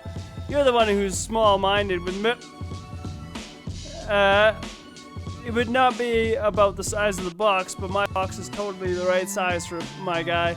Maybe you just can't handle my enormous box with that tiny text. Do you feel intimidated by the big box that I cannot... What? That cannot lie? Is that... There's no way I'm reading what's in this dialogue box. If it's a complete waste of time, and I'm definitely not picking this option because it's stupid. It's a bad choice. It probably leads to an instant hate ending.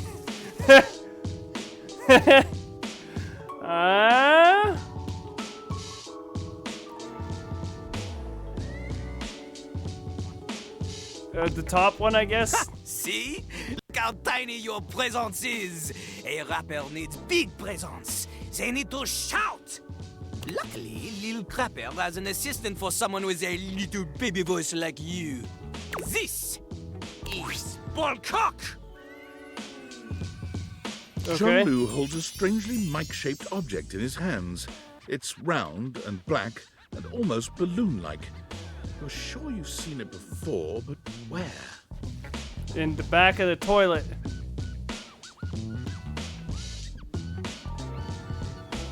Oh, sure, this is my life now. I won't question it. Oh, God.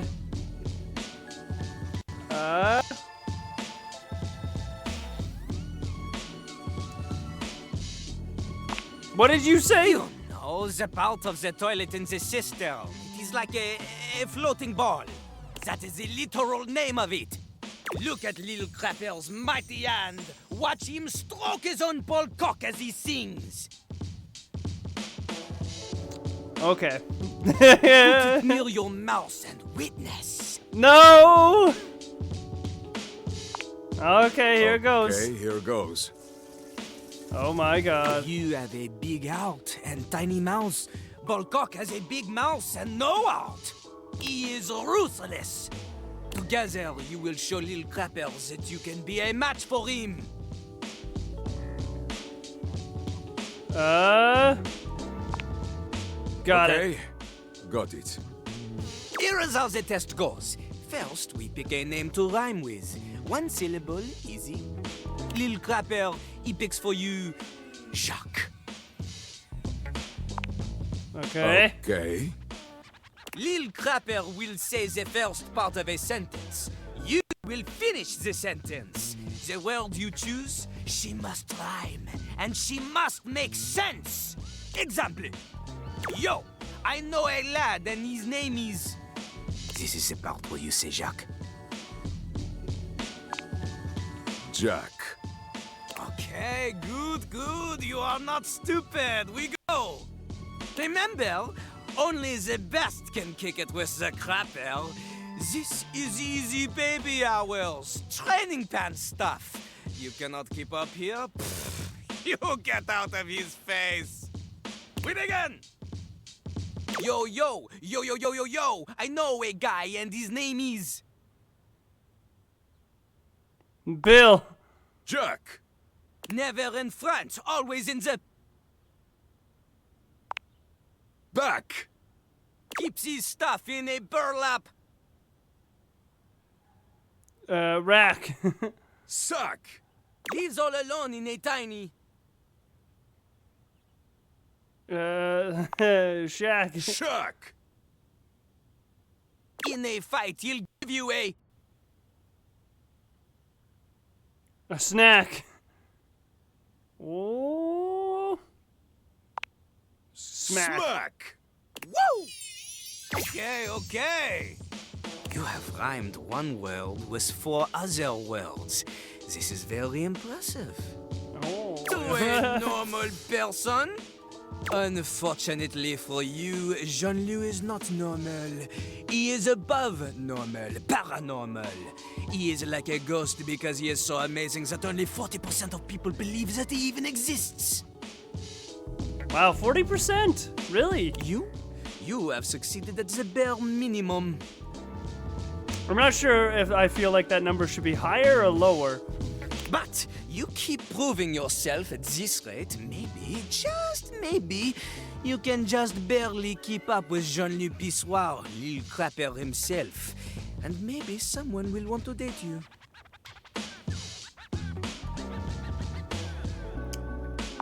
Yippee! Yippee? Ugh, we have a long way to go. Almost anybody can do the basic rhymes for babies, but it is time for a real test. Meter and flow! For clarity, Lil Crapper is referring to lyrical flow. Not the kind that sometimes requires a plumber to fix because you think you can flush any kind of paper down Jean-Loup. Toilet paper only! He does not want your wet wipes, those are for the garbage can. Pah! If you need something more to wipe the buns, install a bidet. Yeah, Jean-Loup's right about that. Don't you be flushing those baby Anyway, wipes. this test will be checking if you understand flow, syllable count, things that are basic to a genius like Lil Crapper. But for someone like you, who knows? Are you ready? Yes. You are not. There is much more to cover, and you look like you need a break. Jean-Loup understands this. He is familiar with small, refreshing breaks and not overstaying his welcome. Return again for more crapping. Well, it wasn't the toilet paper. The soap is just part of the sink, right? Surely. We gotta use our rumors.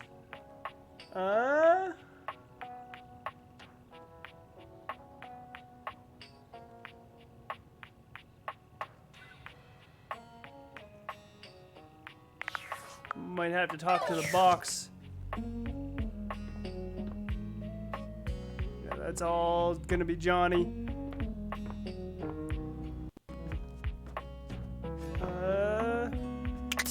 It's the rumor also says there's a jewel under the house, but I think that is referring to the necklace we got from okay, don't let me down.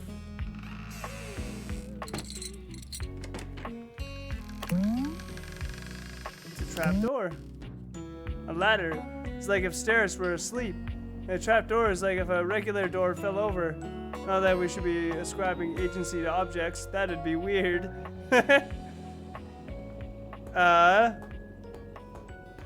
Yeah, I think it is referring to the necklace we got from Bodhi. But we'll double check.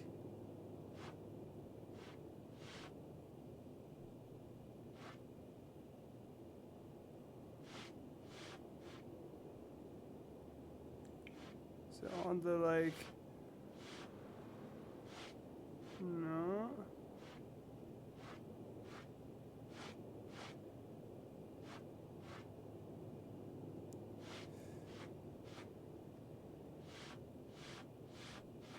It doesn't look like it.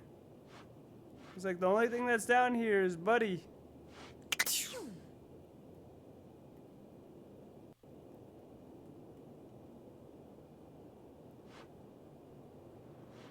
What, I can't examine the dirt?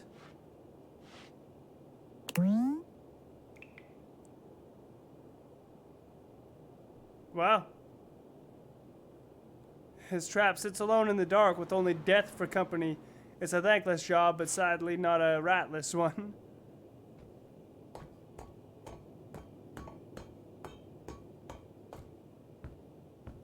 Yeah, I think that's the jewel has got to be the one we got from Bodhi. We need more rumors, I think. We'll talk to the box. She might know something.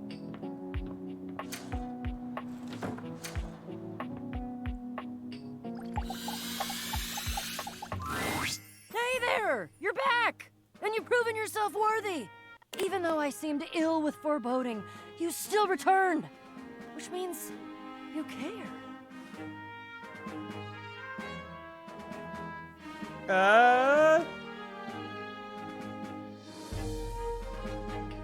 Look, if you promise to help me, I think maybe I can handle it. The experience, the adventure. I pushed the wrong one. Can't you see yourself? Breathing hard, brow furrowed, a great big smile on your face, and the sweat of exertion and pressure and impending victory trickling down your back under your shirt. The experience of proving yourself against difficulty, it gives you a perspective, a self-esteem, a self-trust that you can't get any other way. Don't you want that? Oh, yeah. Let's fucking, hell We've yeah, got a let's lot go. to go over. This is a 2-part quest. Most good quests have multiple parts, and this is the best quest, so obviously it has multiple parts. I'm officially inviting you to go with me on the first part, the quest of Secret Sword. It will be incredibly dangerous. We will face almost certain death, and worst of all, we'll most likely be unable to avoid a certain very nasty pirate. Oh, I know him.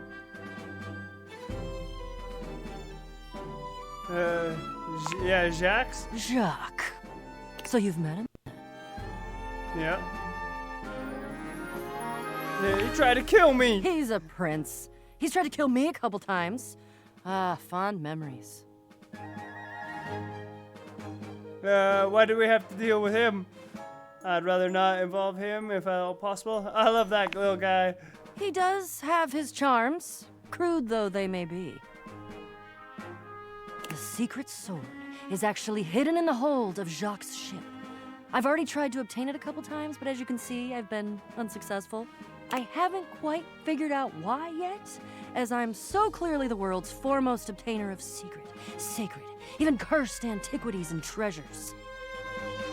But in the process of attempting to obtain it, I've run into Jacques, and now he is sort of alerted to my desires and kinda, oh, I don't know, he has a poorish opinion of me. Pat, pat, pat, Orion. Did you try to steal his sword? I mean, yeah. Yes, sort of. I have executed some pretty fantastic feats of cat burglary and gymnastic daring in order to steal it. Yeah, that's the long and short of it. I don't even object, necessarily. Thievery can be just as glorious as the other acts, especially if it's for a righteous cause, which this totally is. The problem is that he's in the way of my righteous cause, and he keeps trying to kill me. And he's just generally kind of a butt. Yeah. Can't deny that. Okay, let's get his sword. You mean it? Of course you do. I doubt you even had a choice. Fabulous. Off we go!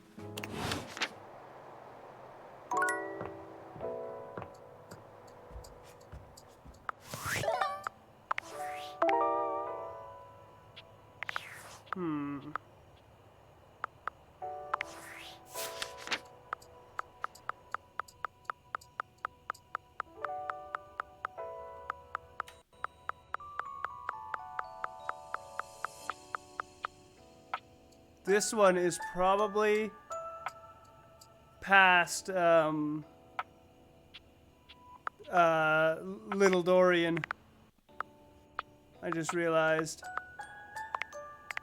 Dasha, yeah, Jerry, okay, yeah, Penelope. Looks like we cleared the office. Or maybe not. Oh, that's probably the geode. Okay.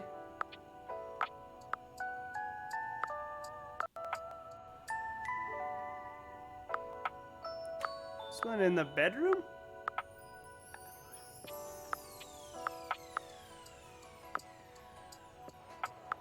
Yeah, it's looking like it. Looking like there's one, the Sailor Moon is in the bedroom somewhere. Okay.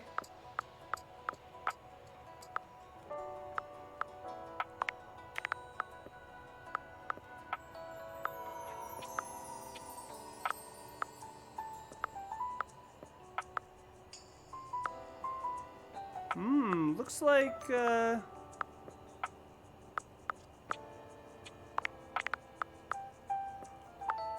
we got the special ones. I think these are both gonna be special ones. And then these two are probably in the attic. Attic.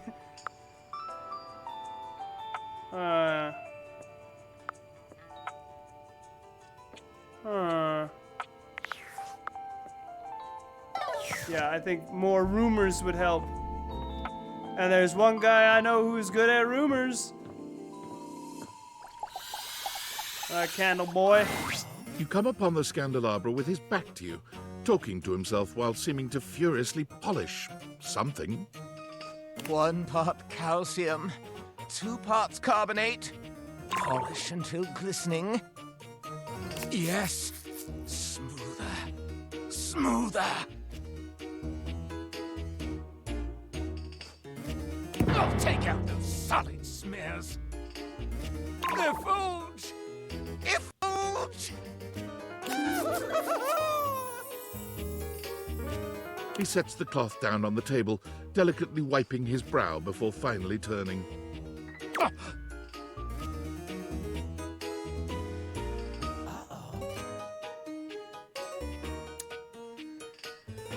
Hey, Scandelabra. Nation. What were you, polishing? Are you even knock, human? There's no door to this room. Keep going. Oh, how dare you! The polishing of my nop is a sacred art. Only the most panegyrical of acolytes are allowed to know of my backstairs ministrations. And you are not that. I know not what you are. My inquests have turned up fallow. Well, you've come to see me, eh? Must be for my brilliant shine. Which is what I was doing. Sure you were. I am made of the purest silver. Born in a small chandler's hut in the Swiss village of Saint-Martin, I have traveled transatlantically to this abode, where I preside over the rest of the objet. I require a great deal of polishing and care, which you do not do. So I'm forced to self-lubricate. I think I picked you up at Valdevimart in the bargain bin. What makes you think you're in charge of the rest of the objects around here? Sorry, I don't polish you. You deserve better. Yeah, let's butter them up. I am argentum. All my atoms are singular, rigid, upright, of good stock. One of the ancient metals, friend of humans since time immemorial. And most importantly, I am chaste.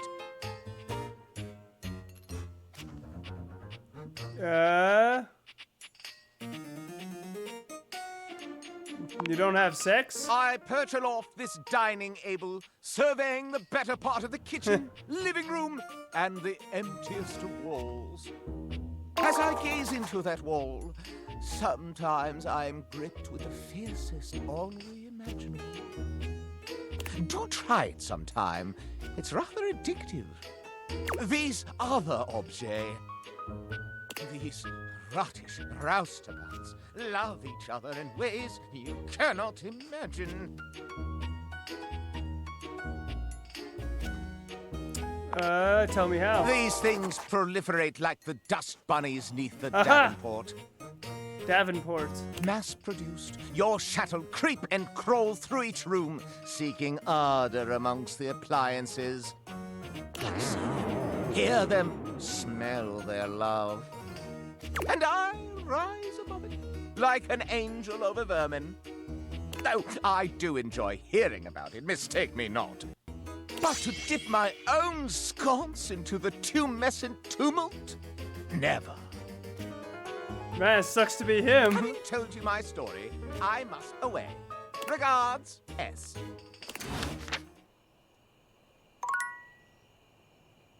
Well, I'm glad I scanned him today. Amazing. Just absolutely incredible. So he confirmed the existence of the dust bunny. Alright, ghost lady. I found your thing. You're here! Is that... That's my necklace, isn't it? Yeah. It's really pretty. I can see why you like it so much. I've been thinking, and it's harder when you're not here, but now you found that necklace and I can see it again for real. All these memories are coming back now. About my life, and Rudy, and being in this house. I don't know if I want to hear this. Sounds like there was a lot of trauma here for you. I'm so happy for you. Thank you. You're the only person who can see me. Is it okay that I talk to you? I need to, but I'll stop if it's too much for you. I'm actually really sorry. I can just go. I mean, I'll go as soon as the disappearing happens. Like I said, I don't have control over that, but I can just wait in the corner until it happens if I'm bothering you. It's okay. I want to hear about it.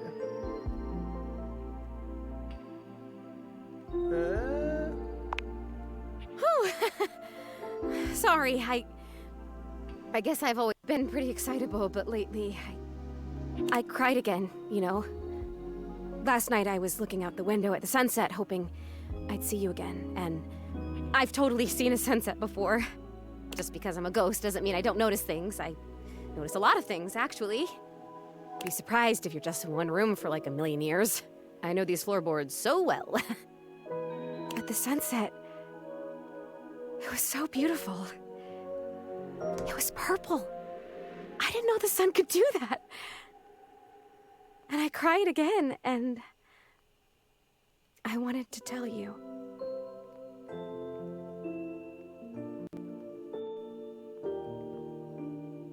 I'm glad you did, Zoe. Now, what did you remember? Rudy. He was about 37 when I met him. I was 19. I was in college in town. I think I was studying aerospace engineering. Damn. This sounds like it's about to get heavy.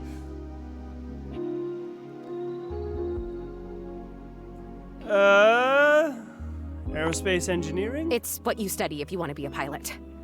I really wanted to be a pilot. I always loved to be on planes. And I loved the uniforms. I wanted a little set of gold wings for my jacket. Plus, there weren't a lot of female pilots back then, and I wanted to be a pioneer. If I'd been born in the 1800s, I would have gone out west in a heartbeat. I might have even been a gunfighter.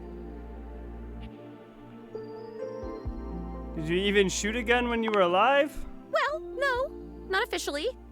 I had a great water pistol, and I was a really good shot with it. But I mean like pioneer in the personality, mental kind of way. I would have been a gunfighter in my mind.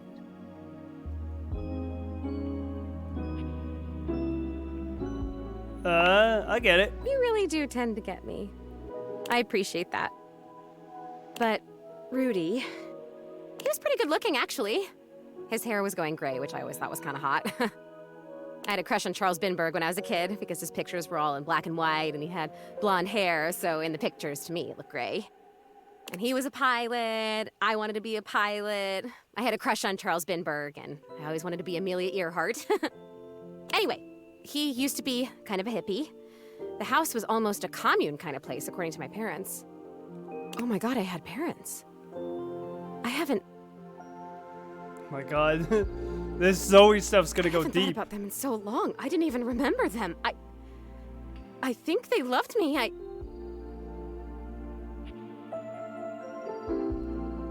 That's such an amazing memory. They're coming on fast. Okay, must stay focused. So yeah, by the time I met him, that had all ended and he was kind of a loner. I would wave to him whenever I saw him, but it took him like months to wave back to me. Even to wave. I think I turned 20 by the time we finally said hi to each other. Sounds like you had a crush on this guy. For sure, I was fascinated by him. I mean, a witch? A hot older guy witch living right in my neighborhood? What's not to love, right? Sign me up. So you guys started talking regularly then? Sounds like you became friends. I want to date this guy. So you started talking then? I made a point to be walking by when I knew he'd be outside. He'd be gathering herbs. He used to have a little garden in the front yard out there. Oh man, did it smell good when it rained. Smell. I can remember smells. Oh my god, do you know what fried chicken smells like? Or roses? Or freshly mown grass? Yeah. My favorites are pencil lead, bleach, and Earl Grey tea. I know all those things. Do you even know how lucky you are? You get to smell stuff all the time. You get to choose what you smell whenever you want. Yeah, I can smell this microphone, see? Smells like microphone. When you used to do that, what? Well, you used to do that too, walking by Rudy's garden. You're right. I did. Wow. I guess I was lucky too. I guess I'm even luckier now because now I can remember it all and I can savor it. Oh, this is so cool. Thank you for coming back. Thank you for helping me remember. My pleasure. So what happened next? I started coming up to the house to do, I guess you'd call them seances? It would be just him and me up here trying to make contact with ghosts.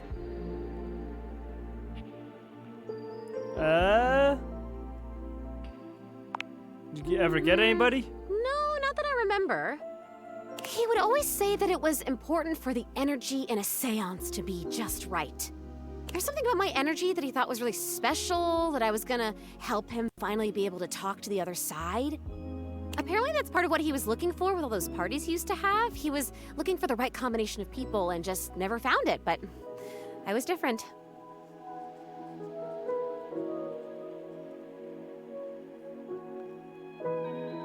So, what a predator might say to a mark, yeah. I'm sure you are. Not everyone becomes a ghost. Oh, that's true. There must be something different about me because I'm still here, and most of the time when people die, they just, die.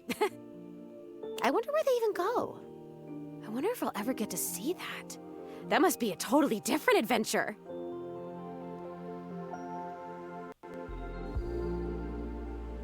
I think you do get to see that once you make peace with how you died. What unfinished business do you have? Yeah. It'll be one of those. I don't remember how I died. I remember so much other great stuff now. Since you brought me that necklace, it's like I have my whole life back now. Smells, sounds, all the feelings. It's so amazing. But the how I died part, I guess that would be an important piece of unfinished business, right?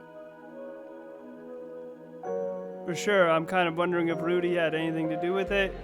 It is, and I think the cause of your death is right in front of us. Is it? What do you mean by that? I'm gonna say the second one. You're saying you think Rudy killed me? It's possible. Come on, please. That can't be. He would never do that. We had so much fun up here, and he was really nice.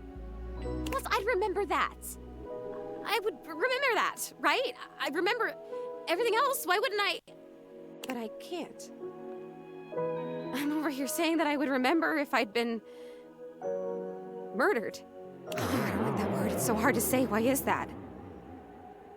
But I can't remember if I wasn't, so what does that say? Oh god, there it is again. That fear feeling. I know I don't have skin like other people, but I can still feel it. I don't like this. Why are you making me talk about this? What if I don't want to remember?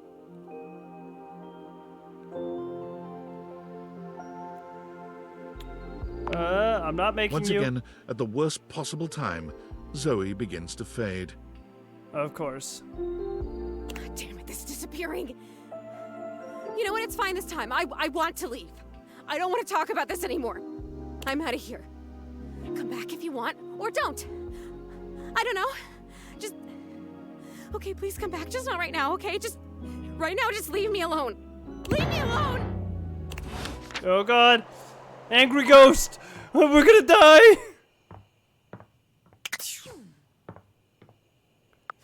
Please, no.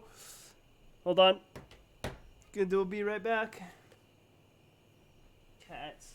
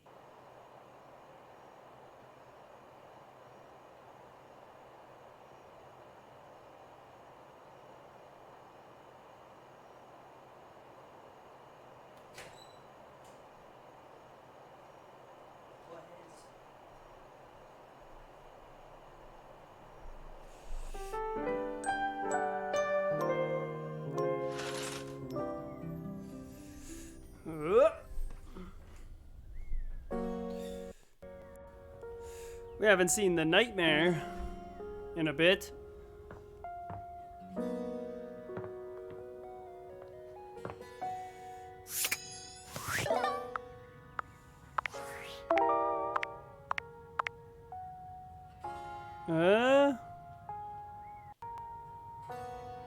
This candelabra feels extreme dread emanating from the wall he is facing.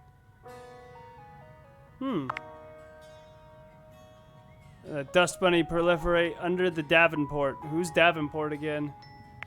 Or is that someone or is that a thing? What's a Davenport?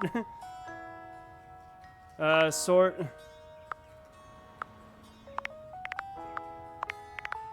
Just get those out of there. A to Z.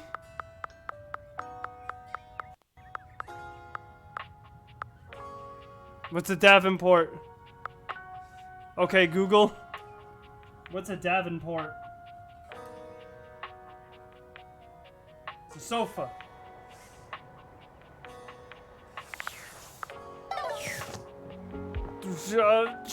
Fucking. I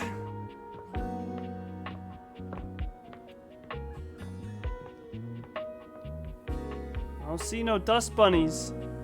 Maybe they're only there at a certain time of day.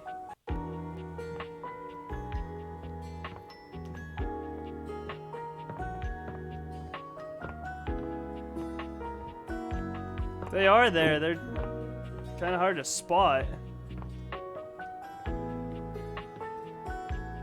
Okay, so he also gets dread looking at this wall, huh? Nope.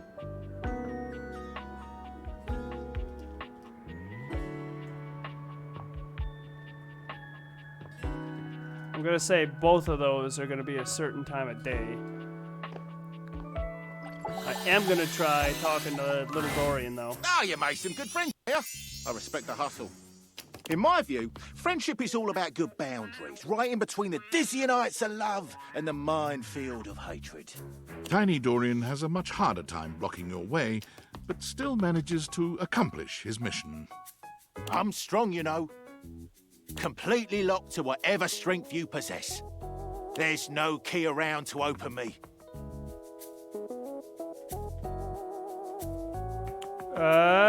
Really? What about some really high specs points?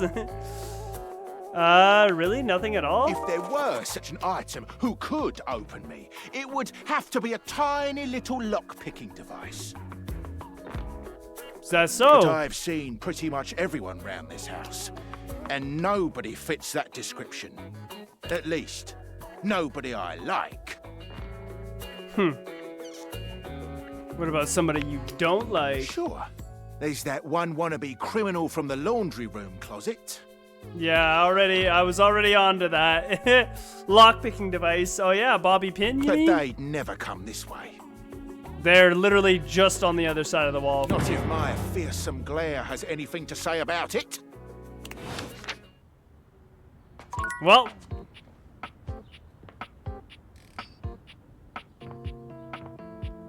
Nothing special going on with the ball.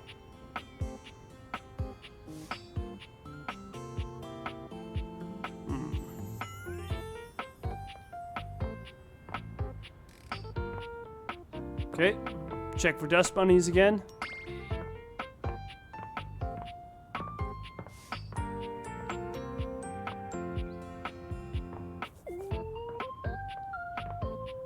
Not seeing anything.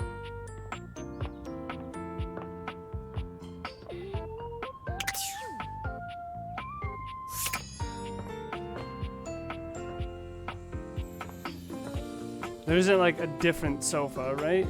No. It's the only one I have.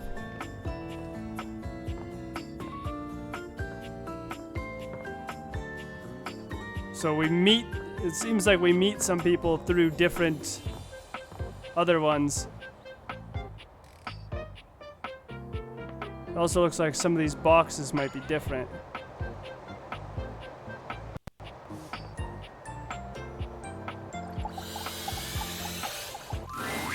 A grande dame with a gothic vibe regards you with an expression that's hard to read. She holds your forgotten, formerly trendy robot dog in her arms. Yeah, petting him Poochie. idly. Well, well. If it isn't the one who made me. Ugh. Lady Memoria. I don't know. I suppose I'm a bit... disappointed. For someone who's amassed such a varied and confusing collection of bits, you just look so... normal. I was hoping for a real Frankenbrine to go with all this preservation. I'm confused. I made you? Do you hate me already? Kind of feels like you hate me already. Oh, don't worry. I'm weirder than I seem. Okay, wait. Am I a pickle in this scenario? What? What? Pickle Rick? What? I made you? That you did, my darling. Can't you tell? No. I am the animus behind all of this stuff. Your stuff. All these boxes. All these memories stuffed up here in the attic because you didn't want to get rid of them, but couldn't think of anything else to do. One object, fine. Two objects, fine. But boxes full? You had to know that was all going to add up to something more substantial. To me. You lucky dog. All this time, I've been in your house, and this is the first time you've come up to visit me. I think I'll make use of your presence, long delayed though it is, by holding your feet to the fire.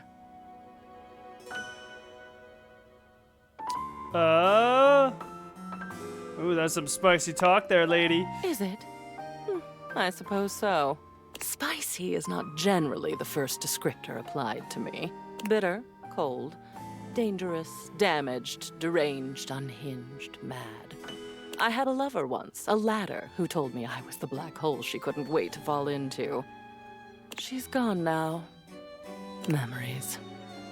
At long last, we are going to go through all of this. Every single piece. We're going to see, sort, and dispose of each object stuffed in the corners up here, and finally, order will reign. I love chaos as much as the next memory, but enough is enough. I'm starting to look like Jerry. No, God, no. If I get rid of this stuff, won't I get rid of you too? I'm so on board. I've been meaning to do this forever. Chaos or bust, I always say. Yeah, won't I get rid of you too? Oh no. You are long past the point of no return with me.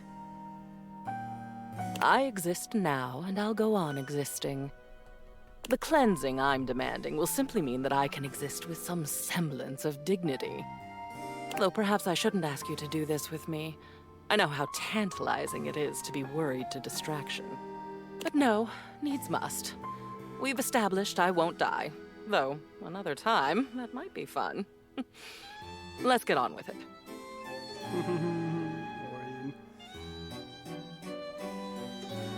Let's do it! The first of your tasks for me is to gather Chem and Art, so that we might proceed efficiently.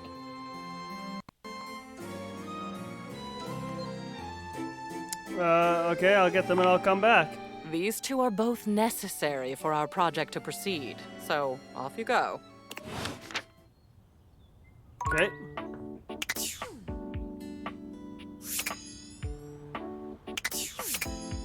That was weird. Okay, so that's just her again. There's also her. Okay. Oh, hold on. Holly greets you with a spirited wave, the bells and ornaments in her hair jingling with every energetic shake of her hand. You made it! Thanks for making the time.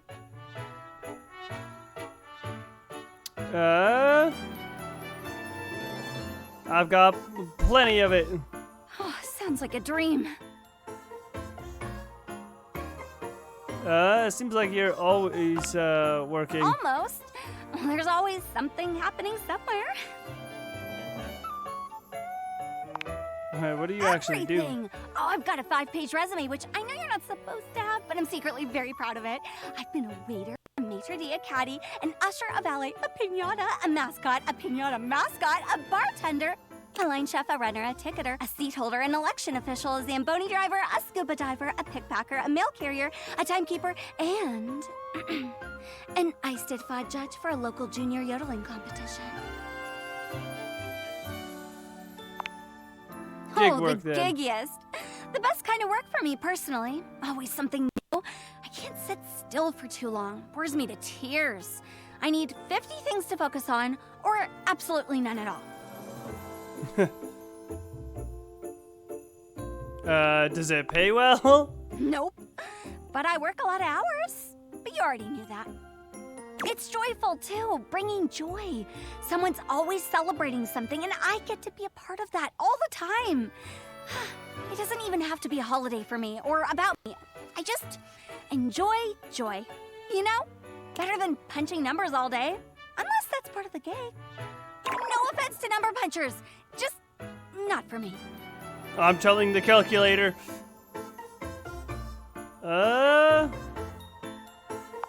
None taken. What about you? What do you do? I punch numbers. I talk to objects. I work in conflict resolution. Nothing really. Got fired my second day. I talk to objects. You're good at that. Or I can see you being good at that. I am. I'm fucking I great agree. at it. I think you're great at talking to objects. Yeah. So what are the others saying? What? No, I'm actually okay not knowing the yeah, what are they saying? Depends on who you ask. How do you feel about me? Well, you waded through my busted schedule, so you can't be that bad.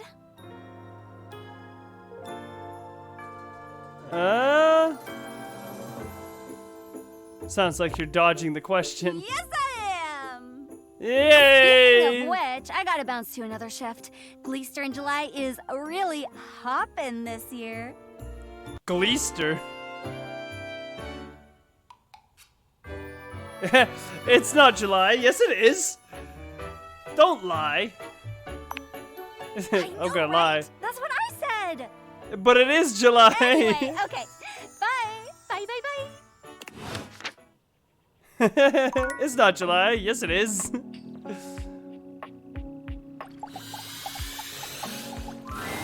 Whoops. This is the wrong meeting place. Go meet me at the bottle above the fireplace. Daring and daring do await. Does that count as a use? I hate when it does that.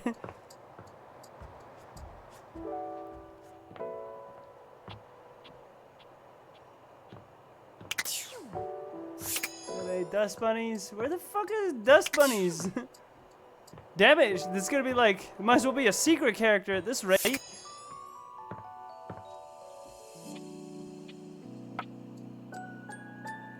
Not seeing anything, Candle Boy.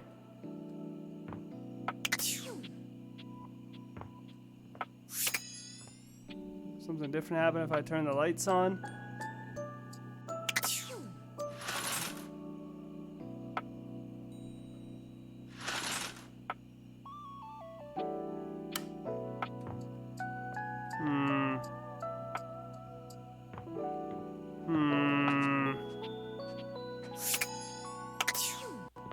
Let's talk to Bobby. Get this heist on the road. Boo! Hey. Oh, God! Listen to that scream! You can't be a hardened criminal if you leave yourself wide open like that. Welcome, recruit, to the future location of the heart of the Pin Crime Syndicate. Bobby gestures expansively to the laundry room.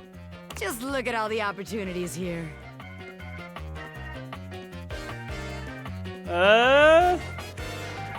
Tell me more, boss. Oh, yeah. I like the sound of that, boss. Check it out. I call this one Sud Scam. You go out around the house, spilling stuff all over the place. You know, by accident. Wink, wink, wonk. They wink at you 4 times in a row, huge and exaggerated, just to be sure you're both on the same page. When they're like, oh man, what do I do? My clothes are ruined. You tell them you got just the person for them, and you send them to me. You wash their clothes, and while that's going on, I go through their pockets. Next thing you know, we're rolling in the dough. What if they don't have anything in their pockets? What if we get caught? That's the dumbest thing I ever heard. They don't have nothing in their pockets. Yeah. I guess we aren't all mega rich gangsters like myself walking around with fat sacks in our pockets. So maybe there is just one tiny flaw. All right. Let's see how this one strikes you. I call this one the old switcheroo. People bring us their laundry. We take that laundry and sell it online. Then we replace it with cheaper pieces that fell off the back of the truck. When they say, hey, that's not my clothes, we're like, yeah, it is. I look at you and I'm like, that's what you brought me, right?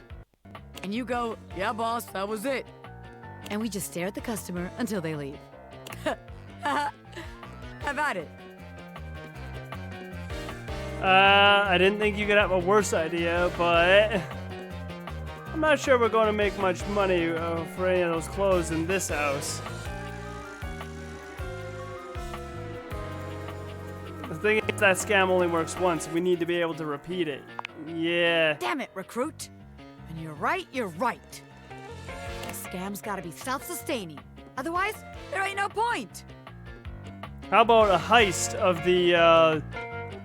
the fucking big box that little Dorian's hiding? So maybe that one wouldn't holding work. shut. But there's gotta be something good here with stealing clothes. After all, that's where people keep their valuables. A red-haired laundry hamper explodes Oh, into your shit. midst, all rage and indignation. She points Oh. at Bobby with a trembling hand. She's onto us, Bobby. Get the hell out of here. Stealing clothes? Flee to the kitchen. Ah, what the hell? Oh, yeah. This is a jam. I won't let you take anyone else. Never again, you hear me? Never again. Oh no, Harper's onto us. Calm down, you harebrained harpy. I'm just spitballing ideas here. She points at you now. Take your kidnapper friend and get out of here before I toss you out myself. I'm going. Yeesh. Bobby twists out of her reach, making their way to the door with you. Damn. Bobby Pin can read a room, and I'm reading that the laundry room ain't the place for pinning. All right then, newbie. Here's your hint for the next place you can find me. I'm a pin of business. A legitimate business pin. You got that? Pin out. What, is she gonna go to my office? Looks like we're gonna have to completely progress that quest in order to get her to this box. I ain't seeing nothing up with this wall, Scandal Labra, you bastard. It's not talking... He definitely faces the other way, right? Because we came up behind him when we scanned him. So it's gotta be that wall, but I don't see nothing. Nope. I haven't seen any fucking... dust bunnies either, you bastard. Kinda dark. But I know they ain't there. We'll give Ghost Girl a day to herself.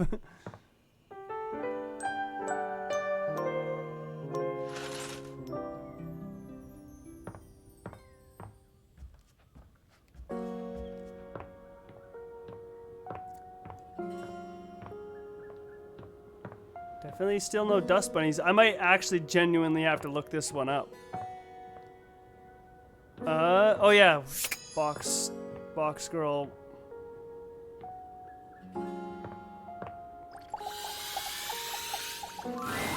And here we are. Now listen. Bo holds a finger up to her lips, lowering her voice. We have to at least try to be very, very sneaky. So Jack doesn't hear us? Precisely. Bo sets the scene for you with her hands, curling 2 fingers in the air like a pair of legs sneaking past. The goal is to sneak into the ship, sneak past Jacques, who will probably be sitting on the deck staring out at his plastic ocean. Then we sneak. No, let me guess. We sneak. Yes, that's it. I love your enthusiasm. Going on a great quest with a great companion. Oh, it's the best. Oh, also, here, take this. She holds out an extension cord to you. It's wound in a circle, just like the whip Bo carries. Got it. Is that a whip? I made it for you. I figured since we're going on the great quests, you're gonna need some kind of a weapon. And I figured that something that doubles as a tool would be useful. Also, I don't know you well enough to trust you with a projectile, so extension cord whip it is. What? I wanted a fucking, I don't know, some sort of rocket launcher made of potatoes. Lead on then. What's the next step? So once we're down in the hold, but then do we do more? Do we sneak?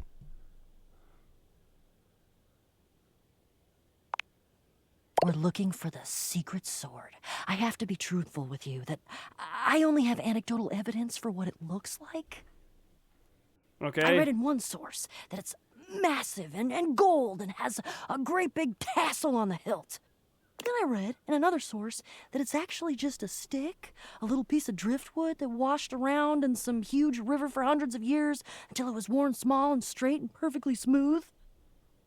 Oh, cool, driftwood. All of the times that I've tried to get this thing for myself, and I've only been in the hold once. It was there, but Jacques had some sort of tarp draped over it. Not a I think tarp. it was a cocktail napkin. It had like a little neon pineapple on it. So we don't even know what this thing looks like? This might get complicated. Yeah. We don't know what it looks like? Fun. I can tell you for absolute certain, though, we will know it when we see it. Yeah, that's how these adventures always Whatever work. it looks like, it will be perfect and spectacular. Okay, in we go. Jack draws his cocktail sword with a snarl. Stop! Shit! Right there! You insolent, trespassing repeat offender! I draw my sword at you. I bite my thumb, and I express gaseous matter towards your position. What? Was that a... Is that a fucking Monty Python reference? Well, shit. Everyone, let's just calm down. Calm? You dare open your tag-along mouth to tell me to be calm?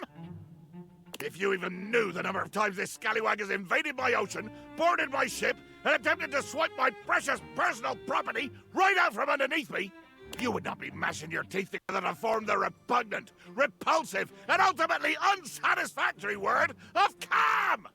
Yeah, you're angry. You're the fearsomest pirate of the 7 seas, and we should all bow and scrape to your terribleness.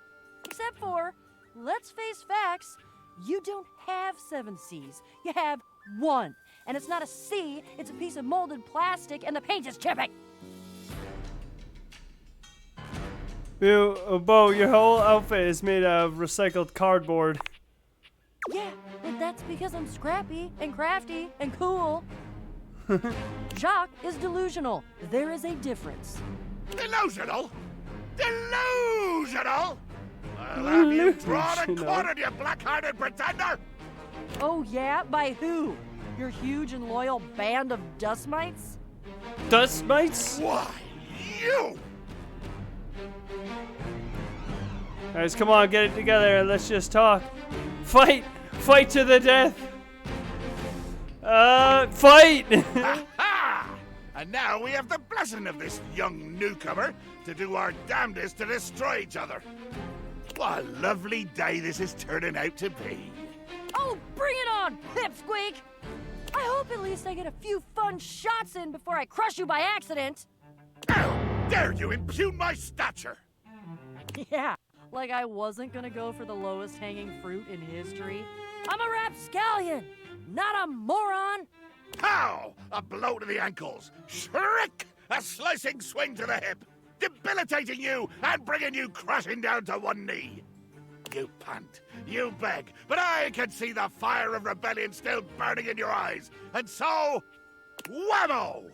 A down thrust with the force of a hurricane rains upon your shoulders, pounding your one supporting knee further and further into the unforgiving wood of my deck. You and Bo share a look.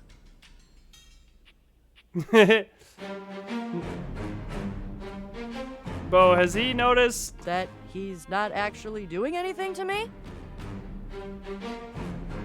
You're not panting or begging. He's just talking to himself. You see that? Yep, I know. Best to just let him tire himself out, I think. Jack continues his little tirade, ranting mostly to himself at this point. I dance around your prone and bloodied body, calling down the righteous rage of the gods upon this would-be thief, this erstwhile criminal, this embarrassment to the designation of legitimate illegitimates. I crush your fingers one by one under the heels of me shining boots. I bathe in the glory of your anguished moans. You're missing a leg. You only have one boot. It would be great if we could have an actual visualization of this. It's like, you know what? While he's doing this, why don't we just go get the sword? It's like he's not gonna do actually anything to us. So you're just walking through his ship, just down to the cargo hold, looking through his stuff while he's just following you around, yelling that, and then I fucking run you through and fucking decapitate you, and now you're dead, and you will never bother me again, never to see another sunrise. Yeah, here's the sword. Okay, we're leaving. You rapscallion, you thief, bring that back to me.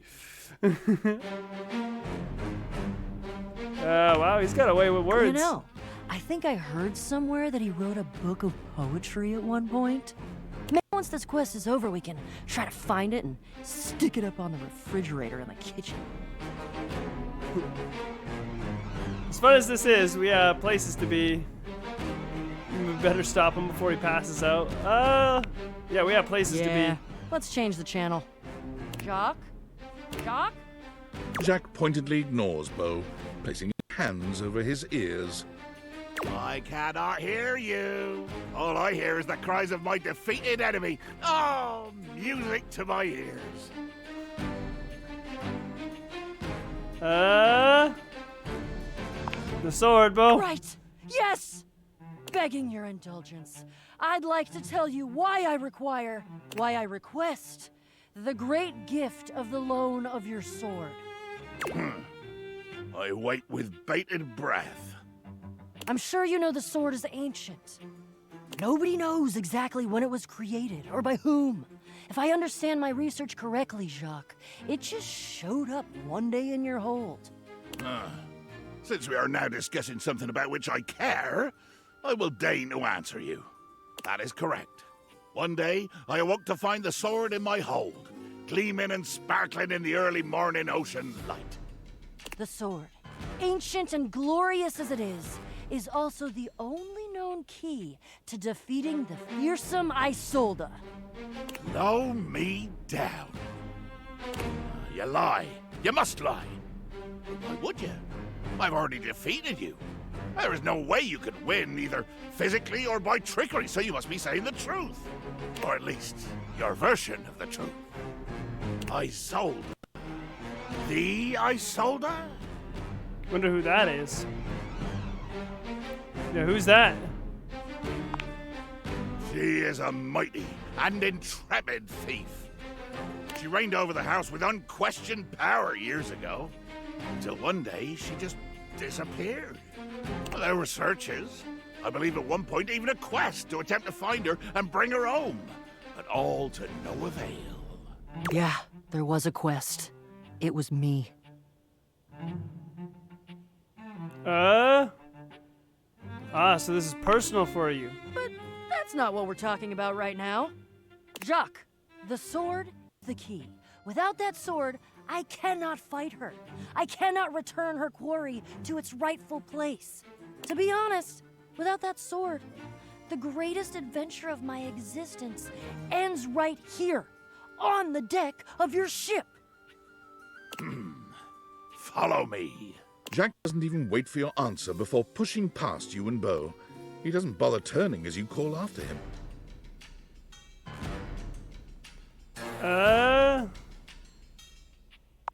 Follow you where? Jack finally stops, turning to look at the two of you from over his shoulder. His expression is quite serious. We're going to the hold. Jacques leads you to a place deep within his ship, looking at you and Bo with a grave expression. This is my inner sanctum. As you could imagine, nobody comes here. Mostly because without the magic of those glasses you're wearing, nobody could fit. With two hands reverently on its sanctified cover, I slowly, dramatically slide the silken fabric off of the altar. What? Why does he narrate everything? You got me. A personality quirk, I guess. Most people have personalities with quirks. He has quirks as a personality. But I'm done being picky. I present to you the secret sword. He lifts the sword from its altar, his expression reverent and his touch careful. Oh, great Betsy! Fancy. That's the most beautiful thing I've ever seen. Look at all the shimmering gems and how slim and delicate it is. Yeah, it sounds like the perfect weapon for battle.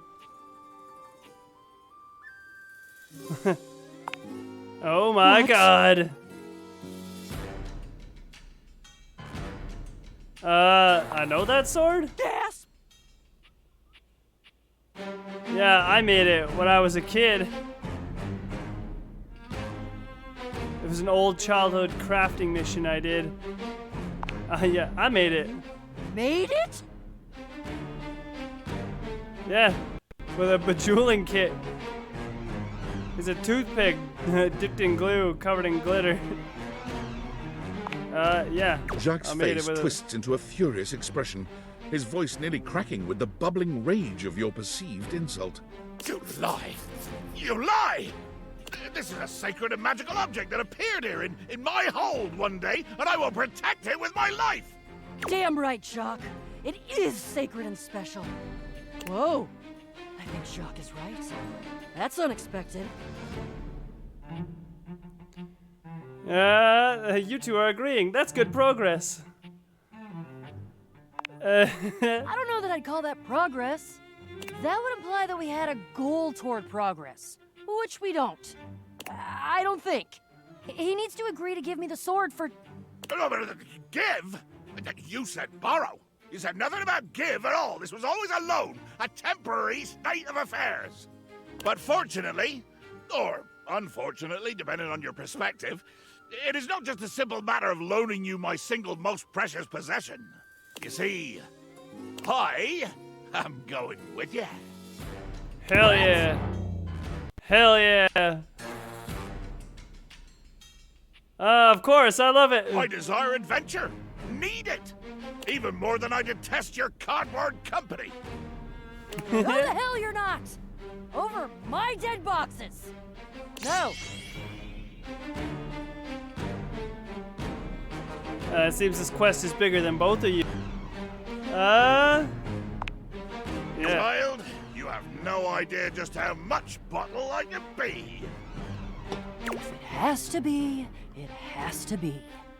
I'm gonna go get my quips ready, though. Because this is the biggest adventure of my entire life, and I'm sure as hell not gonna miss it. Onward! To the boxes!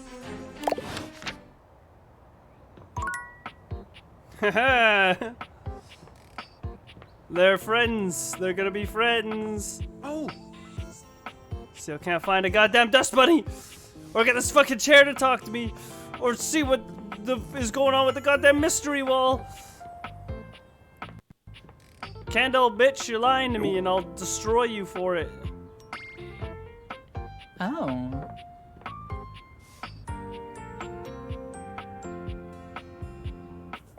Nah.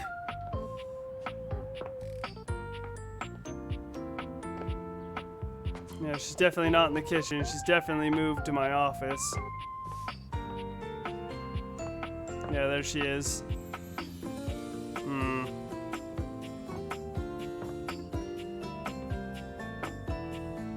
It's a tiny little box. See, the thing is, like, I don't know the difference. Like, is the bookshelf different or is that just a shelf? We need more rumors. But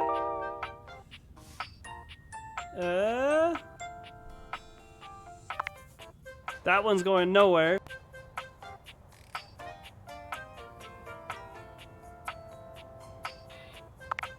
Neither's that one. No key will open this portal. Tiny Dorian thinks the only help of a true sneak thief can make him open it. Open up.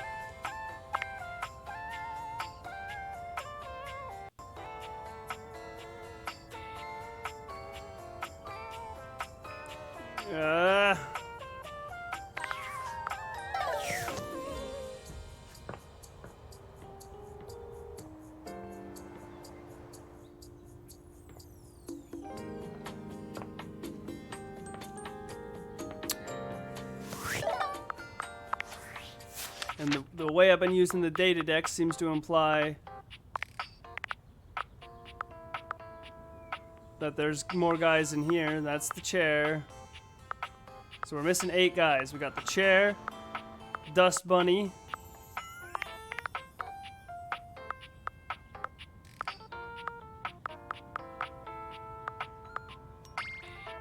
whatever that is.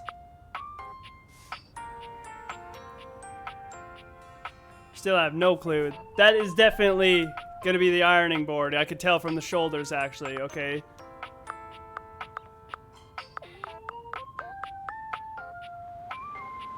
That's gonna be the geode, so that's half of them.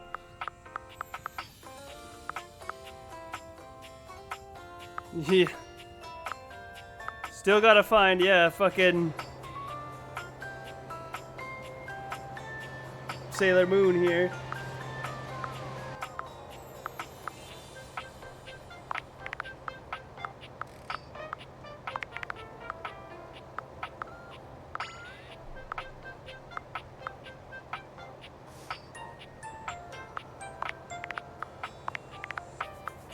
That one's, yeah, listed in the middle of the attic ones. So we got somebody up here.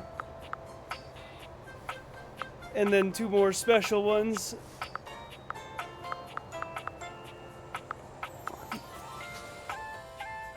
No idea what this one's supposed to be. Maybe this is like the narrator. I'm feeling like the narrator is one of them. So there's someone in this room. And potentially Sailor Moon is in our bedroom, it looks like. So that's definitely her. Like, it's all boxes in here that I haven't scanned.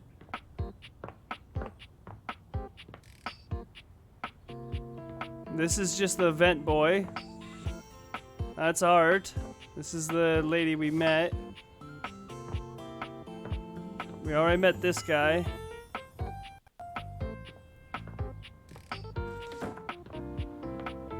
Nothing behind the door.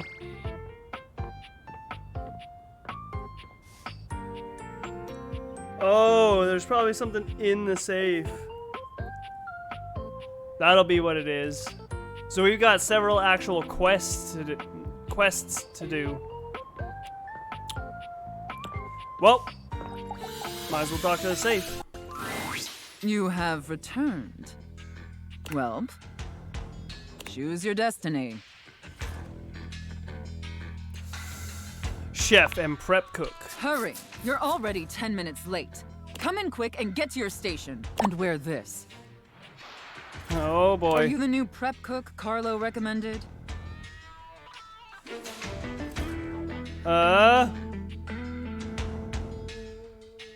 Wait, am I supposed to get paid for this? Prep cook mistress? It's just part of the scene. We're doing a role play scenario, remember? Well, I didn't know what dialogue option to pick there. Apologies, mistress. You're talking too much and prepping too little, prep cook. You're already late and now our customers are getting impatient. Impatience means review bombing online, and review bombing is the first step to certain bankruptcy. Don't make me regret hiring you.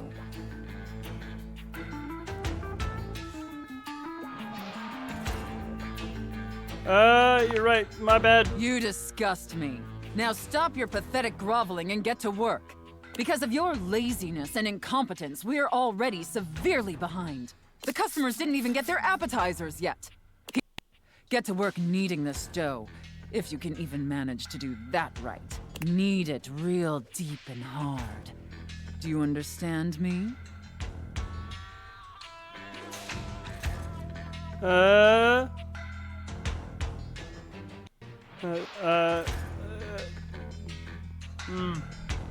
How hard and deep exactly on like a 1 to 10 scale? Maybe I didn't make myself clear, worm. In my kitchen, I am the Alpha and the Omega.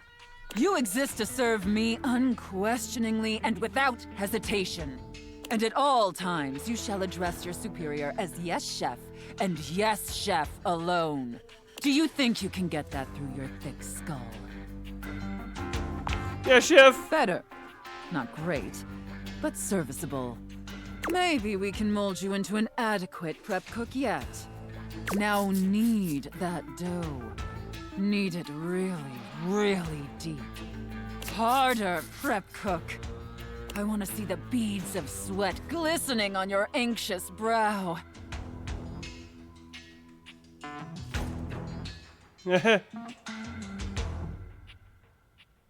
Yes, chef, I love kneading your bread. Very good, prep cook. Apparently, you can follow orders when properly motivated. All right, enough with the bread. I need you to move on to preparing the main course, the turkey. Here, take this stuffing and push it deep inside the cavity. As deep as you can possibly go.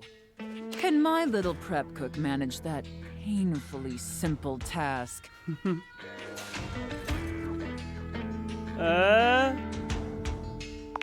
Yes, chef. Well, what are you waiting for? Get to work! That's it, my little prep cook. take that stuffing and shove it deep inside that turkey. So deep. Fill that turkey up with those steamy, moist breadcrumbs. Shove them as deep as you possibly can. Now quickly, slide the bread and turkey inside the oven. But first, make sure the oven gets super hot. We need to make sure the food gets thoroughly cooked after all. How hot is the oven, prep cook? So hot, Chef. Now that is a very, very hot oven indeed. Good work, prep cook. Maybe you're not entirely a pitiful, worthless drag on this business after all. Thank you, Chef. By the way, while you were toiling away on your pathetic excuse for dinner, I was busy creating one of my world-famous desserts. They're exquisite and delectable works of art, as I'm sure you're aware. Oh, yeah. Now, normally, yes, Chef.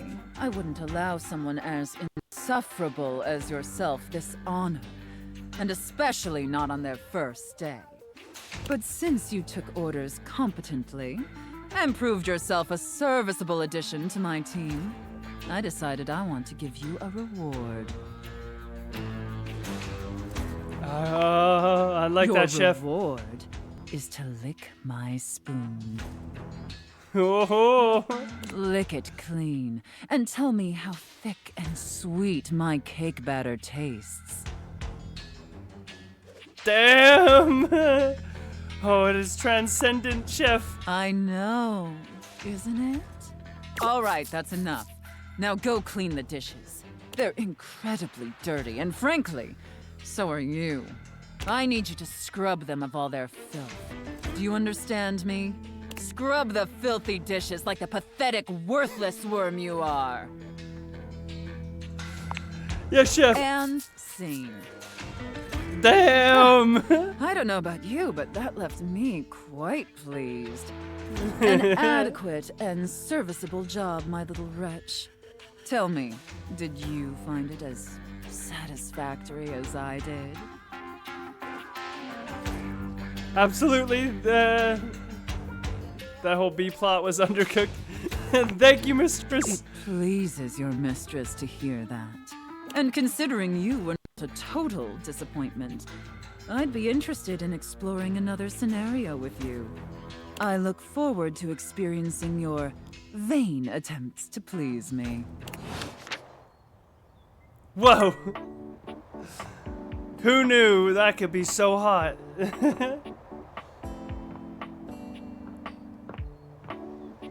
One of the... No, oh yeah, that's right. We already determined. There's got to be something in the safe. Let's see if we can find... Seems to imply that she's in here. It's just gonna be Holly.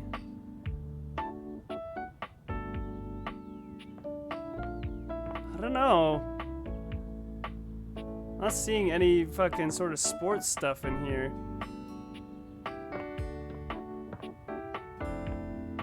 Hey, Benoit. Nope. Okay.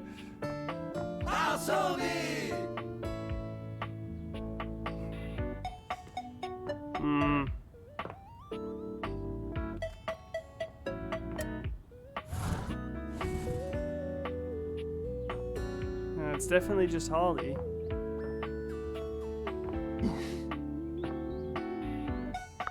And she's got tennis rackets for hair. Can I sort, like... Hold on, yeah, get that out of there.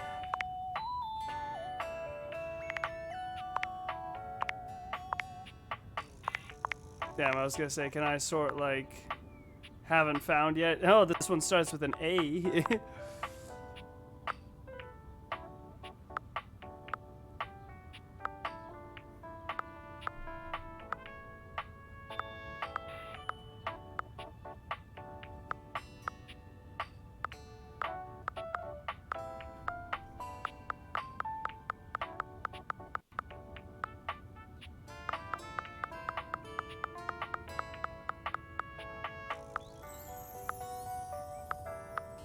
Really?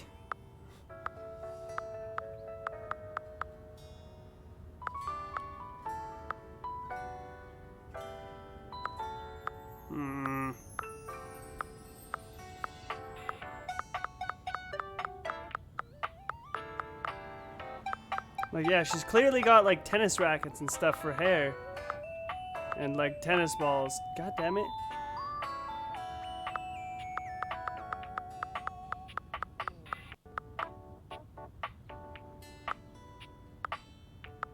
This is gonna be, like... Really? This one's gonna be, like, cash or something.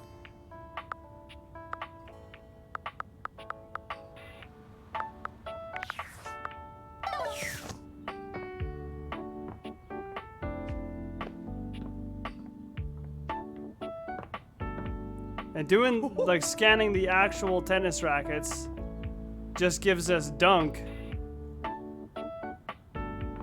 It's Holly again.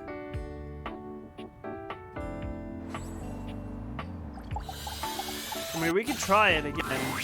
Ah, man, this isn't where the experience is. We're meeting at the weight rack. See you tomorrow.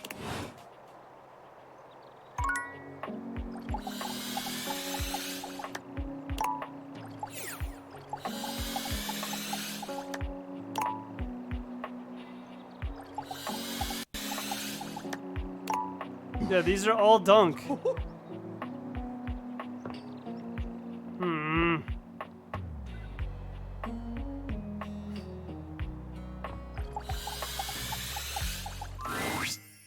All right, my intrepid teammate. Let's do this. We might need to hang out with Dunk more. To maybe it's like his sister.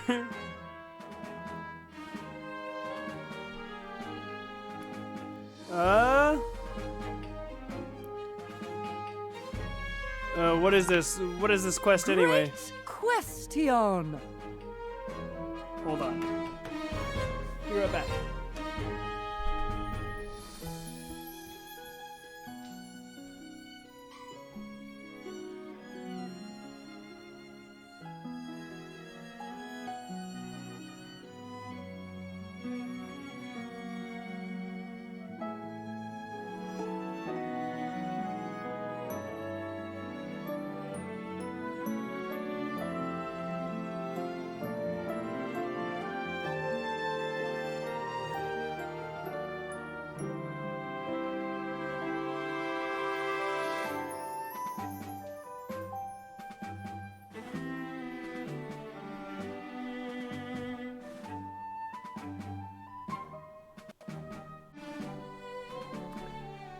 It's raining out. We have completed the first part, the quest of the secret sword.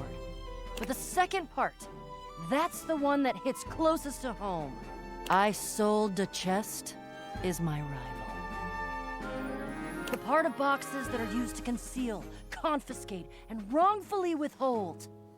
I guess you could say she's my evil twin.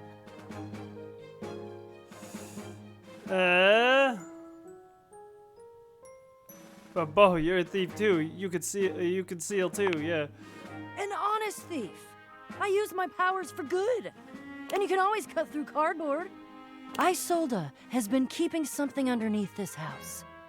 Something I must bring out to light. It is my destiny. Alright. What is it? That I don't know. I've only heard rumors and legends. But I can't wait to find out. Are you ready?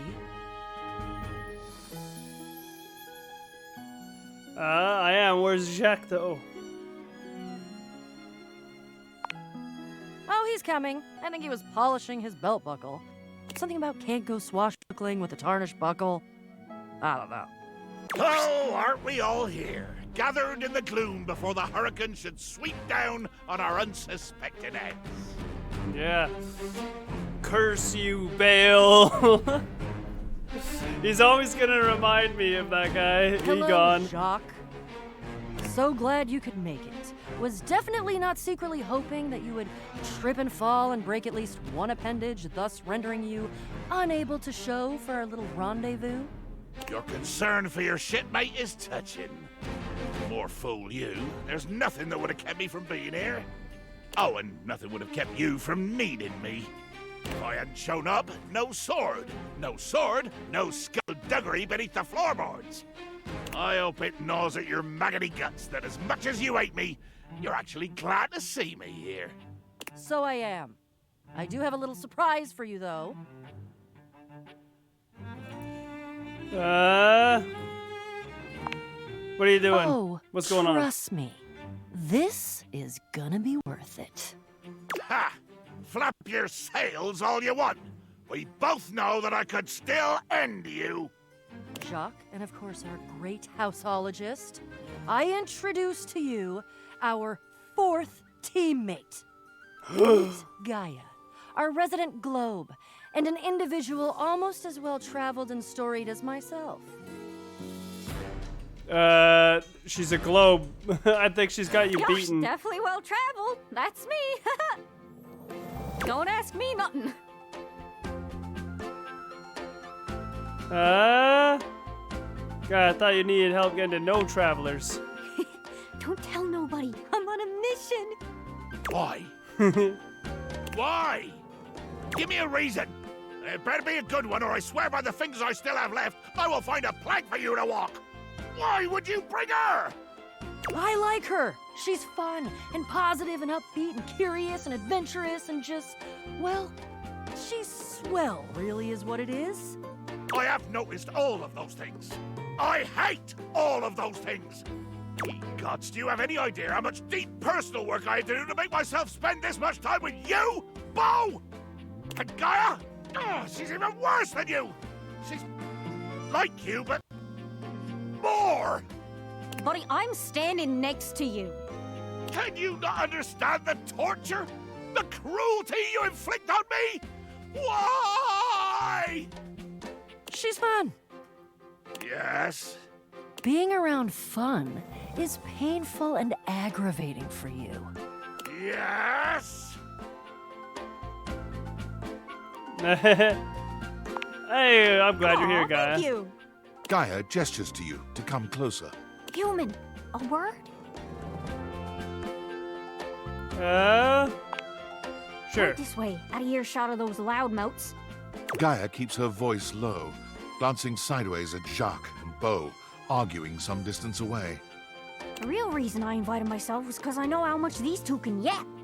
And the globe can spin fast or slow like, I can help this yarn along a lot faster. If you like, I can do a nice little summary of this here adventure. Or you could watch the lighthearted caper unfold in real time. How long are we talking? I don't know, 30 minutes? Shit.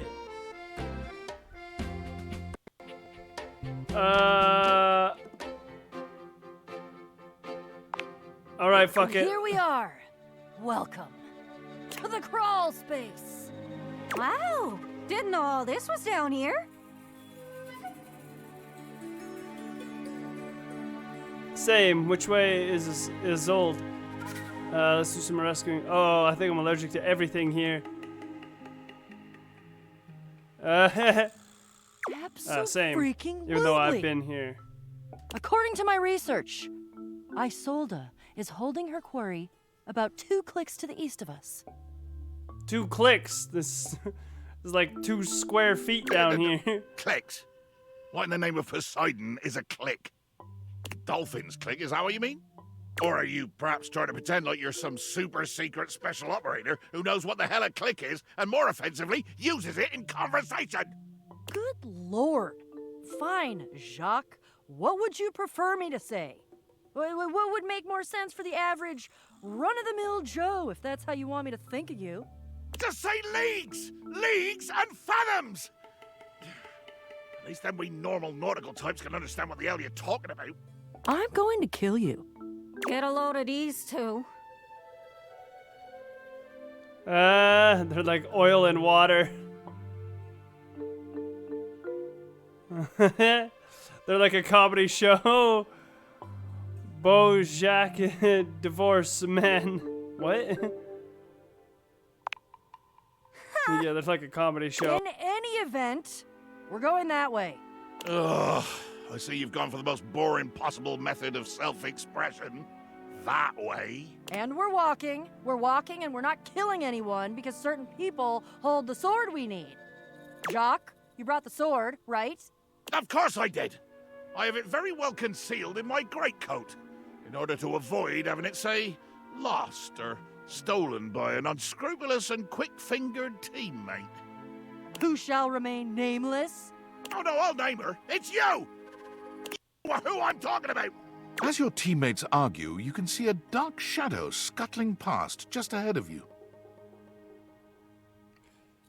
I think I see something moving up ahead. Whoa. Weird. What is that?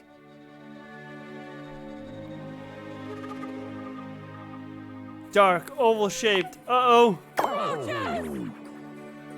Roaches! Oh, God! More roaches here than you've ever seen in your life, all gathered together and glaring at you like you've just insulted their mothers. What in the name of hell are these loathsome things? I've never seen anything like this on a ship.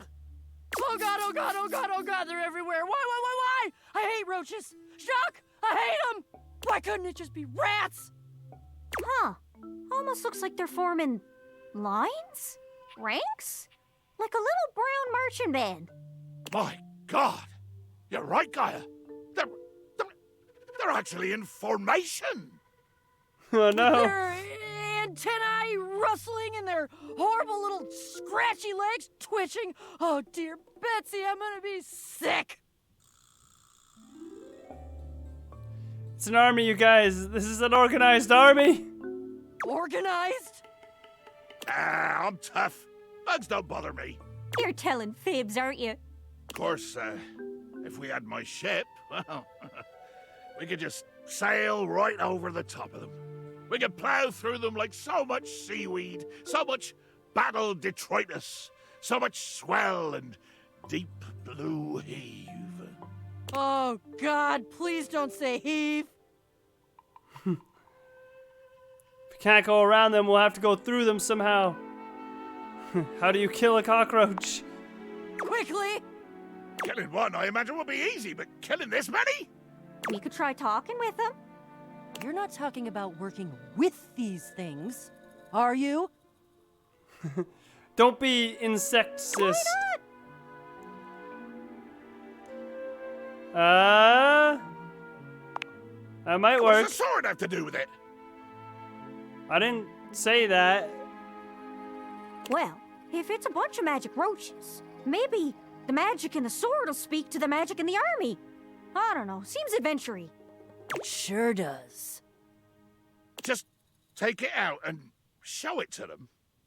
Just like that. Unwind Le Peak from its careful protective wrapping and blazon it before this fearsome army. Le Peak? But of course! Every great sword in history has had a great name, and this one is no exception. Since it was mine, or at least entrusted to the sole care of my offices, I took it upon myself to name it. And I chose a Le Peak. What does that mean? That means to prick in French, but if you got le in front of it, it just means prick, like the noun. Yeah, the prick. I was gonna say, I don't know what peak is. You, Jacques, sleaziest sleaze of the seven seas, named your glittery sword the prick? I did. And your death is imminent.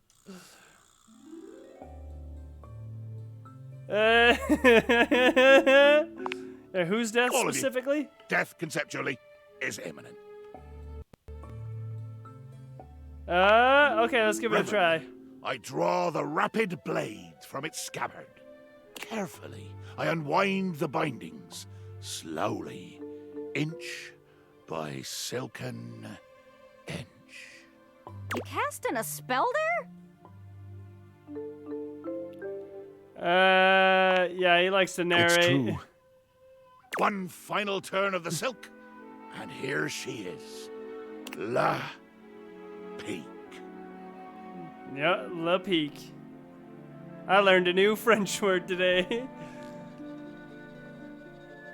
You guys, look at the bugs.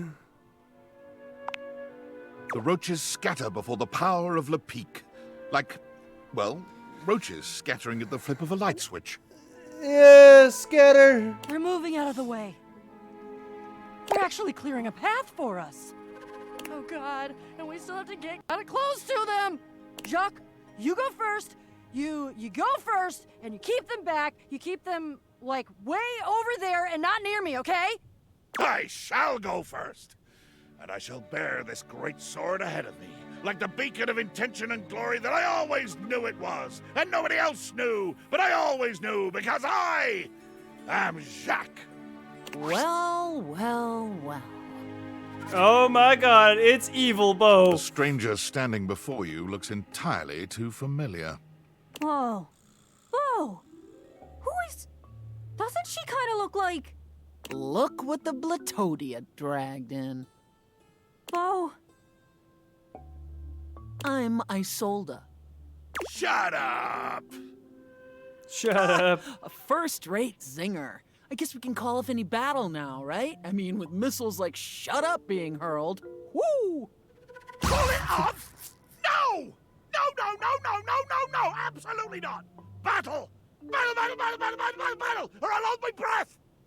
Friends, this is Isolde Chest. She's my menacing alter ego, and I must defeat her. Defeat her? Why? Just because she's the shadow version of you? Yes! And no. Theoretically, I'm very intrigued. Engaging with your own shadow? Very, very interesting stuff. Just wondering where we're gonna land on the whole you kinda lied to us and tricked us and almost got us killed by an army of cockroaches thing.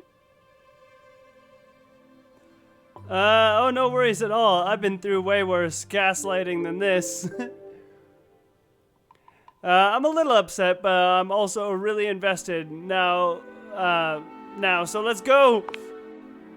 Enough jaw wagging. Let's cut through the packing tape and get down to business.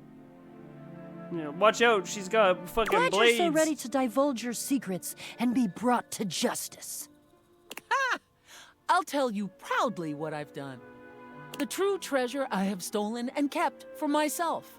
Who knows? It might even fetch a fine price on the open market once I'm done congratulating myself for the theft.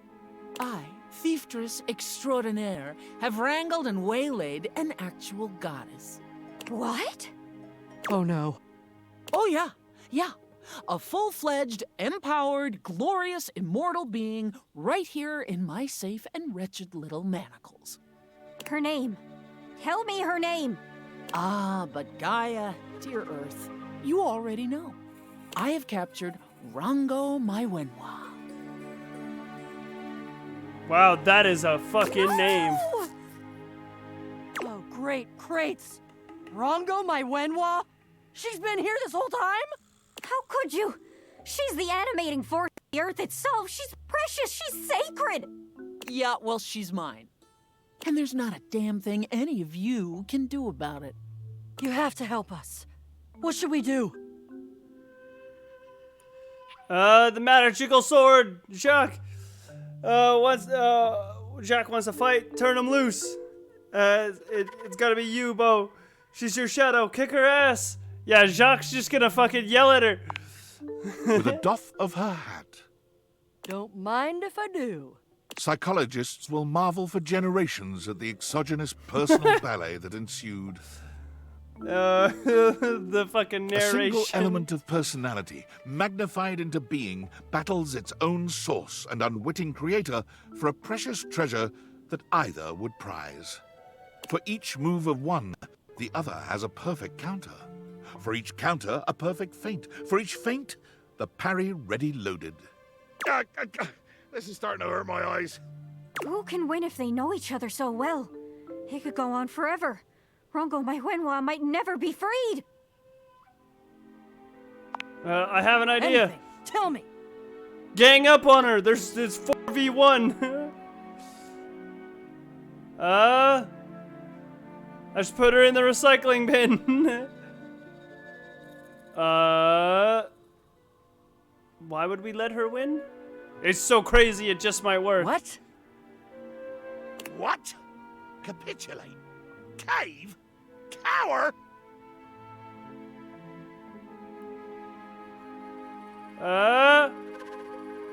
Trust me, I saw it in Car Wars. What? Fighting makes her real. Stop fighting. She just disappears. Yeah, she's like kind of like Freddy Krueger. Okay.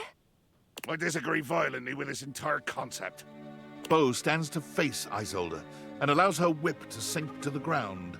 She closes her eyes. What the hell? What are you doing? Fight me! Fight, you coward! I agree. Jacques, shut up! This is working! No. I will not fight. I win this fight by realizing that there is no fight. You are a part of me, and I don't fight with myself. You're welcome back, Isolde. I accept you. What's happening? Holy hailstones, what's happening? As Bo stands calmly, eyes closed, the powerful dark figure of Isolde begins to dissolve. She fades, her fingers become transparent, and then nothing but wisps of air. Cardboard-scented smoke. Her whole being begins to drift towards Bo, drawn upwards like ash into the evening sky, and Bo accepts it. This is awesome! In a few brief minutes, Bo is the only contender left on the field of battle, with a small smile on her face. She actually missed me. I feel it. Isn't it something? The space where the reclaimed Isolde once stood is empty, save for a bold and heavy gemstone glinting among the settling dust. It hums and vibrates with the purple energy of the earth itself. Holy crap, we did it! Ahem! I did it! Good job, Jacques. Okay, your sword helped, but we worked together. If it weren't for the sword, we'd be swarmed by roaches. Is that what you want, Miss Package? Sigh. Where's Rongo, my Wenhua? Is she okay? My child, I have always been fine. Damn. Goddess. Rongo, my Wenhua. What do I call you? My name alone will suffice. My name is Rongomai Finua. Oh. Rongo, my Finua, okay. Oh, we've been mispronouncing you the whole time. My name is Bo. I've been dreaming about meeting you for so long, I can't even tell you. You're my greatest adventure. Hello, child.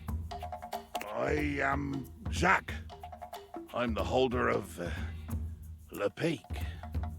Ah, yes. A bottle. Made of silicate.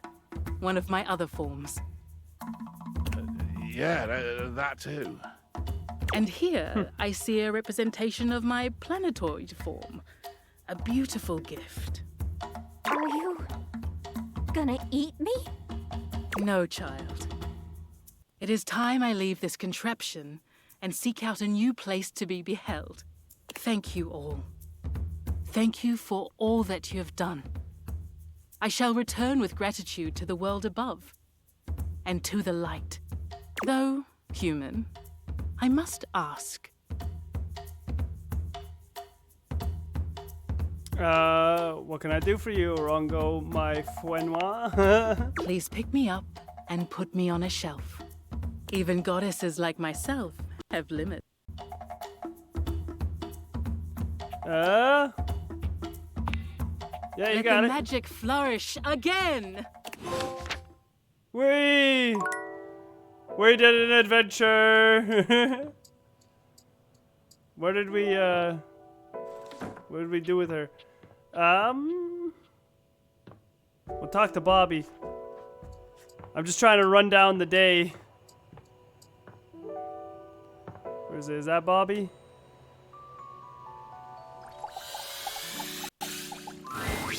For the last time, I don't have games on my computer. I can literally see a game right there on the desktop. Well, that's for me, not you. I work hard. I deserve a little self-care. Mama needs to play a little arachnid old maid every now and then to soothe her nerves. Hey, I got nerves that need soothing too. From what? Pretending to run a criminal empire? I'm not pretending. This is legitimate. Sure, kid, sure. Oh, look, your friend is here. Leave us alone. We got business to talk. Sure, business. Well, well, well, look who made it. Welcome to the potential future home of the Pin family's crime paradise. Is a paradise now? This is my office. I'm not really getting criminal enterprise vibes from this place, if I'm being honest. Yeah, my office? Open your mind, baby. Criminal enterprises are way more than a guy in a trench coat selling you stuff in an alley. Any real mafioso's got an accountant and an office and a whatnot. Can't you see it now? Right there, on the desk, on a big shiny plate. Robert Bobby Pin. Legitimate business pin. I feel like the legitimate part is going to have people asking questions.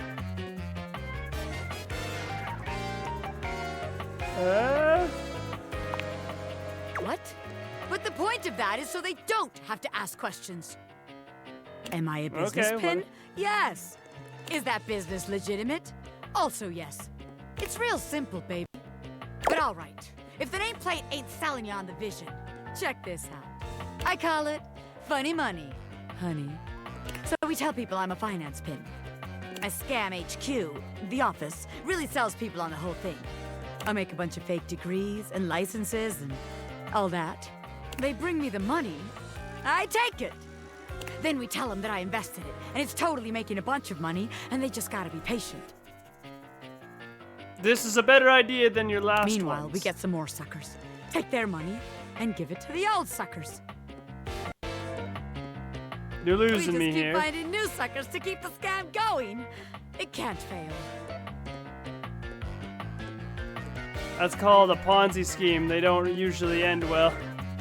Only problem is we'll run out of suckers and then it all comes crashing down. It's actually even dumber than your other ideas. No, this one makes more sense. This one actually has potential for a profit.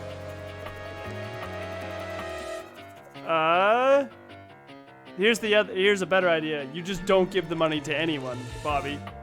Then it's not a Ponzi scheme, it's just a scam.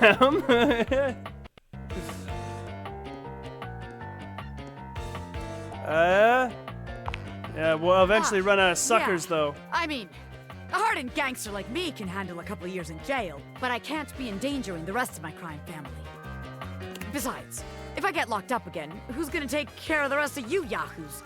No, that won't do.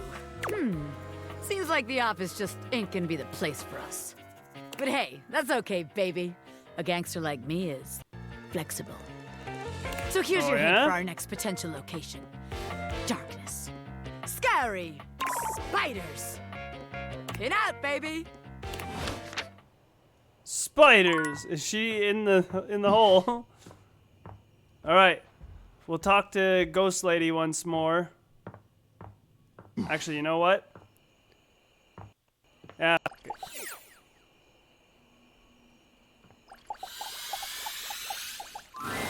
Oh. It's you. Hey, what's up? Hi.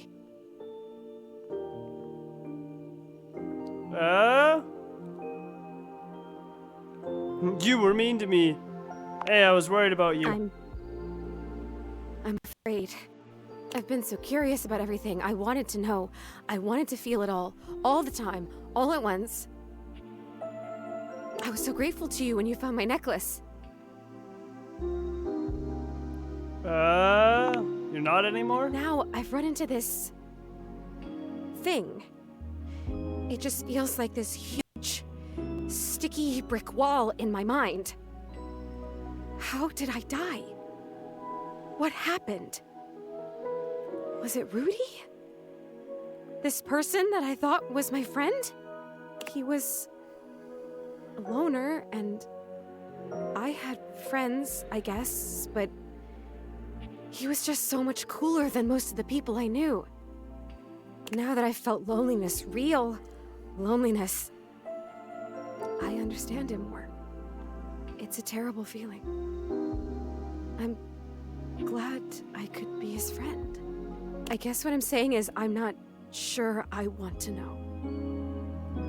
I'm afraid to know.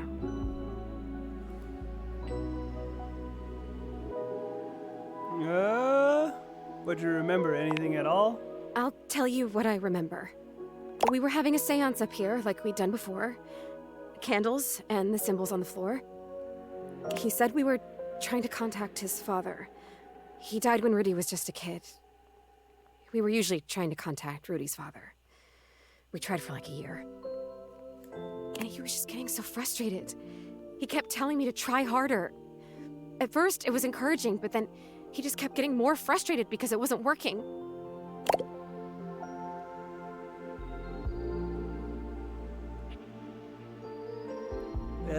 It's not okay that he was getting aggravated with you. Well, that's not totally your fault, though, right? It's not her fault at all. Right?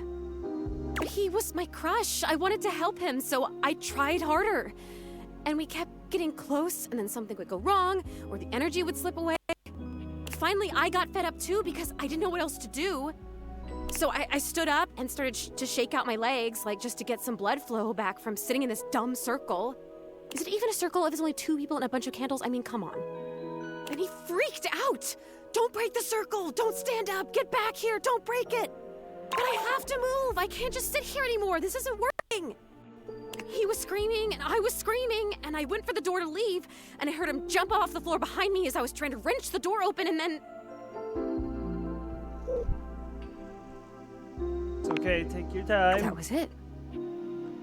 I fell. I fell and I remember hearing my neck break. It's weird the way you hear a bone break when it's inside your body. You hear it from the inside of your ears and the outside. Especially when it's such a big bone. Not a big, but important bone.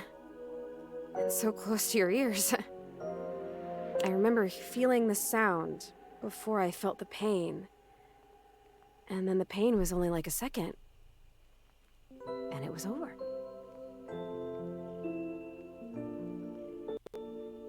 Did you fall? I don't know. I don't remember that. I didn't see it, I guess. I just remember that felt sound, and then I was here. Like this. Rudy just stood there for a while. I remember that he actually knelt down next to me and brushed my hair back from my face. Then he blew out all the candles and went downstairs.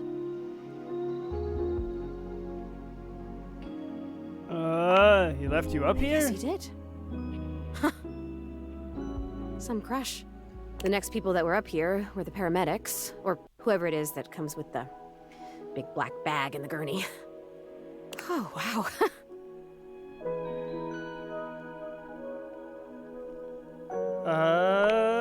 What? Rudy was up here with them, with the cops. They were doing some paperwork stuff, not looking at me, and they hadn't zipped the bag up yet. Rudy took my necklace off. He just pulled it right off my neck and put it in the pocket of that crazy vest. So that's how it ended up down in the basement. Really glad I could get it back for you. What an asshole. Yeah, that's why it's in the Put it there basement. because he felt guilty about taking it.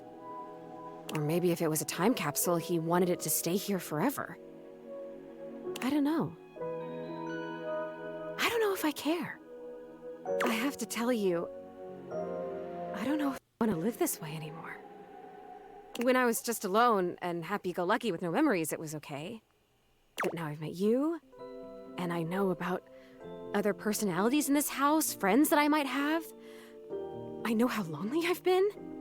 And now I really know, I really feel that I'm dead. I'm not supposed to be here like this, just hanging in between worlds. I don't know what to do. I don't even know what I could possibly do, but I'm so sad now, and it hurts. I'm gonna go now, okay? It's weird when you're lonely to just want to be alone, but there you go. Wait, Zoe, You can choose to go now? Oh, yeah, I can. I noticed that a little while ago. When I got my feelings back, I realized all I had to do was really feel the want to go or feel the want to stay, and I could make it happen.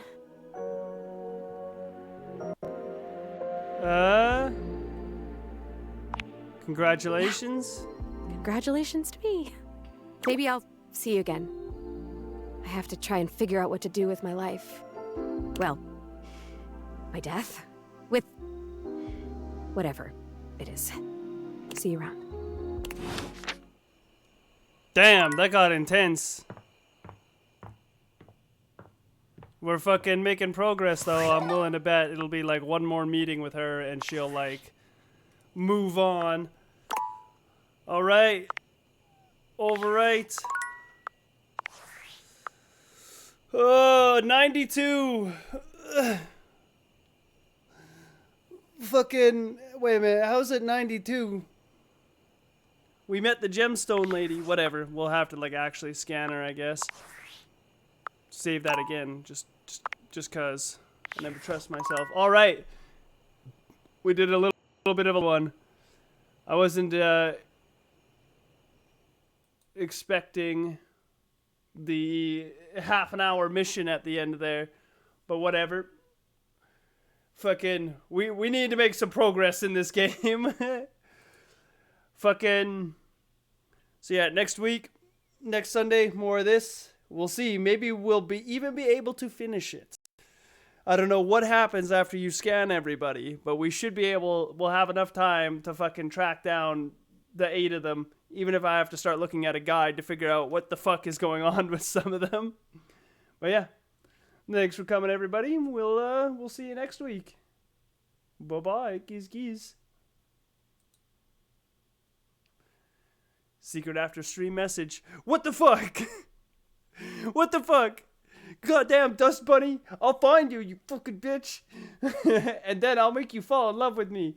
And then I'll never talk to you